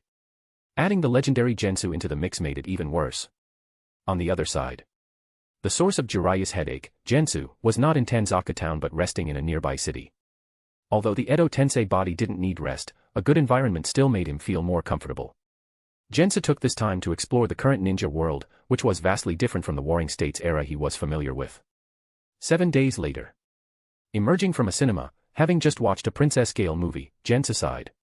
I never expected the movie technology to have developed to this extent. Compared to the terrible films I saw in my past life, this movie was quite exciting. The current ninja world not only had a rich variety of ninjutsu but also enjoyed the conveniences and advantages brought by technology. Compared to the cold, lifeless underworld, this vibrant world made him want to stay even more. Jensa looked up at the bright sun, calculating the time. Today was the agreed day. Orochimaru and Tsunade would soon arrive for their meeting, and he certainly couldn't miss this event. It's time to go. A gentle breeze blew, and Jensa's figure vanished from the cinema entrance. Tanzaku town. In the same alley where the wall had been shattered by a giant snake. After spending the night drinking with Jiraiya until he passed out from the drug drink she slipped him, Tsunade came alone to the alley to meet Orochimaru. Almost simultaneously, they appeared on opposite sides of the alley. As they approached each other, Orochimaru's golden pupils flashed with doubt. Jensa didn't come. Similarly, Tsunade scanned the surroundings. Not seeing any sign of Gensou, she frowned slightly. Only Orochimaru? At that moment, Gensou, who both Orochimaru and Tsunade were thinking about, hadn't arrived yet. After seeing the bet between Tsunade and Naruto, he realized that Orochimaru's deal had fallen through. Consequently, his own deal had also failed. Not interested in tangling with the stubborn Tsunade, he shifted his focus to Shizen. As for how to proceed, he believed that with Orochimaru's threat, Shizen would be eager to come to Tsunade's aid. The will of fire instilled in Konoha ninja emphasized never abandoning comrades. So, what choice would they make for their comrades? Jensa was very curious. To ensure their meeting wasn't disrupted, Tsunade had knocked Shizen out, leaving her unconscious for an entire night. If not for Naruto's injuries from practicing the Rasengan waking him up earlier than expected, Shizen would have remained unconscious for 2 days. After waking up, Naruto roused Shizen from her stupor. Not good. Tsunade-sama. Learning the current time from Naruto, Shizen immediately got up to pursue Tsunade. Just then, Jiraiya, who had also been awakened by others and sensed something was wrong, rushed back. Seeing that Tsunade was missing, he sternly asked Shizen. Shizen, what exactly did you and Orochimaru talk about? You need to tell me now. Shizen's expression darkened. I wanted to believe in Tsunade-sama, so I didn't say anything. But, there's no time. Please follow me, I'll explain on the way. With that, Shizen quickly ran outside. Jiraiya and Naruto followed closely. On the way, as Shizen explained the entire deal, Naruto naturally thought the answer should be no. But Jiraiya's heart grew heavier. Nawaki. Dan. Orochimaru's really good at calculating. We must stop Tsunade immediately, otherwise. Jiraiya was prepared for the worst. But before he could act, an unexpected figure appeared ahead, causing his expression to change drastically. Chapter 35, Chapter 35. You've come. The long-waiting Jensa raised his cracked face to greet the 3 arrivals. Swoosh. Swoosh. Swoosh. Jiraiya, running at high speed, was the first to stop, followed closely by Shizen, whose face changed dramatically. Naruto, reacting a beat slower, kept moving forward. If not for Jiraiya grabbing him by the collar and lifting him, Naruto would have rushed straight to Jensu. Feeling like he was hanging on a clothesline, Naruto flailed his arms and legs, complaining, "Hey! Pervy sage, what are you doing?" With a darkened face, Jiraiya put Naruto down. This is not the time to sully the name of Mount Myoboku's Toad Sage. He glanced at Jensu and added silently to himself, especially in front of such a renowned predecessor. What? You are a pervy sage? Naruto emphasized again, confused. Jiraiya ignored the clueless Naruto. He turned seriously to Jensu and asked, "What brings you here, Jensu-senpai?" With time running out, Jiraiya got straight to the point. Jensu's gaze shifted from the excitable Naruto to Jiraiya and Shizen. It's simple. Hand over the spirit transformation technique, and my conditions remain the same. Otherwise, I will take it myself, and things won't be so civil then. Hearing this, Jiraiya and Shizen's expressions darkened. Although Naruto didn't understand what the strange-looking man was talking about, his sharp instincts told him the stranger was up to no good. Another bad guy like Orochimaru? No matter what you plan to do, I will stop you. Naruto declared, brimming with determination. Jiraiya held him back again, first glancing at Shizen, then solemnly addressing Jensu. The spirit transformation technique is an S-rank secret of Konoha, requiring the Hokage's authorization to teach. If you truly need it, you might have to wait a while. Like Tsunade before him, Jiraiya believed that someone of Jensu's stature wouldn't come all this way for a secret technique without a significant purpose. Although he didn't know Jensu's intentions, it didn't stop him from being extremely wary of this historical figure who defied the boundaries of life and death. It seems we can't come to an agreement. Jiraiya's attempt to stall was transparent to Jensu. He shook his head and said to the 3, Tsunade is meeting with Orochimaru right now. They will likely start fighting soon. Fighting? Tsunade-sama. Shizen's eyes brightened with surprise. Before she could speak, Jensa continued, however, Tsunade doesn't know that Orochimaru is well aware of her hemophobia. How long do you think she can last? As if to emphasize his words, a loud explosion echoed from the distance, and a plume of dust rose into the air. Why this answer? Tsunade, you actually tried to kill me. In the distant alley, Orochimaru, who had been confident, was retreating after Kabuto's kunai flew towards him. Orochimaru quickly stepped back, not questioning Kabuto, but looking at Tsunade in disbelief, puzzled by her betrayal. Tsunade's eyes were red. Despite wanting to see her brother and lover again, she knew what they had died for and understood her choice. All tangible things will die one day, Orochimaru, you said that. But the dream of becoming Hokage will never vanish. Tsunade's eyes sharpened, her fists clenched as she glared at Orochimaru. Come on, Orochimaru.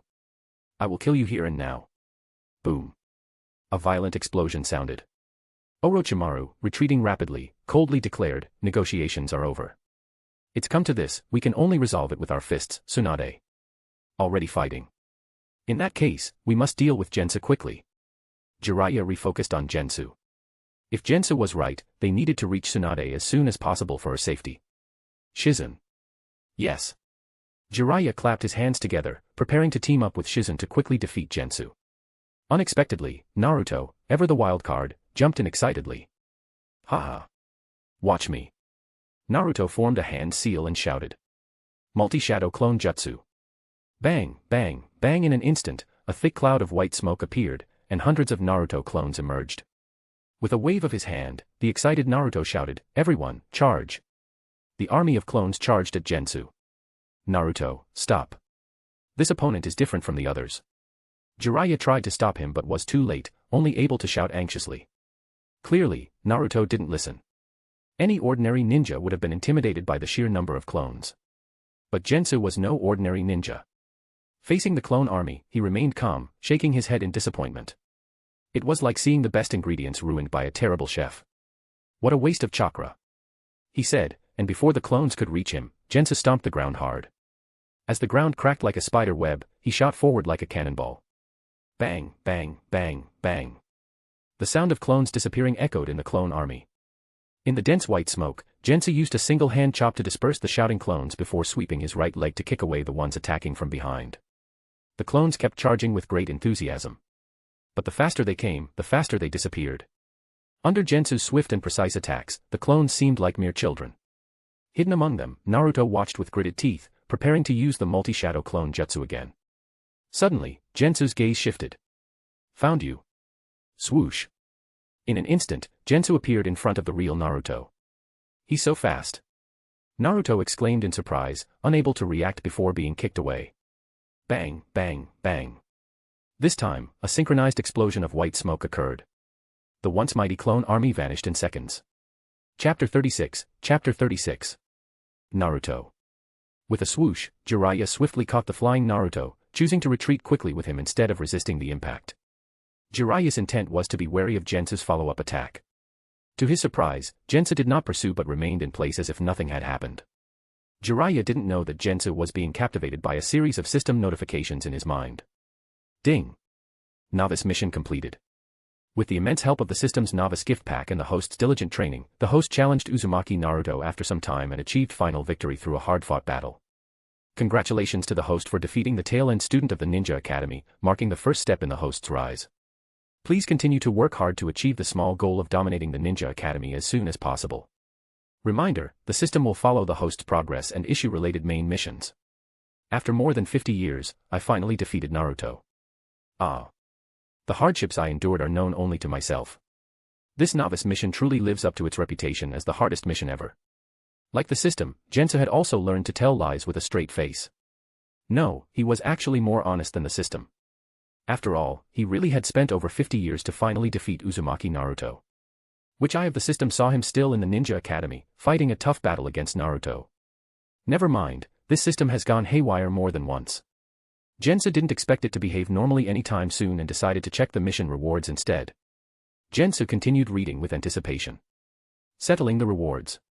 Novice mission, defeat Uzumaki Naruto, completed. Mission reward, Harem Jutsu. Reward description, created by the prodigious Uzumaki Naruto, this jutsu is unrated and is lethal to both men and women, young and old. Even the great Otsutsuki Kagaya can be paralyzed, disoriented, dizzy, and stiff under its effect. Additionally, it causes other negative effects such as severe bleeding and weakness in limbs, especially in individuals like the Third Hokage, Jiraiya, and Ebisu. Truly the ninja world's #1 control jutsu. Gensou was speechless. There were many things he wanted to say, but they stuck in his throat. Was the harem jutsu really as powerful as the system claimed? Actually, it was. From the great Kagaya Otsutsuki down to ordinary ninjas, none could resist its power. Even he. Jensa thought seriously. Imagining a group of curvaceous, radiant girls, with no censors, of various styles, sweet, seductive, elegant, regal, rushing towards him for hugs. Perhaps he might lose focus for a moment. Ahem. To be fair, the harem jutsu was indeed a very powerful jutsu, even he couldn't ignore it. But if he were to actually use this jutsu in front of others, Jensa could imagine what kind of reputation he would earn. Don't be fooled by Naruto's carefree use of the harem jutsu simpler form, the sexy jutsu, without any burden. Once he grows up, especially when he becomes the 7th Hokage, he will surely regret his past actions. Look. This is the 7th Hokage, who saved the ninja world, famous for his transformation jutsu of naked girls. Did you know? That man, who stands equal to gods, actually likes to transform into a woman, and a naked one at that. Thinking of this future possibility, Jensa decisively resolved never to use the harem jutsu in front of others. As for using it when alone, Jensa suddenly thought of an ethical issue. Have any ninjas ever used the shadow clone jutsu to turn into a woman and then sparred together? Ah, that seems a bit too perverted. Damn that pervert. Developing such a jutsu. Jensa shook his head, quickly dismissing the thoughts that polluted his pure mind, and turned back to Jiraiya and the others. Naruto, having been caught by Jiraiya, had already regained his spirit. Despite being kicked by Gensou, Naruto's tough body quickly recovered, and he was back to his energetic self. Naruto, watch and learn. This level of combat isn't something you should interfere with. After giving this instruction, Jiraiya turned to Gensou with a serious expression. Without further delay, he stomped hard on the ground, causing a loud boom, and disappeared. It begins. Jiraiya, moving swiftly, threw a heavy punch at Gensou. Jensa remained still, raising his left hand to casually deflect the attack. Unperturbed, Jiraiya twisted his body, sweeping his left leg forward like a whip. Seeing this, Jensa finally stepped back, using one hand to catch Jiraiya's right leg and then kicking out. Smack! The air shook with a violent vibration. Ducking under Gensou's kick, Jiraiya used his hands to spring off the ground like a toad, launching himself at Gensou. Bang, bang, bang. Jiraiya's hand struck out like a storm from various strange angles. After several rapid exchanges, Jensa retreated, dragging his feet to create a long trench in the ground before stopping. He looked at the approaching Jiraiya and commented. Toad-style taijutsu from Mount Myoboku. Combined with Konoha's style, it forms a unique personal style. Interesting. With his rich combat experience, Gensou immediately recognized Jiraiya's unique fighting style. However, this alone isn't enough. Jensa stomped his right foot, using the body flicker technique to charge at Jiraiya with a piercing sonic boom. More intense clashes ensued. To prevent unnecessary accidents due to Jensa's presence, Tsunade had only given Jiraiya a sleeping drug the night before, not something that would incapacitate him. In other words, apart from slight residual effects, Jiraiya could still exert his full strength. As expected of one of the Sannin. Jensa blocked Jiraiya's punch with his right hand, their eyes meeting as he remarked. Is that so? Unfortunately, I can't witness your true power, Jensa-senpai. Jiraiya exerted his strength, sending Jensa flying, and pursued him relentlessly. Even without full power, I can still hold you off, Jensa said calmly. Comparatively, his current Edo Tensei state was indeed weaker than Jiraiya, one of the Sannin. But his true goal wasn't to defeat Jiraiya. Maintaining the situation, delaying time, and preventing Jiraiya from leaving was still within his capabilities. After all, it wasn't he who was in a hurry. The question now was how important Tsunade was to them. Was the spirit transformation technique more important, or Tsunade? Compared to Orochimaru, Jensa had more confidence in this choice he had presented. Chapter 37, Chapter 37. Boom. Boom. The fierce battle continued to rage in the open space. Realizing Gensou's intentions, Jiraiya intensified his attacks. But against Gensou, whose chakra was nearly infinite and whose Edo Tensei body could repair itself instantly, it was all for naught. However, Jiraiya wasn't alone on the battlefield. Swoosh. Swoosh. Several poison senbon shot from the hidden mechanism on Shizun's wrist, flying swiftly towards Gensou. Though the movement was subtle, Jensa noticed it and twisted his body to avoid the senbon. Taking advantage of the opening, Jiraiya clapped his hands together, ninja art, needle jizo. Jiraiya's white hair grew rapidly, thickening and wrapping around Jensa like a lion's mane, binding him completely from head to toe. Crack, crack! The massive white hair tightened with enough force to cut through metal, aiming to crush Gensou. Despite the cracks appearing on his Edo Tensei body, Jensa remained unperturbed, opening his mouth, lava release, melting apparition technique. A large amount of acidic fluid spewed from Jensa's mouth, easily corroding the needle jizo wrapping around him, and surged towards Jiraiya and Shizun like a raging river. Troublesome. Jiraiya sighed, retreating while forming hand seals, earth release, swamp of the underworld. A vast brown swamp replaced the ground, meeting the incoming acid. With a sizzling sound, the swamp quickly shrank, but the acid also ceased its advance and dissipated. Boom. Another loud explosion sounded in the distance. Jiraiya frowned, looking at Gensou, whose damaged body was rapidly regenerating amidst flying paper scraps, and thought. Ordinary attacks are ineffective against the Edo Tensei body, only sealing techniques can completely restrain it. But against Gensu, even I can't resolve this quickly. The longer this drags on, what will happen to Tsunade? Jiraiya grew increasingly anxious. Understanding the situation, Shizen bit her lip and said, Jiraiya-sama, I'll hold him off. You go find Tsunade-sama. Shizen, you. Jiraiya looked deeply at Shizen. Seeing the determination on her face, Jiraiya, as a decisive ninja, didn't argue further. Naruto, we're leaving. Orochimaru and Kabuto's combination required his attention. Given Naruto's importance, Jiraiya naturally intended to take him along. Hey, making decisions without consulting me. Did you consider my opinion? Gensu, witnessing everything, spread his hands with a smile. The current scene reminded him of certain anime scenarios where a character sacrifices themselves to buy time for the protagonist. Only now, he was the villain. But he had to ask, do villains always play along so obediently? Do as you say without resistance. Jiraiya ignored Gensu's taunt, preparing to act. Gensu was about to intercept when a figure dashed towards him. Your opponent is me now. Shizen's lips parted, firing several poisoned needles at Gensu. Gensu paused, flicking his fingers in the air. With several crisp sounds, the needles fell to the ground. Seeing this, Shizen launched into close combat without hesitation. Girl, you're overestimating yourself. Gensu easily blocked Shizen's attacks, continuing, or perhaps, you're underestimating me. For Tsunade-sama. No matter how difficult, I will do it. Shizen's unwavering determination showed in her eyes. She opened her mouth again, ninja art, poison mist. Instantly. Chakra within Shizen's body transformed into a toxic chemical substance, spewing out as purple mist that rapidly spread towards Gensu. Interesting. Gensu stepped back. But far from enough. With that, he clapped his hands, unleashing a strong wind that scattered the poison mist. As the wind howled, kicking up dust, Shizen squinted, searching for Gensu's whereabouts when a mocking voice reached her ears. If making vows and chanting slogans like, for so and so, I will do this or that, could ensure success, then why train hard? Just spread the seeds randomly, and all enemies would be defeated. Behind her. Shizen's eyes narrowed, enveloping her hands in blue chakra like surgical scalpels, swinging fiercely behind her. The next second. Not there. Seeing the empty space, Shizen's pupils contracted, instinctively preparing to retreat.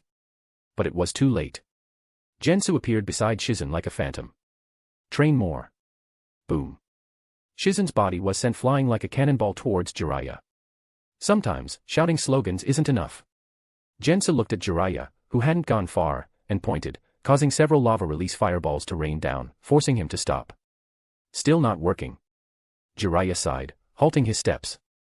Naruto quickly ran to catch Shizen. Shizen-nichan, are you okay? I'm fine. Shizen forced a nod, using her mystical palm technique to heal herself while apologizing to Jiraiya. I'm sorry, Jiraiya-sama. I'm too weak. Anyone else would find it hard too. I was too impulsive, took it for granted. Jiraiya admitted his mistake, looking at Gensu approaching them. He had hoped against hope. But now it seemed that failing to reach Tsunade in time might cost Shizen her life. Step. Step. Step. Gensu calmly walked up to the three, saying, hand over the spirit transformation technique, and I'll let you meet Tsunade. Before Jiraiya or Shizen could respond, Naruto angrily shouted. You can't just take what others don't want to give. What kind of great predecessor are you? Naruto didn't know what the spirit transformation technique was or Gensu's identity. But his simple values told him that taking things by force was wrong. You're right. Gensu nodded in agreement with Naruto's rebuke, morally, what I'm doing is wrong. But when has this world ever truly followed morality? Kid, let me teach you a real lesson today. In this world, might always outweighs morality. Chapter 38, Chapter 38. To a child, the world is black and white. To an adult, the mix of gray surpasses both black and white combined. Morality. It's merely a guideline to regulate the thoughts of ordinary people. Look at those living in luxury, indulging in pleasures, the high and mighty nobles and daimyos. How many of them see ordinary people as their equals? Even in the great ninja villages, even in Konoha, where the will of fire is often spoken, how many upheld morality on their path to rise? Asking such a question would only make them laugh. If possible, Jensa would love to live in a world where everyone is morally upright and saintly. But the true nature of the world is as it is, and he could only go with the flow.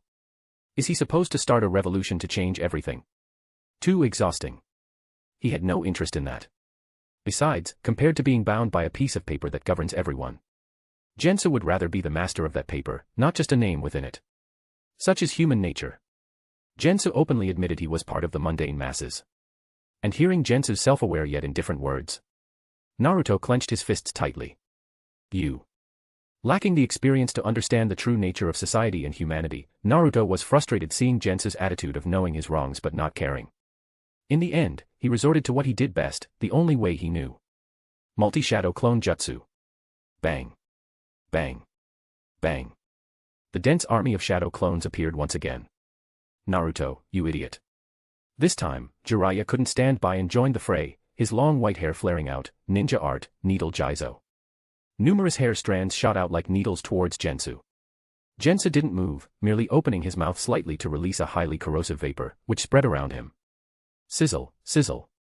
The needle-like hair strands dissolved mid-air before reaching Gensu. Everyone, attack. Naruto's clones, undeterred, charged into the vapor like a suicide squad. Bang, bang, bang. White smoke erupted continuously.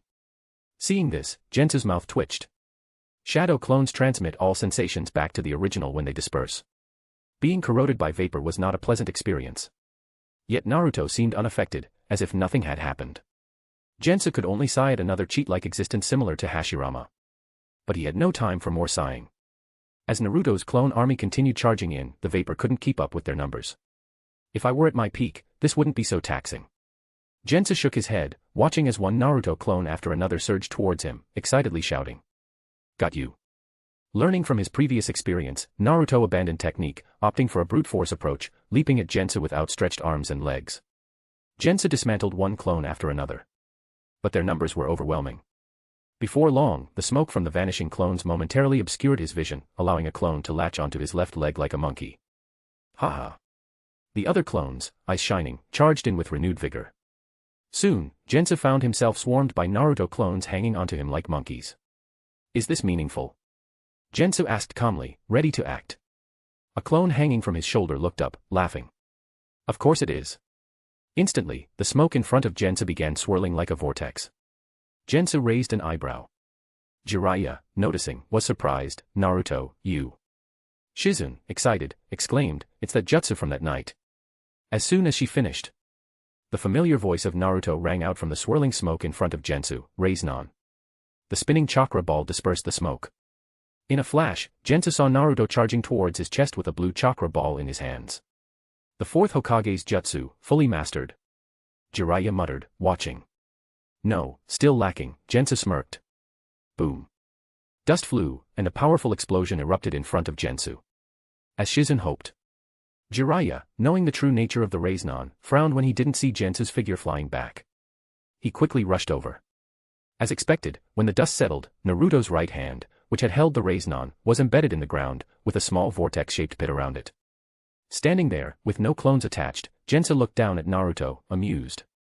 Using an unfinished jutsu, I commend your bravery. If the Raiznon were so easily broken, it wouldn't have such a formidable reputation. Naruto had displayed it convincingly, but Jensa's keen eyes easily spotted the instability within Naruto's Raiznon. A slight disruption, like earlier, caused it to spiral out of control and strike the ground. Still not working. Naruto felt dejected. Watch closely, Jensa spoke again. Instinctively, Naruto looked up and saw Gensu extend his palm, saying. Raiznon lesson begins, free of charge this time. In Naruto's astonished gaze, a perfectly formed blue chakra ball appeared in Gensu's hand. Raiznon. With the same casualness as any other jutsu, Jensa held the Raiznon and pressed it towards Naruto's chest. How is this possible? Naruto stared blankly. The turn of events was too surreal. He couldn't fathom that the enemy in front of him also knew the Raiznon. Pervy Sage said this jutsu belonged to the fourth Hokage. Could it be? Wait, why am I thinking that? They look nothing alike. Even in such a moment, Naruto's scattered thoughts diverged. Naruto. Jiraiya's shout snapped him back. Naruto looked up, only to see the familiar blue spiraling light of the Raiznon filling his vision. Chapter 39, Chapter 39. Swoosh. The sound of intense air friction echoed. Jiraiya swiftly moved behind Naruto, grabbing him by the neck and throwing him backward. At the same time, he formed a Raiznon in his other hand. Raiznon. The blue, high-speed rotating chakra ball appeared in his palm. Jiraiya's eyes sharpened, and he pushed the Raiznon forward without hesitation.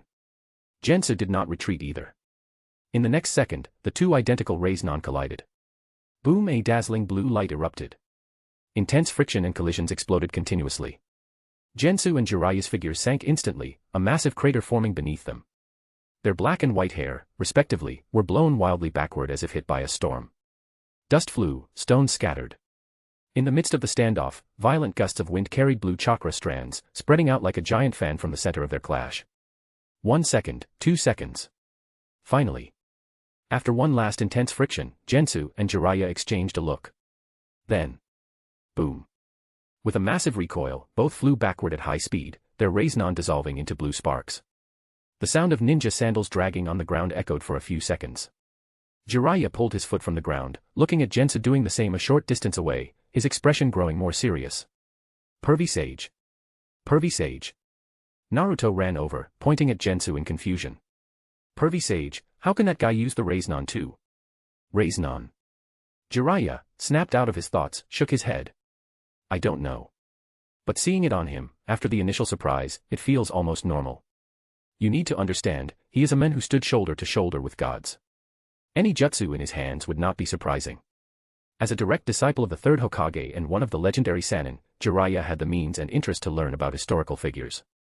Among them, Gensu, who developed numerous Kekkei and could perform any jutsu with astonishing talent, was someone he had studied. Seeing it firsthand, Gensu indeed lived up to his reputation.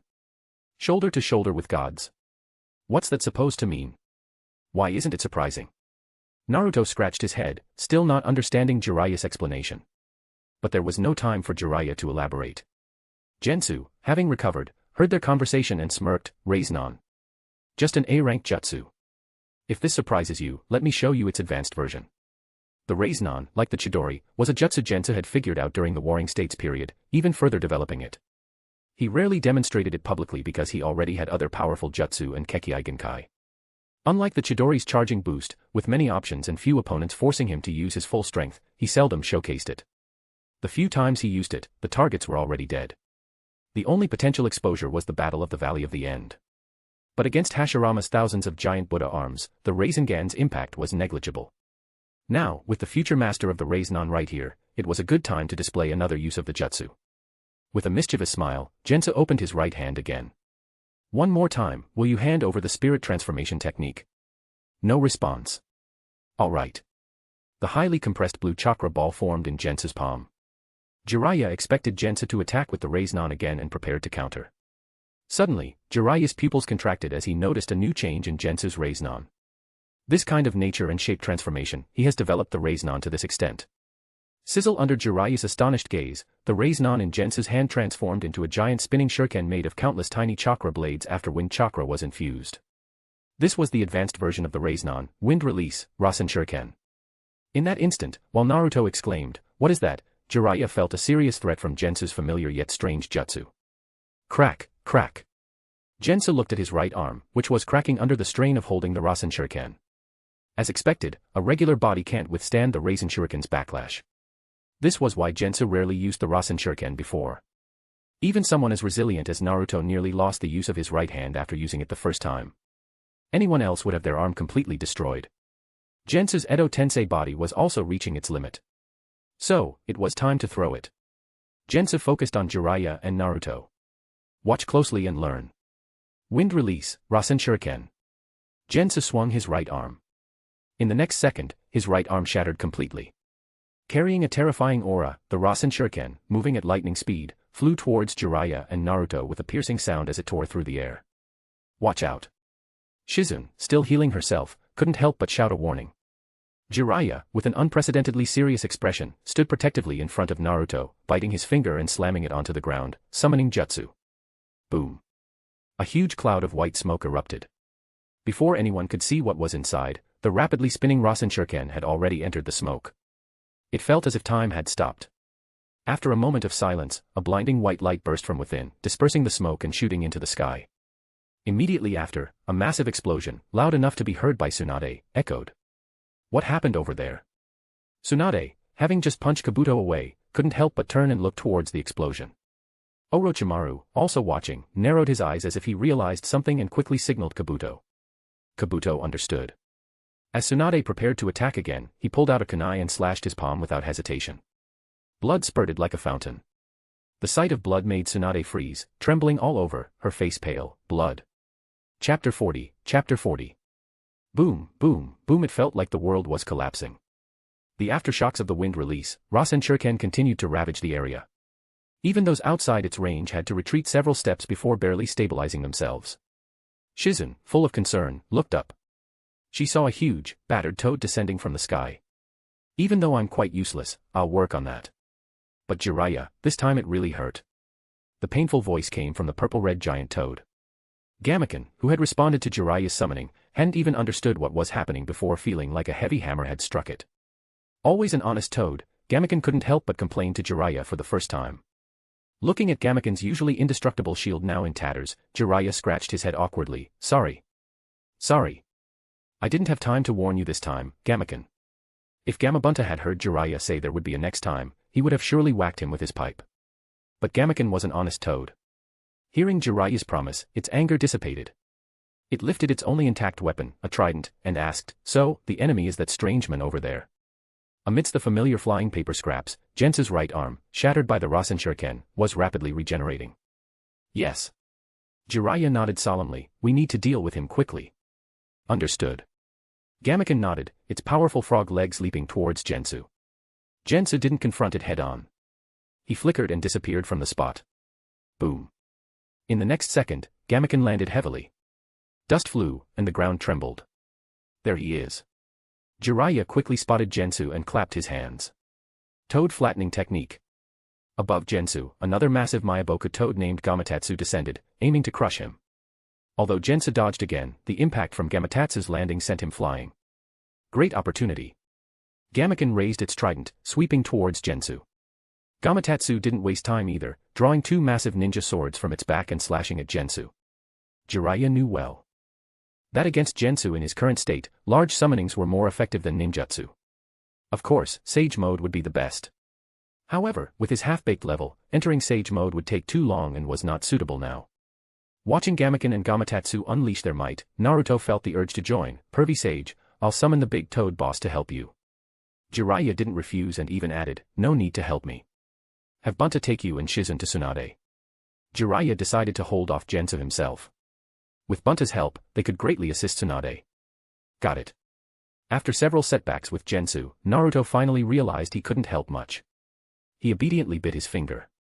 Summoning Jutsu. Boom. White smoke billowed. Come on out, big toad boss. Naruto shouted enthusiastically. Then, a small tadpole plop-plop on the ground. What? Naruto, in disbelief, held his head in his hands, his mouth agape. Shizun, ready to move, froze with a smile. Jiraiya was also stunned. A familiar formula, a familiar taste. Gensu, being attacked by Gamaken and Gamatatsu, also noticed the humorous scene. He had to admit, this was the familiar feel of Hokage he knew. Blushing for once, Naruto hurriedly sent the tadpole back, unwilling to give up, and tried summoning again. Big toad boss, come out. Boom. Hey, Naruto. Amid the rising white smoke, Gamabunta's son, the yet-to-grow-up Gamatatsu, waved at Naruto. Jiraiya averted his eyes, fearing he'd lash out. At this moment, having restrained the two toads with earth release, Jensa turned his head and reminded, just to remind you, Tsunade's hemophobia just triggered. Jiraiya and Shizun's expressions hardened. Not wasting time to verify Jensa's words, Shizun, anxious, was about to rush to Tsunade. Summoning Jutsu. White smoke billowed again, and with a giant pipe in its mouth and bandages wrapped around its waist, Gamabunta, looking like a Yakuza boss, finally appeared on Naruto's third attempt. Why is it you again, kid? And Gamatatsu, what are you doing here? The grumpy Gamabunta, enjoying a post-nap smoke, grumbled. Hey, Dad. Gamatatsu greeted from atop Gamabunta's head. Big toad boss. Naruto, excited, was about to explain. Jiraiya, finally seeing the right summoning, said in the simplest terms, Bunta, go to Tsunade. She needs your help. More familiar and in sync with Jiraiya, Gamabunta didn't hesitate. I smell that damn snake. Without delay, letting Shizun climb up, Gamabunta leaped 100 meters in one bound. I can't let you succeed. Gensu, retreating swiftly, formed hand seals. Earth release, great moving earth core. Boom. The ground shook violently. Just as Gamabunta was about to leap again, a massive chunk of earth rose in front, blocking its way. Bam, it collided head-on. That was just the start. Under Jensa's jutsu, the ground in this area transformed into grid-like sections, rising and falling irregularly, creating obstacles and preventing the three toads from leaping. Slow down, big toad boss. Dodging left and right, Naruto would have been thrown off if Shizun hadn't grabbed him. Gamabunta, slicing through a rock wall with his short sword, replied impatiently, "You want us to be pancake fillings." Nearby, seeing this, Jiraiya tightened his brow, ready to launch a long-range attack to interrupt Jensa's jutsu. But remembering Jensa's mastery of dark release, he regretted neglecting his sage training and charged in himself. Unlike the large toads, Jiraiya moved nimbly within the unstable ground, quickly approaching Gensu. Noticing Jiraiya's agility, Jensa maintained his jutsu while eyeing Gamatatsu's large swords. Clang! In the next second, the huge, cold blades descended towards Jiraiya. Chapter 41, Chapter 41. My swords. Caught off guard while dodging the great moving earth core, Gamatatsu saw his two giant ninja swords suddenly flying out of his hands as if they had a mind of their own, slashing towards Jiraiya. "Jiraiya, watch out!" Gamatatsu shouted in warning. Jiraiya looked up, seeing the two giant swords, much larger than himself, reflecting in his pupils. Magnet release. Slice. Slice. The massive swords pierced several meters into the ground like cutting through butter. Barely dodging, Jiraiya attempted to move past them, but the giant swords, humming, swiftly rose and slashed at him again like dragons. It wasn't until Gamatatsu managed to press down on his weapons that Jiraiya, now unobstructed, could continue searching for Gensu. However, he found that Jensa had vanished within the maze-like terrain of the great moving earth core. Gensu's goal was never to defeat Jiraiya, but to obtain the spirit transformation technique. Throughout the encounter, his actual clashes with Jiraiya were minimal, preserving his strength to hold off everyone. Just like now. Not giving Jiraiya a chance to engage, Jensa specifically hindered Gamabunta and the others, who would need considerable time to break through his obstructions. But time was the most critical factor now. Time is running out. If you don't decide soon, Tsunade will be in grave danger. Actually, she already is. Jensa's voice echoed clearly in everyone's ears. Let me show you the live situation. Water release, reflecting mirror. As his words fell, a giant water mirror formed in the air. Jiraiya and the others looked up, seeing Tsunade's current situation displayed on the mirror's surface. Before acting, Jensa had sent a shadow clone to hide near Tsunade and Orochimaru's meeting place to relay real-time information.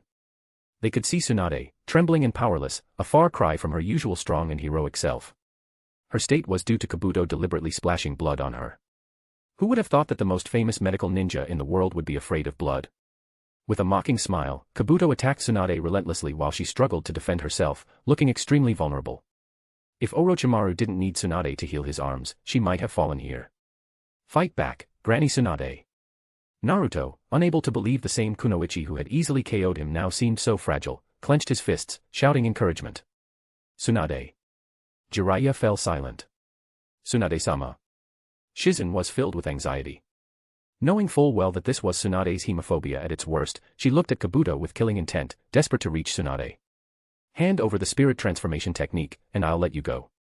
Seeing the timing was right, Gensu appeared in front of Shizun, issuing his final ultimatum. Between the spirit transformation technique and Tsunade-sama's life, you know which is more important. You bastard. Naruto glared at Gensu with fury. Despite his anger, he didn't rush in recklessly as usual. Even Naruto understood the dire situation. Seeing Naruto's reaction, Jiraiya sighed, no longer refusing. Shizun, witnessing her master in distress, didn't hesitate. Here. With a bang, white smoke rose, and Shizun summoned an ancient scroll, tossing it to Gensu. Gensu caught it, examining the aged appearance, feeling reassured. In such a short time, Shizun wouldn't have had the chance to forge a convincing fake. Indeed. Gensu quickly perused the scroll. With his deep knowledge of ninjutsu, he confirmed it was the spirit transformation technique. Can we leave now? Shizun asked urgently. Gensu nodded, ceasing his jutsu, and stepped aside, gesturing invitingly. Please. Jiraiya gave Gensu a long look.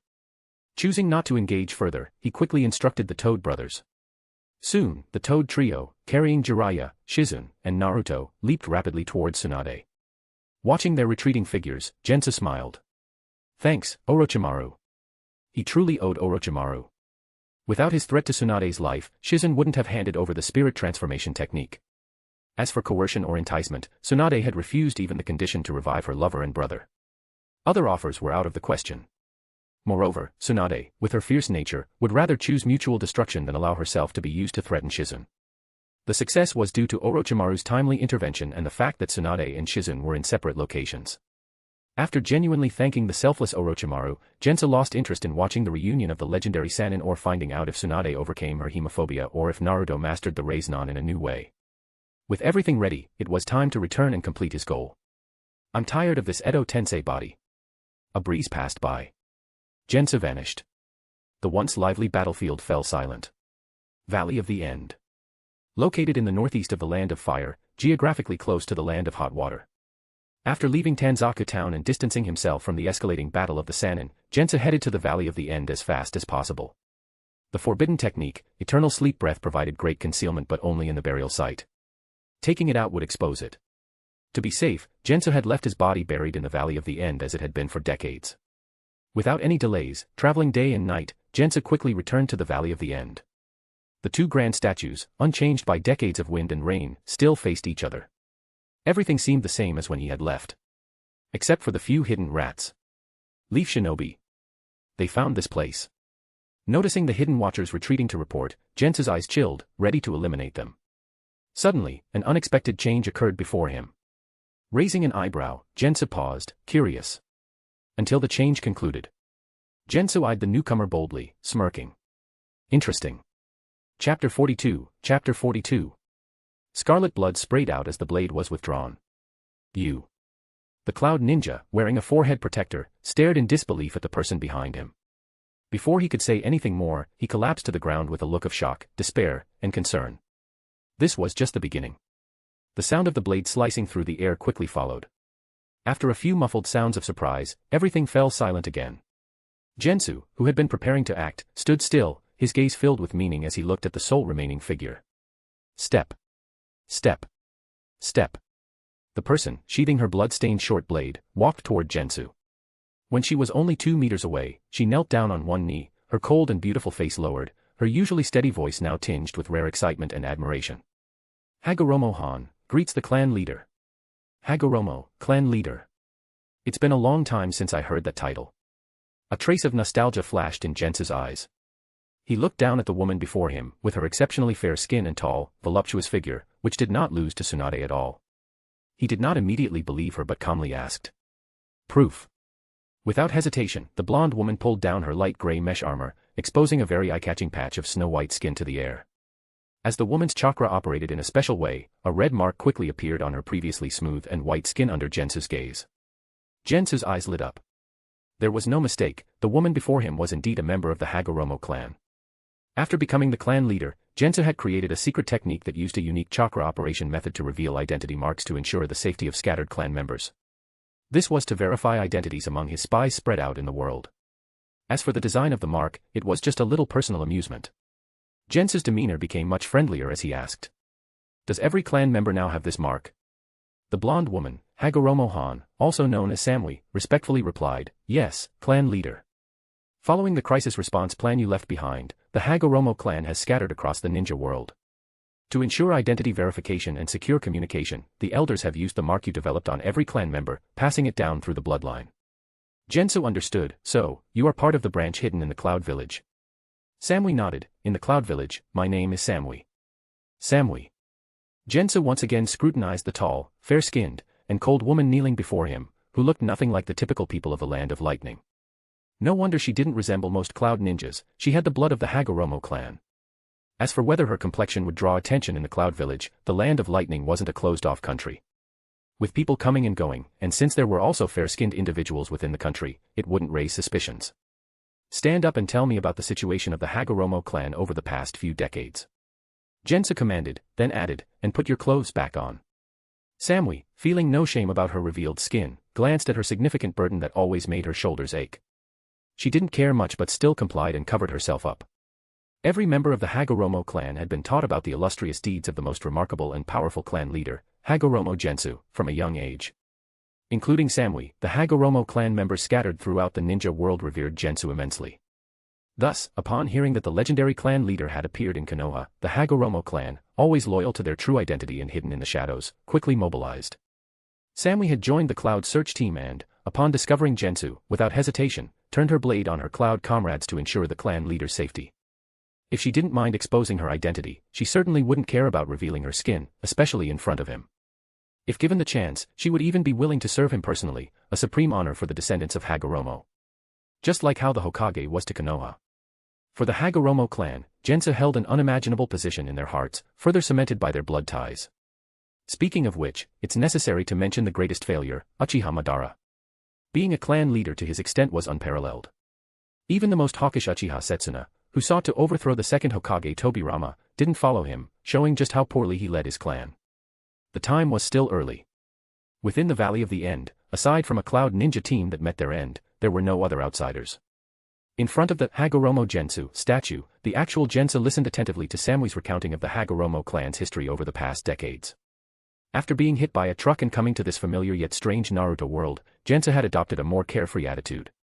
Did he not know that killing those noblemen would bring retribution? Of course, he knew. But having lived a mundane life before, seeing various distressing things but only being able to curse them silently, he couldn't do anything, barely having enough money and worried about bringing trouble to himself and his family. He had lived an extremely mediocre life. Given a second chance, especially with the power he now possessed, should he continue living like that? As a famous captain wisely put it, "If the army didn't come, you bullied me. If the army came, you still bullied me. Then what the hell was the army for?" Changing perspectives, Jensa decided he had to live freely and unburdened, to make the most of this second chance. Therefore, when the Five Kage attacked him without warning, he was only initially furious. He didn't harbor the intense hatred others expected, nor did he vow to bathe the 5 great shinobi villages in blood repeatedly, sparing no one. Victory and defeat are part of the game. They seized the opportunity to strike him down. Jensa could accept this calmly. Of course. Just as a goose leaves a trace, so does a person. As an outsider, time had ingrained certain things into Jensa's heart. For example, the Hagoromo clan. As their leader, Gensou, worried about his potential demise, had left several contingencies for the Hagoromo clan. The most crucial being their survival in a drastically changed ninja world. Powerful clans like the Senju, Uchiha, Uzumaki, Kagaya, and Yuki, who dominated the Warring States period, had disappeared by the village era. Knowing the plot, Jensa had planned a new path for the Hagoromo clan. It seemed his descendants had followed his plans well. Chapter 43. After your death, Hashirama returned your belongings to the clan. The elders then followed your emergency plan, quietly dispersing the clan members across the various countries in the ninja world, using new identities prepared in advance to infiltrate and develop. Samui's cool voice detailed the Hagoromo clan's experiences over the past few decades. Jensa nodded after listening. It must be said that Hashirama was quite magnanimous. Afterward, he returned Jensa's belongings to the Hagoromo clan and didn't think of exterminating them to eliminate all future threats. Instead, he allowed the Hagoromo clan to continue existing and even instructed Konoha not to antagonize them. Had it been the more ruthless Tobirama or any of the other Kage, they would have seized an opportunity to eliminate such a ticking time bomb. But one cannot always rely on others. The elders of the Hagoromo clan, influenced by Jensa's teachings, quickly decided to disperse the clan to ensure their survival. Without Jensa's protection, the Hagoromo clan, though still a formidable force, was no match for the 5 great nations, which had integrated numerous ninja clans and boasted vast armies of both elite and average, cannon fodder, ninjas. Especially after Jensa had killed the first Mizukage and severely injured the first Raikage, there was no guarantee that these factions wouldn't hold grudges and seek revenge. Indeed, as anticipated, many hostile forces eyed the Hagoromo clan covetously. Had the Hagoromo clan not evacuated in time, they might have faced the same fate as the Uzumaki clan, complete destruction, with survivors scattered. The Uzumaki clan, despite having their own country, an independent ninja village, and an alliance with Konoha, still couldn't withstand external pressures and were ultimately annihilated. The Hagoromo clan, while not as renowned for their sealing techniques as the Uzumaki, had centuries of accumulated wealth and knowledge that would undoubtedly attract greedy adversaries. Though they suffered significant economic losses by leaving behind their ancestral land and immovable assets, they survived and even thrived by integrating into various nations and leveraging the power of major ninja villages. Members like Samui, who held significant positions in the Cloud Village, or similar examples in Konoha, Iwa, Suna, and even Kiri, showed that the Hagoromo clan had not only survived but also prospered. So, one should never judge the merits of a situation solely by its immediate impact. Jensa thought of the time when Hashirama invited the Hagoromo clan to join Konoha alongside the Senju and Uchiha clans to build a better future. He shook his head. Hashirama, did you ever imagine Konoha would end up like this? Clan leader, are you really back this time? Having explained the situation of the Hagoromo clan and the information she had gathered, Samui couldn't hold back her long-suppressed question. She looked at Jensu's cracked face, full of hope. Jensa glanced at the scroll of the spirit transformation technique in his hand and nodded slightly, almost. Samui's cold face lit up with excitement. She knelt again, asking, "Clan leader, what do you need us to do?" "The Hagoromo clan will always be your weapon and shield." Jensa hadn't expected members of the Hagoromo clan to appear here. His plan was to seek out the clan after his resurrection. He had even prepared himself for the possibility that the clan might be struggling or even destitute. Unexpectedly, the clan seemed to be doing quite well without his leadership. "Continue as you are." Recently returned and still unfamiliar with the current situation, Jensa decided not to change anything for now. He then looked at the 3 cloud ninja corpses nearby and chuckled. The cloud ninjas are quite proactive, coming all the way here. It wasn't surprising for Konoha ninjas to be here, as this was their territory. But Jensa hadn't expected cloud ninjas to travel such a distance to snoop around, even sending a team to the Valley of the End to try their luck. Samui explained, "The cloud ninjas have always harbored resentment over the first Raikage's severed arm. Upon hearing of your reappearance, the 4th Raikage quickly dispatched many ninjas to search for you, seeking revenge for their ancestors' injury. As I understand it, the cloud ninjas are contributing the most to this search among the 5 great villages. The first Raikage had such an impulsive character. It's no surprise that the cloud ninjas he led still follow the same pattern decades later." Jensa shook his head lightly. "If they haven't learned their lesson, it's time for a reminder." "Samui." "Yes." Samui promptly bowed, awaiting orders. Jensu instructed, "Notify the Raikage and tell him I'm here." "Yes." Samui hesitated slightly but didn't question the order, nodding in agreement. "And?" Jensa glanced at her, drawing a kunai, "You're too clean." With that, he swiftly slashed. Blood flowed freely. Samui grunted but remained still as the kunai pierced her. "This will do." Having fat can be advantageous, the attack meant to hit her heart fell just short. "Go." Jensa waved her off. Samui respectfully bowed and, clutching her wound, swiftly disappeared from the Valley of the End. With hands behind his back, Jensa's gaze shifted from Samui's departing figure to the statue of himself. A grand re-entry into the ninja world deserved a fitting audience. Since the cloud ninjas were so eager to meet him, he would use them to formally announce his return to the ninja world.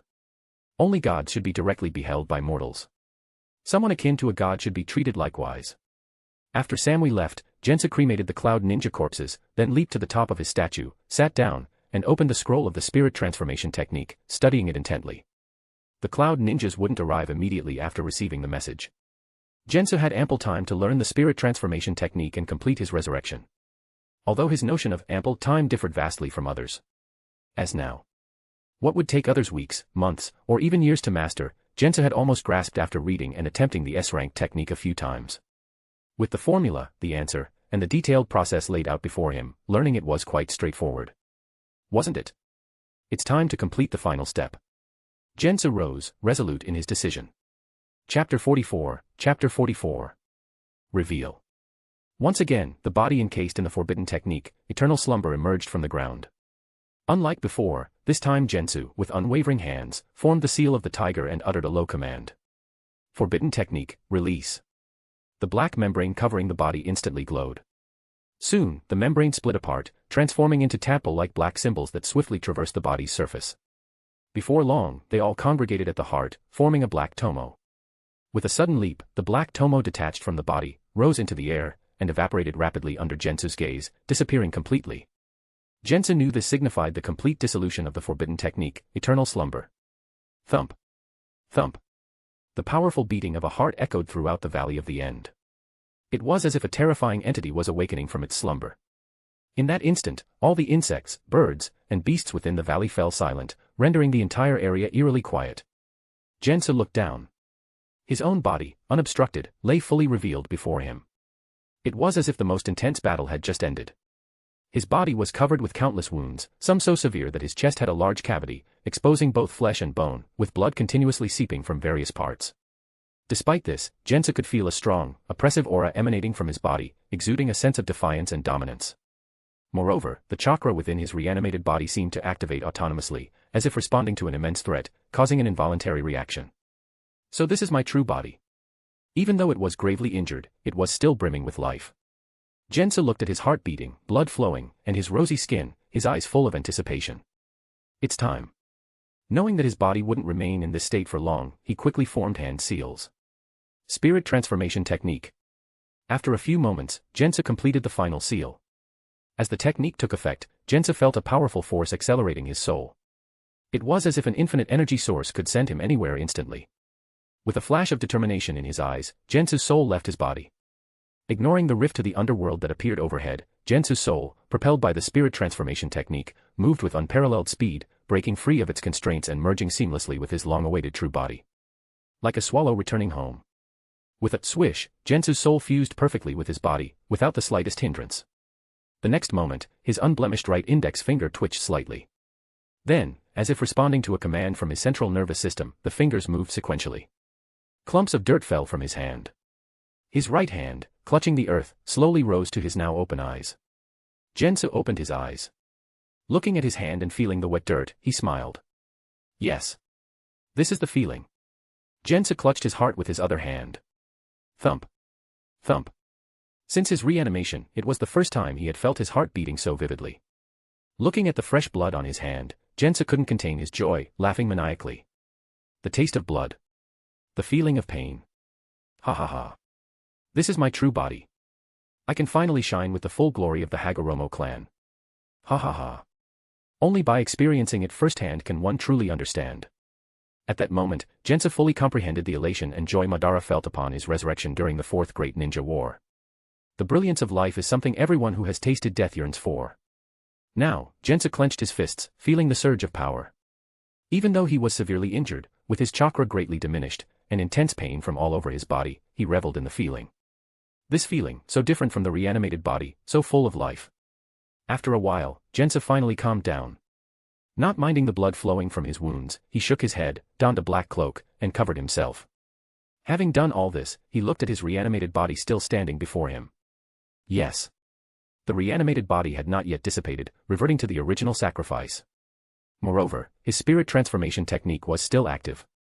Jensa knew why. After thoroughly reading the spirit transformation technique scroll, he understood that the technique didn't entirely detach the soul from the body. Jensa had speculated this before. If the spirit transformation technique allowed the soul to move freely, Den wouldn't have died. At the very least, he could have survived in his soul form for some time. Additionally, during the Fourth Great Ninja War, reanimated Den could have used the spirit transformation technique to escape the reanimation's control rather than briefly meeting Tsunade before returning to the underworld.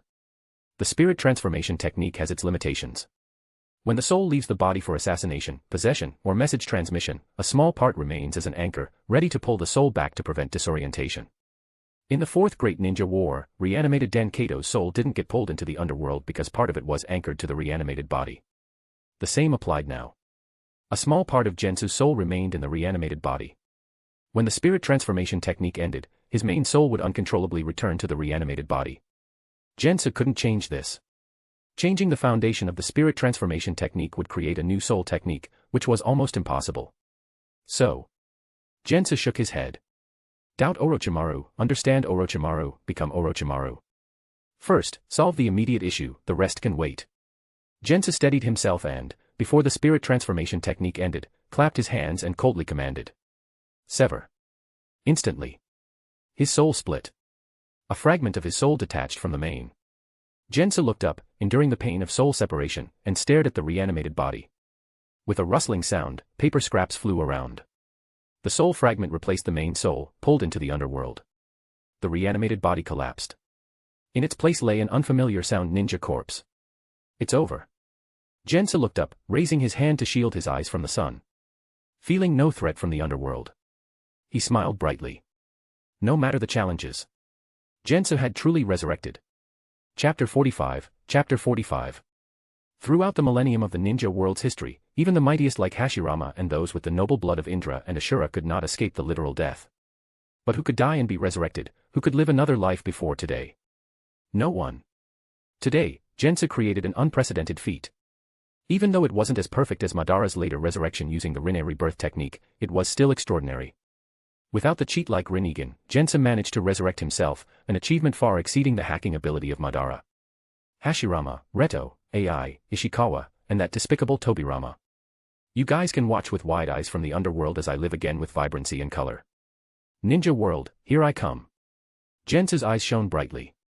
He suddenly turned his head towards the horizon where several black dots were getting closer. He smirked, celebrating alone lacks flavor. Perfect.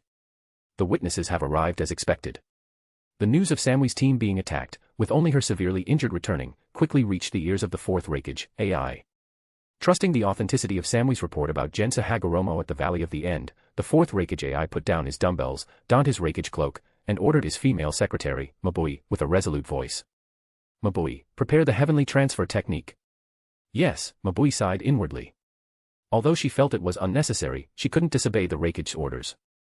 After all, this Hokage was the type who would personally lead a team into another village to steal a coveted secret technique, not caring about his reputation as Hokage. He was the complete opposite of the Third Hokage, who was more of a politician than a ninja, always entrenched in the politics of the Hidden Leaf.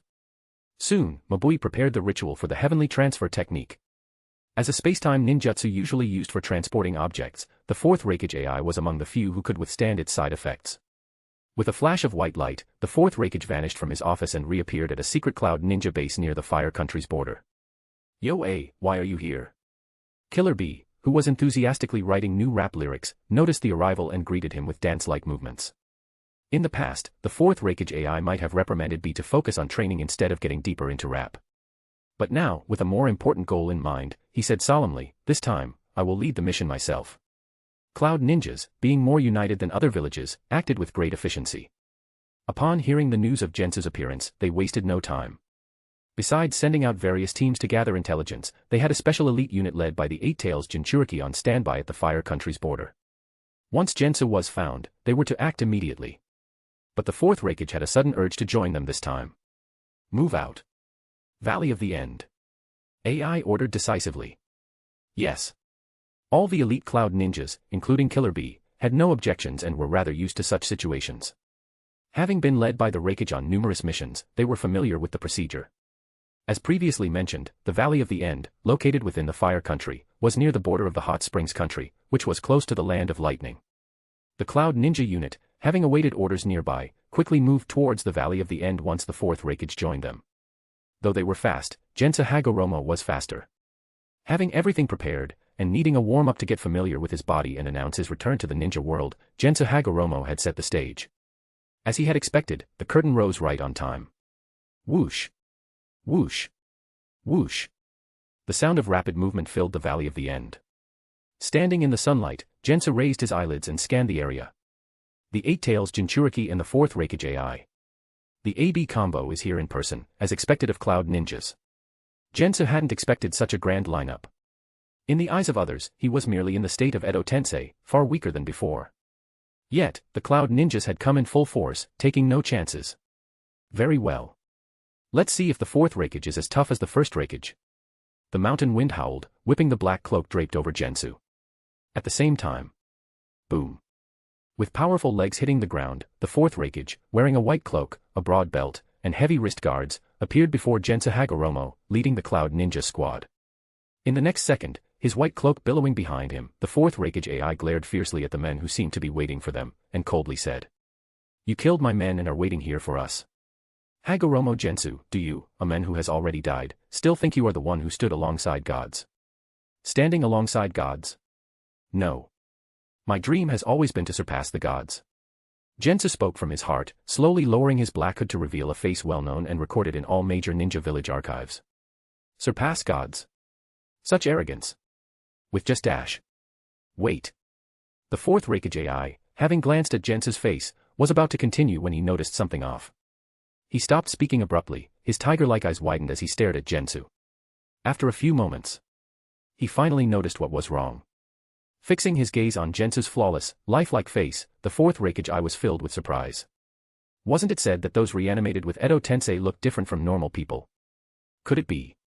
The Fourth Hokage thought of an unbelievable answer. No. Impossible. Perhaps he was mistaken. Could it be an extremely advanced transformation technique? The Fourth Hokage hurriedly ordered the sensory ninja beside him. The sensory ninja quickly formed hand seals. Soon, he shook his head, indicating no signs of a transformation technique. The Fourth Hokage's face darkened. Slow-witted Killer B had no idea what was happening and why his brother seemed so tense. He was about to ask. Inside him, the Eight-Tails Gyuki suddenly spoke in an unusually serious tone.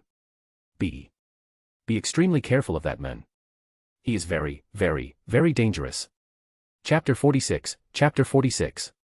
As the Eight Tails, Gyuki used 3 very to remind Killer Bee, showing how deeply it feared Gensu. Killer Bee was taken aback. In all these years, it was the first time he heard Gyuki speak in such a tone. Even his older brother, whom Gyuki deemed almost on par with the Third Hokage, did not elicit such fear. The Third Hokage had personally cut off one of Gyuki's horns, and yet the Eight Tails did not show such dread. Yes, dread. As his close companion, Killer Bee could feel the agitation within Gyuki, even though Jensa was just standing there without making a move. Killer Bee couldn't understand. Though Jensa was famous during his lifetime, he was now in the Edo Tensei state. With his and his brother's strength, there was no need to fear him. Why was Gyuki reacting so strongly? Look at his appearance. Gyuki reminded. Killer Bee looked again. Unexpectedly young and, like himself, very handsome. What was the issue? Killer Bee was about to blurt out a question when suddenly a thought crossed his mind. Killer Bee rubbed his chin. I remember intelligence mentioning that people in the Edo Tensei state have cracked appearances. Wait. Why does this guy look completely different from the description? Killer Bee finally realized, clapping his hands and pointing at Gensu in astonishment. You just noticed. Jensa shifted his gaze from Killer Bee to the Fourth Hokage, AI. Noticing AI's grave expression, Jensa smiled slightly. Still in denial. AI, let's stick to calling you Fourth Hokage. Deep down, you already have the answer. Isn't that right, Fourth Hokage? No. This can't be true. The Fourth Hokage clenched his massive fists, his eyes sharply focused on Gensu, scrutinizing every detail. You've been dead for over 50 years. How can you possibly be resurrected? No one can do that. If Gensu had truly been resurrected, it would be a massive earthquake for the ninja world. The Fourth Hokage did not want to see this happen. But sometimes, things don't go as one wishes. Seeing the same expression of disbelief on the faces of the surrounding cloud ninjas, Gensa shook his head and calmly said. Mortals are mortals not because their limits are set high but because they set limits for themselves. What others cannot do, doesn't mean I cannot. Because I am. Hagoromo Gensou. The moment the name, Hagoromo Gensou, was uttered, the Valley of the End fell into complete silence. B. Get AI to retreat. You guys cannot complete this mission alone, Gyuki said gravely to Killer Bee. Though it hadn't encountered Jensa directly, the name reminded Gyuki of a man who left a lasting impression, Hashirama. For the tailed beasts, who symbolized destruction and disaster, being handled like toys by Hashirama was unforgettable. Gyuki didn't want to face another legend who fought fiercely with Hashirama. Hearing this, Killer Bee finally became serious. But he did not try to persuade his brother. Knowing his brother's character, he simply gripped his swords, ready for orders. Sure enough, though shocked by Jensa Hagoromo's possible resurrection, the proud Hokage wouldn't be scared into retreating. Throwing off his white cloak, revealing his muscular, dark-skinned body, the Fourth Hokage's face was full of determination and fighting spirit. He shouted at Jensa Hagoromo. Whether you're truly resurrected or not, I'll send you back to where you belong. Oh, really? Jensa tilted his head slightly and calmly said 3 words. You think so? Attack. The Fourth Hokage, ice cold, shouted and led the elite cloud ninjas into the attack. Lightning release, lightning pillar. Immediately, several cloud ninjas clapped their hands, and intense lightning burst from their bodies, covering Jensa Hagoromo's vision. This move, appearing to hinder vision, was actually meant to use the intense light as cover to subtly place the target in a genjutsu. Many ninjas unfamiliar with this technique would easily fall into the trap. Jensa chuckled, not bright enough, add more power. The intense light grew stronger. Simultaneously, a burly figure, backlit by the lightning, charged with violent lightning towards Gensu. The familiar heavy flow. Seeing this, Jensu's eyes flashed with nostalgia. Then, clap. A steel-like hand firmly caught the incoming massive elbow. Hokages, always inheriting the same impatience. Jensa calmly said to the close-up Fourth Hokage, since you arrived first, I'll use you as a tribute. What nonsense are you talking about? Unaware of the meaning, the Fourth Hokage's other hand turned into a knife and slashed fiercely. Boom. A massive pit formed under their feet due to their forceful clash. Standing amidst it, with the surrounding space straining under the pressure, Jensa looked at the Fourth Hokage, whose hand he still held firmly, and said. A legendary return requires flowers and applause for a grand spectacle. With cloud ninja blood in the Hokage's hand, don't you think that's grand enough, Fourth Hokage? The Fourth Hokage finally understood what Jensa meant. You bastard. Enraged, he was about to unleash more lightning release chakra. Jensa suddenly stepped forward, swung his shoulder, and threw the Fourth Hokage hard. In the next second, he turned his body and intercepted a series of slashes from all directions with a kunai in his palm. Yo-yo able to block those. How about 7 swords? Unleash the glory of my grand dance. Killer Bee's strange voice came out as he saw Gensu intercept the first 2 blades. Seeing that 2 swords were ineffective, Killer Bee's body shook, and 7 swords shot out. Clamping them with various body parts, Killer Bee twisted his entire body, using a bizarre taijutsu style to attack Gensu with fast and unpredictable angles. Rip. A black cloak was slashed, and Jensa narrowly avoided a sword coming from an unexpected angle, commenting, "Good swordsmanship. But not grand enough." Chapter 47, Chapter 47. Acrobat. Killer Bee's self-created sword technique. To receive such praise from Gensu indicated just how formidable the technique was. No wonder Sasuke, with his Mangekyo Sharingan and self-assured attitude, almost questioned his life after facing this technique. No wonder Samui chose this unserious guy as her swordsmanship teacher. The last swordsmanship that earned such praise from Gensu was from a man named Hatake during the Warring States period. Unfortunately, the only descendant of that Hatake family abandoned the family's swordsmanship to honor his comrades. Hatake's swordsmanship may never shine again in the ninja world. Seeing Killer Bee step forward again, swinging his 7 swords like a whirlwind, Gensa glanced at his black cloak. "This is my only cloak, it can't be torn again." He spoke and made a single hand sign. Magnet release, metal manipulation. In an instant, Killer Bee felt his 7 swords vibrate uncontrollably. Before he could react, with a whoosh, the 7 swords completely disregarded their master and flew away. At that moment, Killer Bee felt like he had been abandoned by a goddess, left as a mere mortal. He howled. "No, no. Come back." It was useless. Under Gensu's control, the 7 swords flew at high speed towards the approaching 4th Hokage, while he himself stepped forward, darting towards the unarmed Killer Bee.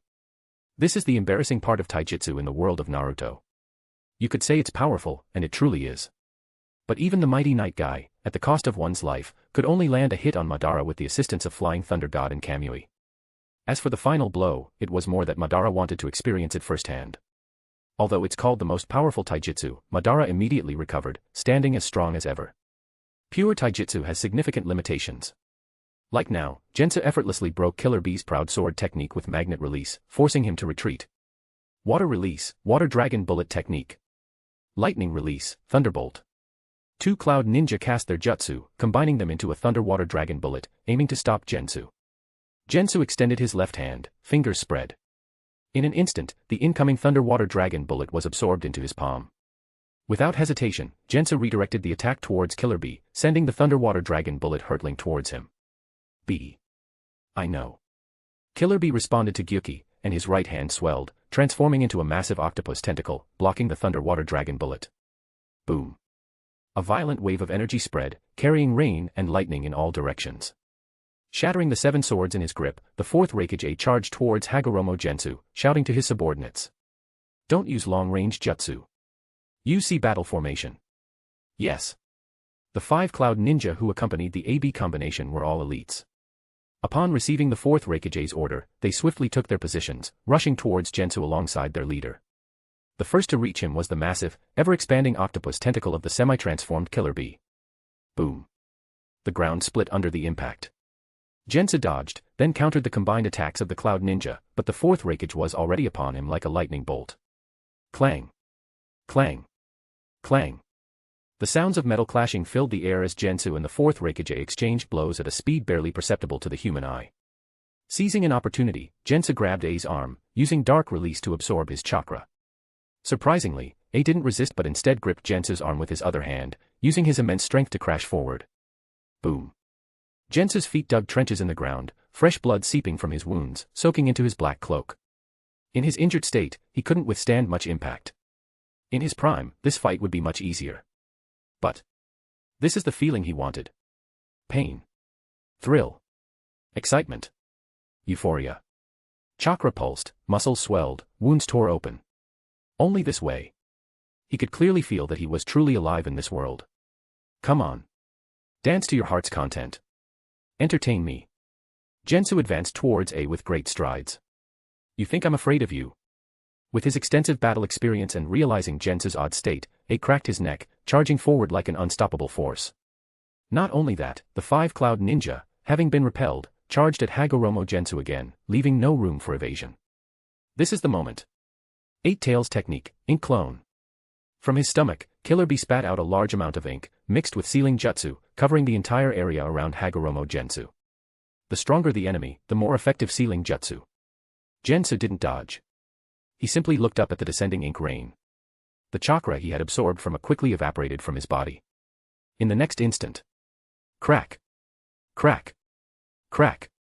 It was a clear, sunny day. In an instant, it turned freezing cold.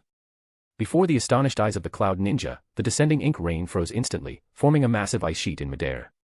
This was just the beginning. With Jensa at the center, a thick layer of ice spread from the ground, rapidly expanding in all directions. The Cloud Ninja couldn't avoid it, helplessly watching as the ground turned to ice, freezing everything in its path. Their bodies quickly followed suit. From their feet to their legs, from their legs to their waists, until their entire bodies were encased in ice. This is ice release. One Cloud Ninja, who had fought a member of the Yuki clan, exclaimed in shock. He had never seen such terrifying ice release. Struggling to escape, he saw a figure appear before him and felt a slight tap. Crack. The Cloud Ninja's body shattered into countless ice shards, scattering in the wind. One down, Hagoromo Gensou said calmly. Chapter 48, Chapter 48. The countless ice crystals shattered into dazzling fragments under the sunlight, creating a scene of spectacular beauty. However, to the Cloud Ninja, it was nothing but a chilling horror. As Gensou, like the Reaper himself, sent one Cloud Ninja after another to their doom, there was a loud bang. The fourth Hokage's body trembled, and the massive lightning-released chakra, comparable to that of a tailed beast, exploded from him, shattering the thick ice within a 5-meter radius into pieces. B. The fourth Hokage roared, transforming into a streak of blue lightning, charging towards Gensou. In sync with his brother, Killer Bee reverted to his human form, his body enveloped in the deep red chakra of the Eight Tails, becoming a red lightning bolt that sped towards Gensou. From left and right, the duo accelerated to such a speed that even Gensou could barely track them. Just as Gensou was about to form a hand sign, preparing to counter. Lariat. With impeccable timing, the AB combo raised their massive arms, striking like gigantic hammers, and with the momentum of their powerful charge, they aimed to smash Gensou's head. Before Jensa could react, like countless other ninjas who faced the AB combo's deadly move, his head flew into the air. Yet, there was no hint of triumph on the faces of the fourth Hokage and Killer Bee. When did he? Seeing the headless body of Jensa transform into an ice clone and the decapitated head into an ice sculpture, the fourth Hokage's eye twitched. Ah! The last remaining Cloud Ninja screamed in agony. The fourth Hokage quickly turned his head to see Gensou emerging from the surface of an ice sculpture, stepping out of the ice with ease. Glancing at the decapitated ice clone, Jensa said with a hint of surprise, "Not a bad technique. It seems that the hidden cloud village hasn't been stagnant all these years." Clenching his fists, the fourth Hokage, furious, shouted, "You bastard! Stop acting all high and mighty." Boom. Thunder roared in the sky as the fourth Hokage stomped his right foot. The earth and ice cracked beneath him, and he charged at Jensa like an unstoppable tank. Killer Bee, covered in the tailed beast cloak, charged alongside him. Ice release, icicle spears. Jensou's calm voice reached their ears. In an instant, numerous sharp, thick ice spikes shot up from beneath their feet, aiming to impale them. The fourth Hokage and Killer Bee paused, either dodging or forcibly smashing through the spikes. Seizing the moment, Jensa moved, gliding across the ice with unprecedented speed, rushing towards the AB combo. Instants later, the AB combo was sent flying, looking somewhat battered. Though Jensou's chakra seemed diminished, his fighting spirit only grew stronger. Gyuki. Seeing the situation worsen, Killer Bee shouted internally. Gyuki sighed. Though reluctant, it chose to aid its partner. Roar. As Gensou was about to pursue, a massive shadow suddenly descended from the sky. Gensou swiftly halted and retreated. Boom. The next second, a giant crater appeared on the ground. Dust surged like ocean waves in all directions as Hagoromo Gensou looked up to see the fully transformed Eight Tails. A perfect Jinchuriki. Gensou analyzed while moving to the left. With a mighty gust of wind, a massive octopus tentacle smashed where he had been standing. After missing its mark, the Eight Tails retracted its tentacle. Gensou leaped onto a nearby tentacle and ran towards the Eight Tails' head, effortlessly navigating the writhing appendages. Realizing the danger, the Eight Tails retracted its tentacles, wrapping them around its body to form a completely sealed ball that began to spin rapidly. Tailed Beast Twister. A violent storm erupted from the Eight Tails, so powerful that it blew Hagoromo Gensou away and shattered the icy landscape he had created. Simultaneously, the fourth Hokage seized the opportunity. In a flash, he appeared beside the airborne Gensou, delivering a powerful punch. Whoosh! Gensou flew like a cannonball again. Now's the time. The Eight Tails raised its head, forming a massive tailed beast bomb in front of its mouth. The sky and earth seemed to change color at this moment. With an attack powerful enough to shatter mountains, the tailed beast bomb shot towards Gensu. The next moment, in the Eight Tails' expectant eyes, the tailed beast bomb dispersed instantly, leaving everything calm and quiet. How is this possible? White smoke sizzled from Gensu's outstretched palm. Feeling the newly injected chakra in his body, he smiled and said, "Quite a taste. Got any more?" Gyuki and Killer Bee's faces were filled with disbelief. He can absorb a tailed beast bomb. They were familiar with Dark Release. Due to Jensa's battle at the Valley of End, the Hidden Cloud Village had specifically sought out users of Dark Release to test the limits of its chakra absorption, conducting numerous experiments and recording the results. It was confirmed that while Dark Release could absorb jutsu, it had a fixed limit.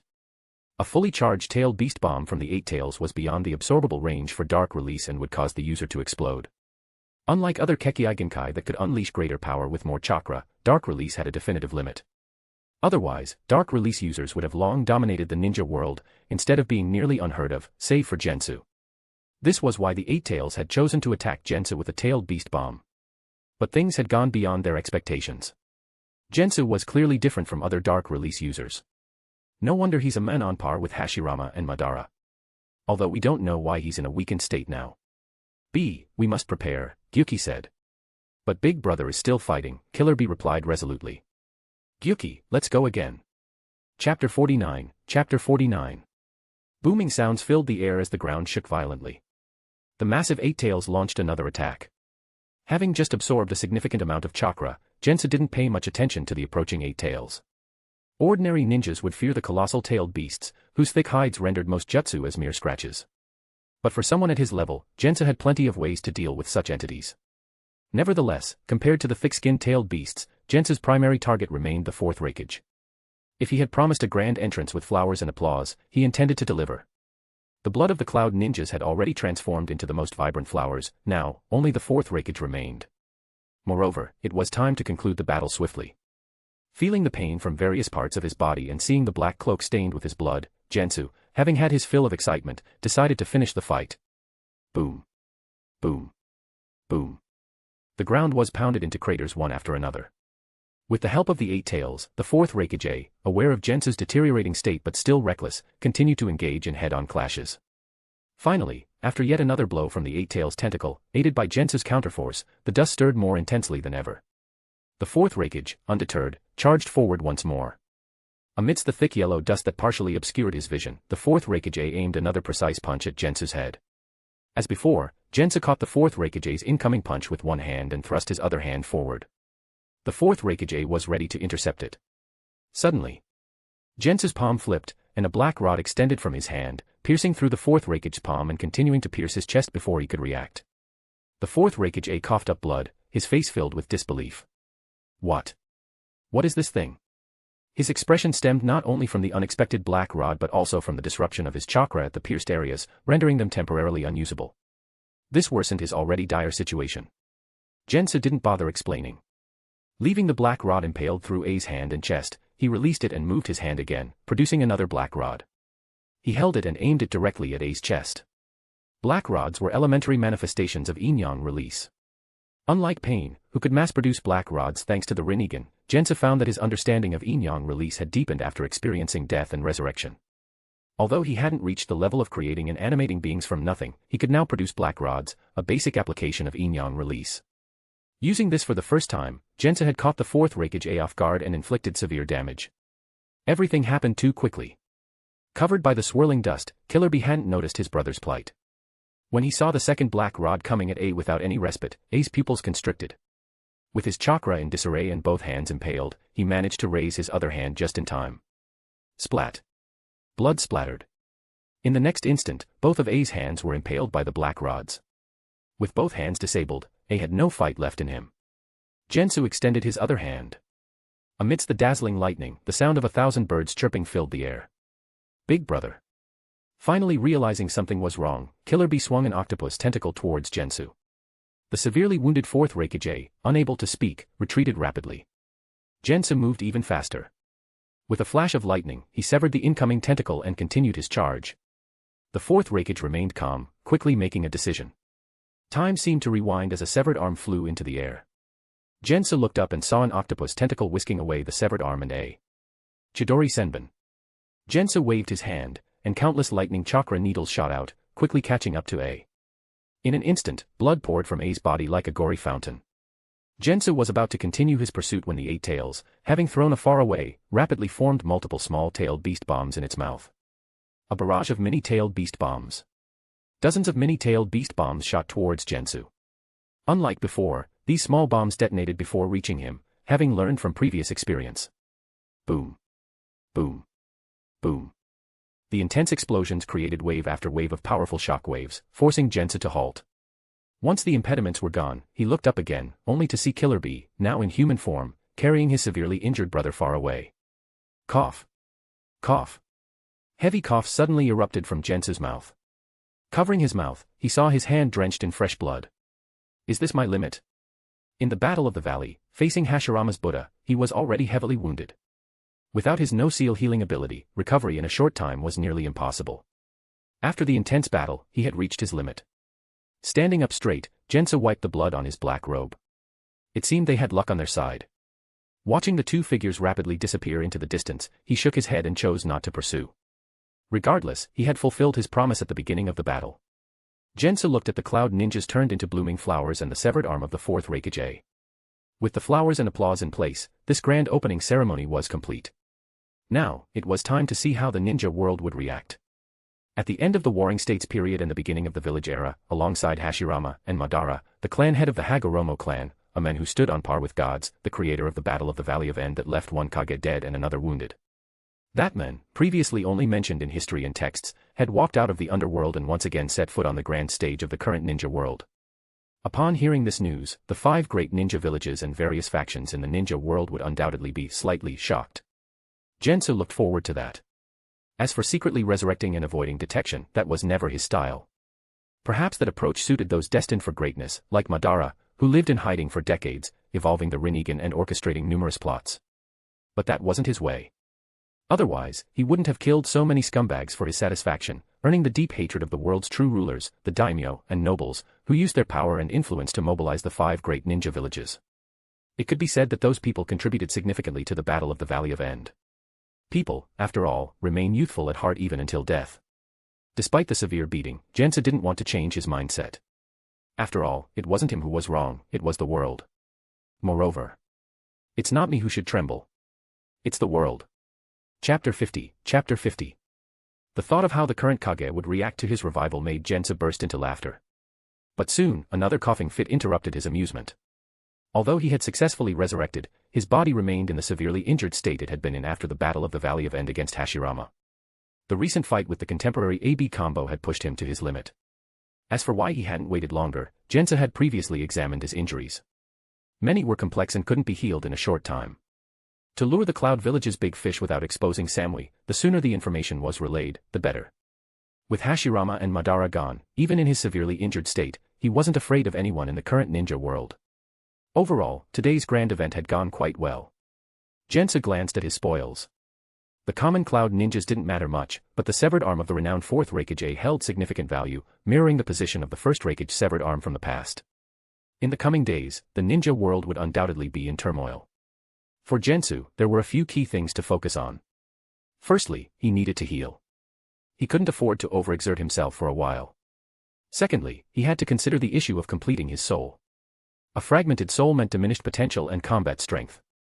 Unlike Orochimaru, who split his soul for immortality, Jensa needed to find a way to retrieve the soul fragments absorbed by the underworld and restore himself. Thirdly, and most importantly, he needed to continue studying the path of chakra to perfect his Kekkei Tota. And then there was the matter of the system. Despite its initial malfunction and erratic behavior, it remained a golden finger.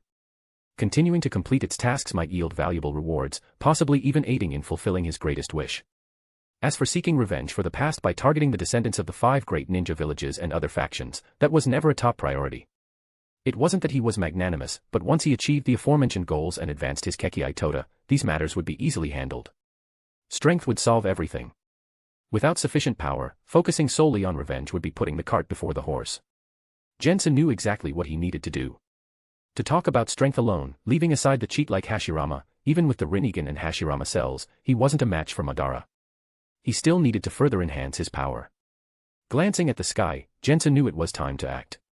But before that, there was an important side task he needed to do. fine wine, delicious food, and cough. Cough. Having finally come back to life and regained all the sensations of being alive, Jensa had to reward himself, filling the 50-year void. Only then would his return to the world of the living be worthwhile. With a swift movement, he leapt to the top of his giant statue, stomped his right foot, and disappeared. In the next instant. Crack. Crack. Crack. Massive cracks appeared on the head of the giant, Hagoromo Gensou, statue. In moments, the once majestic statue shattered into countless pieces amidst loud crashes, leaving only that Senju Hashirama statue standing alone. Statues are lifeless, but people are alive. Since Jensa had revived, there was no need for a statue to commemorate his life. From this moment on, his life would continue to be written over a long period. After more than 50 years, the ninja world was once again abuzz with news of a tremendous battle at the Valley of End. The first to learn the truth was, of course, the Cloud Village, directly involved in the incident. Next was Konoha, not because the Valley of End was in the Land of Fire, but because the border patrols had seen two figures resembling the AB combo rushing from the Land of Fire towards the Land of Lightning without looking back. When this information reached Konoha, Tsunade, and the higher-ups were stunned. They couldn't understand why the dignified Raikage would infiltrate the Land of Fire. Was there some conspiracy? Just as Konoha heightened its vigilance, preparing for potential threats, the Cloud Village sent out a report. Not just to Konoha, but also to the Sand, Stone, and Mist villages. The report was straightforward. Hagoromo Gensou had fully revived, and the Raikage had lost an arm. The fourth Raikage had no intention of hiding it. With one arm severed, he couldn't conceal the truth. Moreover, the revival of the legendary Jensa was too significant an event for the Cloud Village to handle alone. Everyone knew that the Battle of the Valley of End had involved all 5 Kage. With Jensa's revival, the Cloud Village would suffer first. Did the other villages think they would remain unscathed? By sharing the information, the Cloud Village was essentially saying that no one could remain uninvolved. At Konoha, in the Hokage's office, preparations for the 5th Hokage's inauguration were in full swing. Tsunade, who had just returned and hadn't yet had the chance to don the Hokage's hat in front of the villagers, found herself immediately swamped with work. Seeing the mountain of documents on the desk, Tsunade regretted listening to Naruto and Jiraiya's persuasion. But it was too late to back out now. She had no choice but to transform into a stamp machine, occasionally sneaking a nap on the desk. However, the news from the Cloud Village completely shattered her sleepiness that day. Gensou has fully revived. Are they sure they weren't drunk when they sent this report? Tsunade stood up abruptly, slamming her hand on the Cloud Village's report. Her mature yet youthful face was filled with disbelief. Beside her, Jiraiya nodded gravely. Based on the investigation by the team we sent to the Valley of End, there was indeed a fierce battle there. The scene had traces of lightning release, tailed beast chakra, and ice release. Comparing the evidence, it matches the Cloud Village's report that Jensa fought the 4th Raikage and Killer Bee. Considering the Raikage's severed arm and the AB combo's retreat, we can conclude. At this point, Jiraiya's voice faltered.